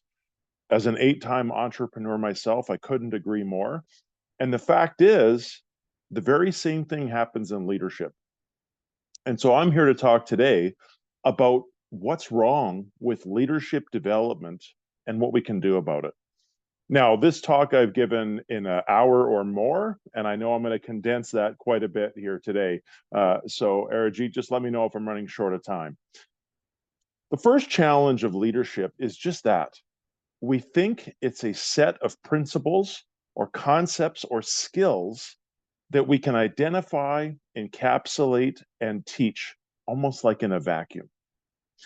The hard thing about leadership is it's innate. We know it when we see it. It's kind of like a golf swing for anyone here who golfs. You could read about a golf swing all you want, about how to stand relative to the pin and relative to the ball. You could read about your backswing. You could read about the contact phase. You could read about keeping your head down and follow through. You could read about those things for hours, but reading about it is not going to improve your golf swing. And a golf swing is a good analogy for leadership because it's multifaceted and complex. And the only way to improve is just to do it. I had a mentor years ago, still a mentor, but when I was studying leadership, my graduate program in leadership at Royal Roads University, there was a professor, Dr. Marilyn Taylor, and her theory, which has now become my theory, is that leadership can't be taught as a set of academic constructs. Leadership is not principles that are supposed to be mastered before you could even get into leadership. Because the fact of the matter is, leadership is not like computer programming or even knowing the law. The fact of the matter is, we need leaders most in times of chaos, confusion, or change. In other words, we need someone who can help us wayfind when we don't know the way. So leadership is not a set of repeatable constructs that we go to a subject matter expert to find the theory and the right thing to do. We need leaders the most when we don't know what to do. That really throws a wrench in how we go about leadership development. By the way, we spend almost $400 billion a year on leadership development globally. And yet, 89% of human resource leaders that were interviewed share that they don't have the current leadership capability or the incoming leadership bench strength to achieve their goals in just the next 5 to 10 years. 400 billion on leadership development, and only 11% of human resource leaders are saying, yep, we got this. That's a problem. And the problem is not that we're not spending enough, because that is more than $50 for every living citizen on the planet. That's spending $50 for a newborn baby if you do the math globally. So when you think about spending on actual leaders, we're spending a lot on leadership development. The problem is we're teaching those dynamic skills in a static environment. I'll give you an example. I was speaking at a conference earlier this year in Edmonton, Alberta, to a group of about 130-ish human resources leaders. And I asked who in the room had not had any education on active listening. 0 hands went up. Everybody knew what active listening was. So we went through a practical exercise. The room wasn't that big. So the room was packed when there was 130 people. I got them all to pair up, and I got them all at the same time to ask each other why they got into leadership, what their purpose for being in leadership was. A personal but not too sensitive topic, something there was passion behind, but they were comfortable disclosing. But I asked all 130 people to have that conversation at the same time at full volume. And what happened was people had to be attentive to the person who was right in front of them, while at the same time trying to learn how to drown out all the noise around them.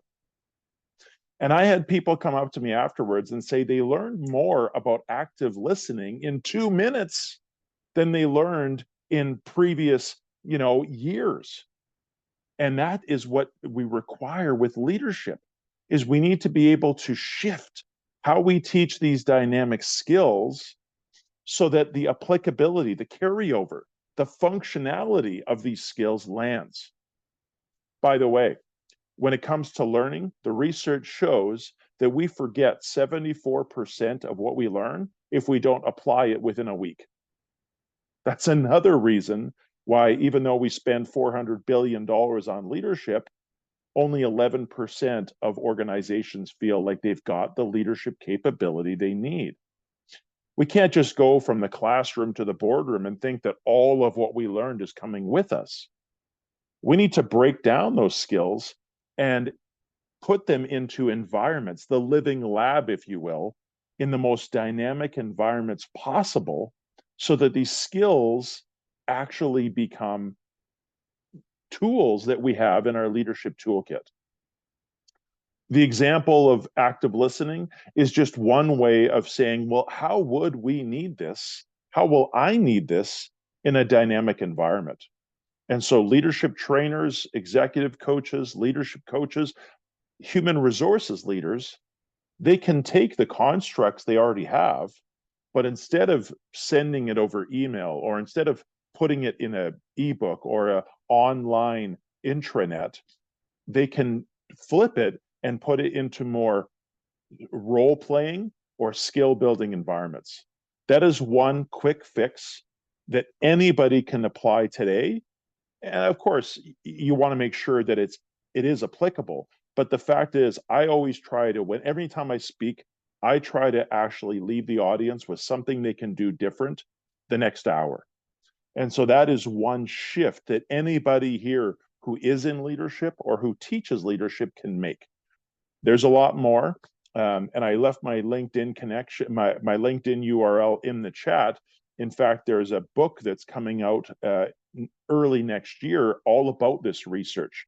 And this research, by the way, is based on interviewing over 190 leaders in 27 countries and asking them what they weren't prepared for when it came to leadership. I'm a student of the game, even though I teach leadership, and I have been doing so for more than 20 years. I'm a student of the game. Nobody knows it all. And I love getting into environments like this to share what I've learned, to learn from all of you. I really enjoy the environment. Arijit, time check, how are we doing?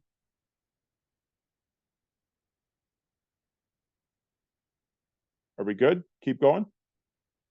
Okay, perfect. So there's a few more things that we can do right now, as opposed to just shifting from an academic to a practical standpoint of skill building. The next thing we can do is actually audit your succession planning, and that has to happen right now. Even though we are not quite there when it comes to having the leadership capability we need, a secondary problem is that we're losing the leaders we have. 10,000 baby boomers a day are reaching retirement age. And those are, the majority of, are experienced leaders. So a lot of that lived experience, a lot of the know-how, a lot of the situational leadership is retiring every single day.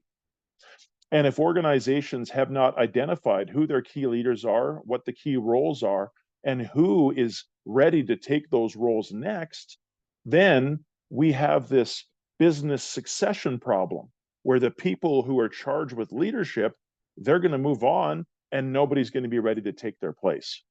So this is a best practice that organizations should get into, not just Fortune 500 companies, even small businesses can look at who their key personnel are and who they are building for the future.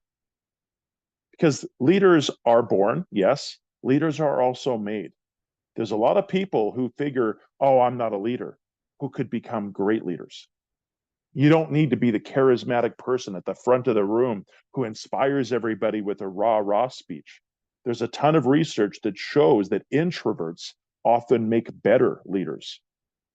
So it's super important that organizations understand who they have on their team, who could be the next leader, and what their skill gaps are. If you understand what the skill gaps are, then you know if this key leader retires, the next person who has to fill their shoes, what do they need in the way of training and how soon can we get them ready? So instead of just, let's invest in more leadership development training, that's a one-size-fits-all solution. In organizations, to be truly robustly successful, we need to create one-size-fits-one solutions. What does Stan need for his development? What does Abhishek need for his development? And so on and so forth. So by auditing your succession plan and looking at your leadership and team development, as well as how you teach your leadership skills, those are a couple of fundamental things that organizations can do right now to be more prepared for current challenges and certainly more prepared for future challenges and future growth. Doesn't matter if you're a solopreneur or a small founding team. If you're doing well in business, you're going to have to shift from trying to grow the business to trying to grow your people. All entrepreneurs who grow a successful business eventually need to become people leaders. So leadership development, although this might be a highly entrepreneurial forum, is actually a challenge that affects us all. And if we're not sure how to go about leadership, a hint that's right in front of you is leader's role is to serve the people in the organization. If you're not sure how to go about leadership, just try to make the people on your team better. Leaders exist to empower and develop other people. And the academics, they can be overwhelming at times, but if you just go to work every day to make the people around you better, that makes you a leader. To all the leaders joining today and to everyone listening, thank you. It is always a pleasure. Arijit, thank you and the team for the opportunity. Happy to answer questions and happy to stay on afterwards. Thank you so much, Stan. You are amazing as always. Last time we have been listening to you, you were great. And now also you nailed it. Well, please stay back with us. We have two questions, but for the sake of time, I will move to the next speaker, then I will pull up those questions. We have our next speaker from Greece, even though probably he is right now in Luxembourg. If you can kindly unmute yourself, Stelios, and your video, please. Super. Hello. Thank you very much. So the stage is yours, my friend. You are most welcome to share your screen or impromptu. Great. 1 second to.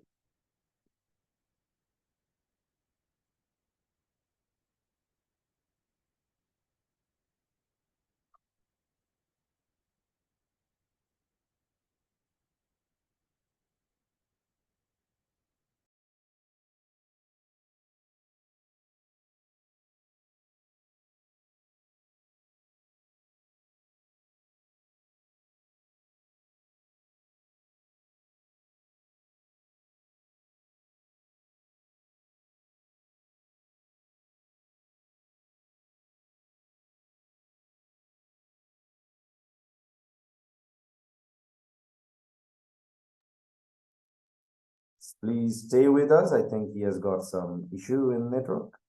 Yeah, you are connected now. Please unmute yourself. You're muted. Yeah. Excuse me for that. I'm going to share my screen.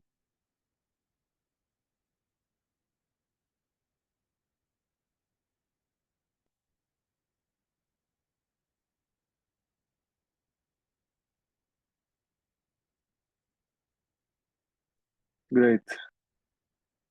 So can you see the presentation? Great. So hello, everyone. Welcome to our exploration of strategies for entrepreneurship, acquiring, growing, and exiting successfully. I'm Steis Papapetru, the founder and CEO of Quarify, and today we're embarking on a journey through key strategies that can elevate your business game. These strategies are not just theories, they are the result of experiences, successes, and lessons learned along the way. So buckle up for an insightful ride into the heart of entrepreneurship, where acquiring, growing, and exiting are more than just stages. They are the pillars of a thriving business. Now for introduction, as mentioned before, I'm Steos, but let's introduce you to the rest of the team. Anna Tarasidou is the co-founder of Quarify, and together we are on a mission to empower aspiring entrepreneurs through strategic acquisitions. Our vision is to cultivate effortless exit stories through our online acquisition marketplace named Quarify and facilitate opportunities for aspiring entrepreneurs to thrive and succeed in the business world. Let's talk about the entrepreneurial landscape. The dynamic landscape of entrepreneurship, imagine it as a constantly changing terrain with new opportunities and challenges. Today, we zoom in on a unique path of how to become an entrepreneur by snagging an existing business, meaning not with a traditional way of creating and hustling to create a new business from zero. It's not just a shortcut, it's a strategic move that demands a keen understanding of the evolving landscape.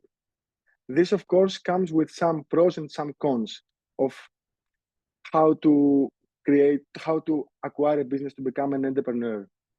On the plus side, there are the allure of instant cash flow and established processes. And of course, you have the existing customer base that you can pivot as you like. It's like inheriting a well-tuned machine. However, the road to success isn't without its bumps. Integrating existing systems can be like solving a puzzle, and there might be quirks from the past that need your attention. In this journey, you need to be thoughtful about this approach. Now, let's talk about how Quarify plays an important role in this decision. Quarify can be your go-to online acquisition marketplace. We are like Tinder for businesses, but without the romance, of course. Based in Europe, we are here to make buying businesses as exciting as it sounds. Quarify is not just a platform, it's a culmination of efforts to simplify the complex process of business acquisition. We've seen entrepreneurs thrive using our platforms, and today we'll explore how Quarify becomes the compass guiding you to the right business opportunities. In general, what is the role of online acquisition marketplaces? Why it is important to have this type of services in your hands? Imagine online acquisition marketplaces as a bustling aisles of your favorite store.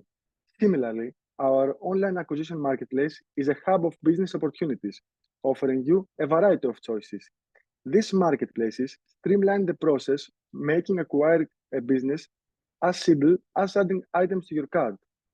Whether you are a seasoned entrepreneur or a budding one, online acquisition marketplaces open doors to a plethora of possibilities, fostering sense of community among sellers and buyers.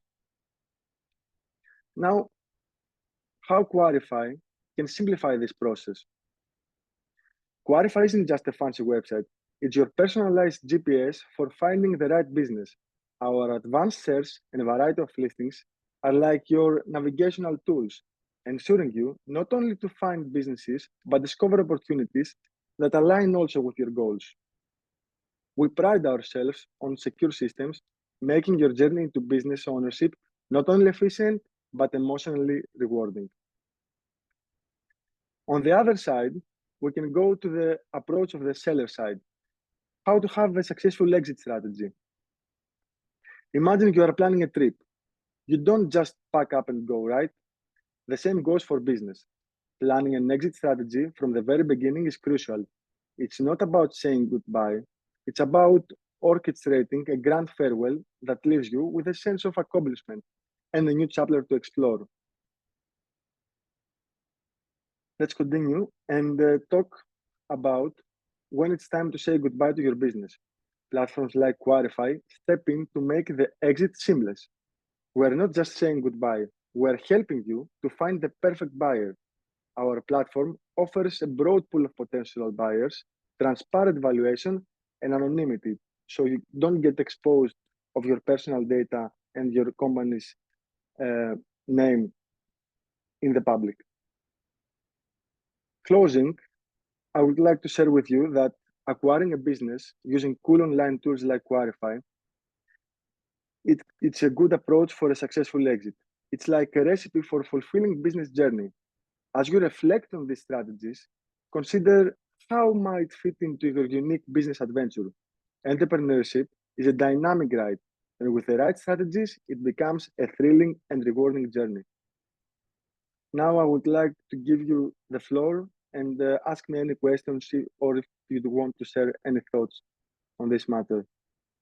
Thank you, Stelios, for your beautiful presentation regarding your company. If you can kindly turn off the screen sharing. I have got a question from Stan, if you're there. Yeah, so there is a question. How do you define solopreneurs in business?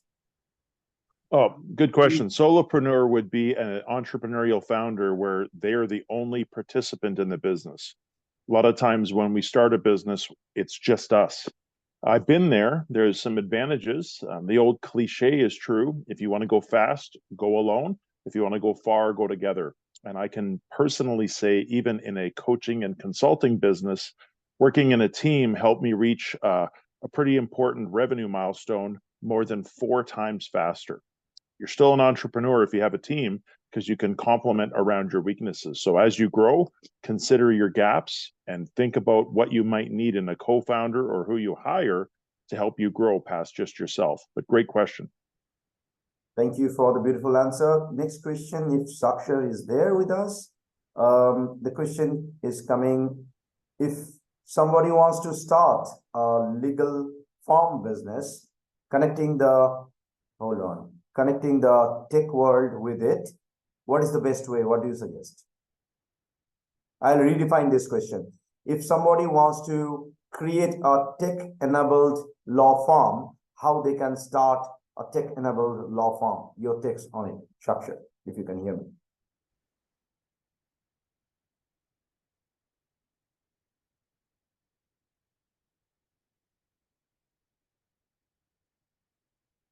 I hope I'm audible now. Yeah. Yeah. So if you could just repeat the question, please. I lost the connection. No problem. The question is, if somebody wants to start a tech-enabled law firm, how they can do it, if there is in tech? Yeah. Sure. So few fundamentals. Number one, when we talk about tech and law, both things have one thing in common, which is knowledge. In the legal fraternity as well as in the tech industry, things change rapidly. Obviously, with laws, if you are, if your fundamentals are clear, then that's good. But with tech, definitely knowledge is the prerequisite. I mean, new challenges and new things take place every single day these days. So you have to be up to date. That's one. Number two is, yes, there is a lot of scope, if you ask me, because cyber is the future. If it can differ based upon what areas you're targeting, but the beauty about cyber in today's times is, even if you pick a niche area, for example IoT or metaverse or AI, still the future is bright. And the third thing is, one should if one is planning to start, then definitely things like articles and sessions can definitely help, because these things actually give you a leverage of let's say marketing. I mean, if you are in the field, that's good, but people should know that you're in the field. So planning to go in different sessions, imbibing knowledge, and writing articles and publishing them in newspapers and different forums, that can pave a lot of importance in your respective journey, because as an individual as well as for your respective firm as well, at the end of the day, if you have knowledge and people are admiring that knowledge, that okay, this guy knows his stuff and work as well, then definitely people will become your future clients in the near future. Thanks for the beautiful answer, Sakshar, even though we have a couple of questions which is probably not for this panel. It is meant for the earlier speakers. So we will keep these questions. And of course, later on, we'll shoot the mail to the respective speakers. With this, I think I will be closing first day World Leaders Summit 2023. Before I close it down, let me share what all we do. So we are a business club. We have our own accelerator. We have our own incubation center. That incubation is called Entrepreneur Phase. I will take you guys a little bit of a ride. Let me do my own marketing. I mean, that's needed. Give me a moment. Here you go. So what to do? We have a multiple number of mentors in our mentors pool. This is more of like giving mentorship, giving guidance to the startups who are into the idea stage and into a little bit of revenue stage, probably not in the profit stage. So we give entrepreneurship training, we give mentoring, we handhold them and then take them towards a higher goal. Then we have another interesting thing, which we call as our own accelerator and our fund. I will take you guys a little bit of a ride towards that. So Co-Innovate Ventures is the accelerator and the fund that we have created. We have a program called Pitch Day. If you click on here, you can directly send your pitch to us. There is a due diligence that we do, always background checking your LinkedIn, your social media activities, what you have done so far, so good. So those things we are asking as a question, and definitely your pitch deck and your business plan, if you have any, feel free to apply if you are looking for growth. We have resources like this, wherein we have startup consultancy, we have projects. For example, project means we have a lot of companies who usually send us requests regarding what they need to develop, what they need to do, irrespective of the fact that whether it is IT, tech, non-tech, it doesn't matter. We keep getting that and we put that in our resources. So any startup, any company, any growth stage company who are looking for scale up, we give them with all these kind of information so that they can apply through us, through our network. Then we have partner segment, wherein we have corporate clients, mentors, legal assistants for the startups, business support, and we have multiple number of technology partners. In technology partnership, of course, we have Virtual Infocom, which is a 25 years old company that I started long back when I was a kid in schools. Apart from that, we have approximate 21 plus technology companies and around 3 to 4 legal bodies, including a couple of CA firms who are helping those companies to scale up, structure, give the solution on legalities, of course, on finances as well.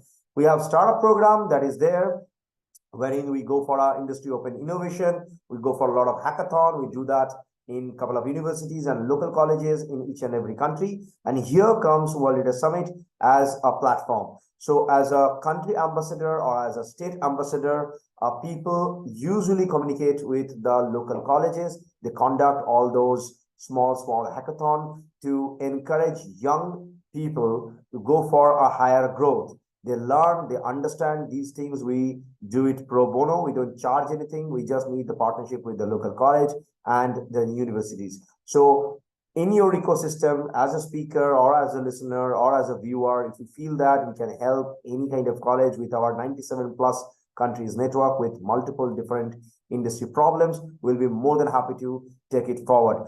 Feel free to communicate with us. Feel free to connect and let us know if we can take these things forward. With this note, this is the first day. We started around 3 o'clock Indian time and 8:30 p.m. we are closing our first day World Leaders Summit 2023. This is not the end. We continue the online session till 7th, but the trick is this year we are doing it physically December 9th in Dubai. The location is SP Jain University campus, Leadership Hall, wherein we are going to get massive amount of speakers, audience, and opportunity of business networking. We are starting at 9 a.m. December 9th, 9 a.m. We are starting with breakfast and then tea and coffee. We have networking lunch, and after that, a little bit of snacks and a networking dinner.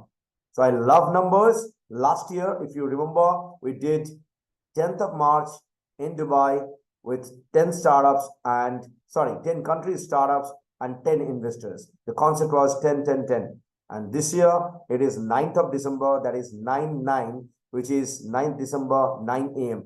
See you in Dubai. Thank you so much for joining and sharing all those amazing inputs and all those information. Mind-blowing. The link is there in YouTube. The link is there in our Facebook and all the other social media. Thank you. My God, Kim, you have been staying with us from the beginning. Thank you so much for all the support joining from Korea. And Stan, man, you are the boss. Abhishek, Sakshar, Stelius, thank you so much. We had a whole world.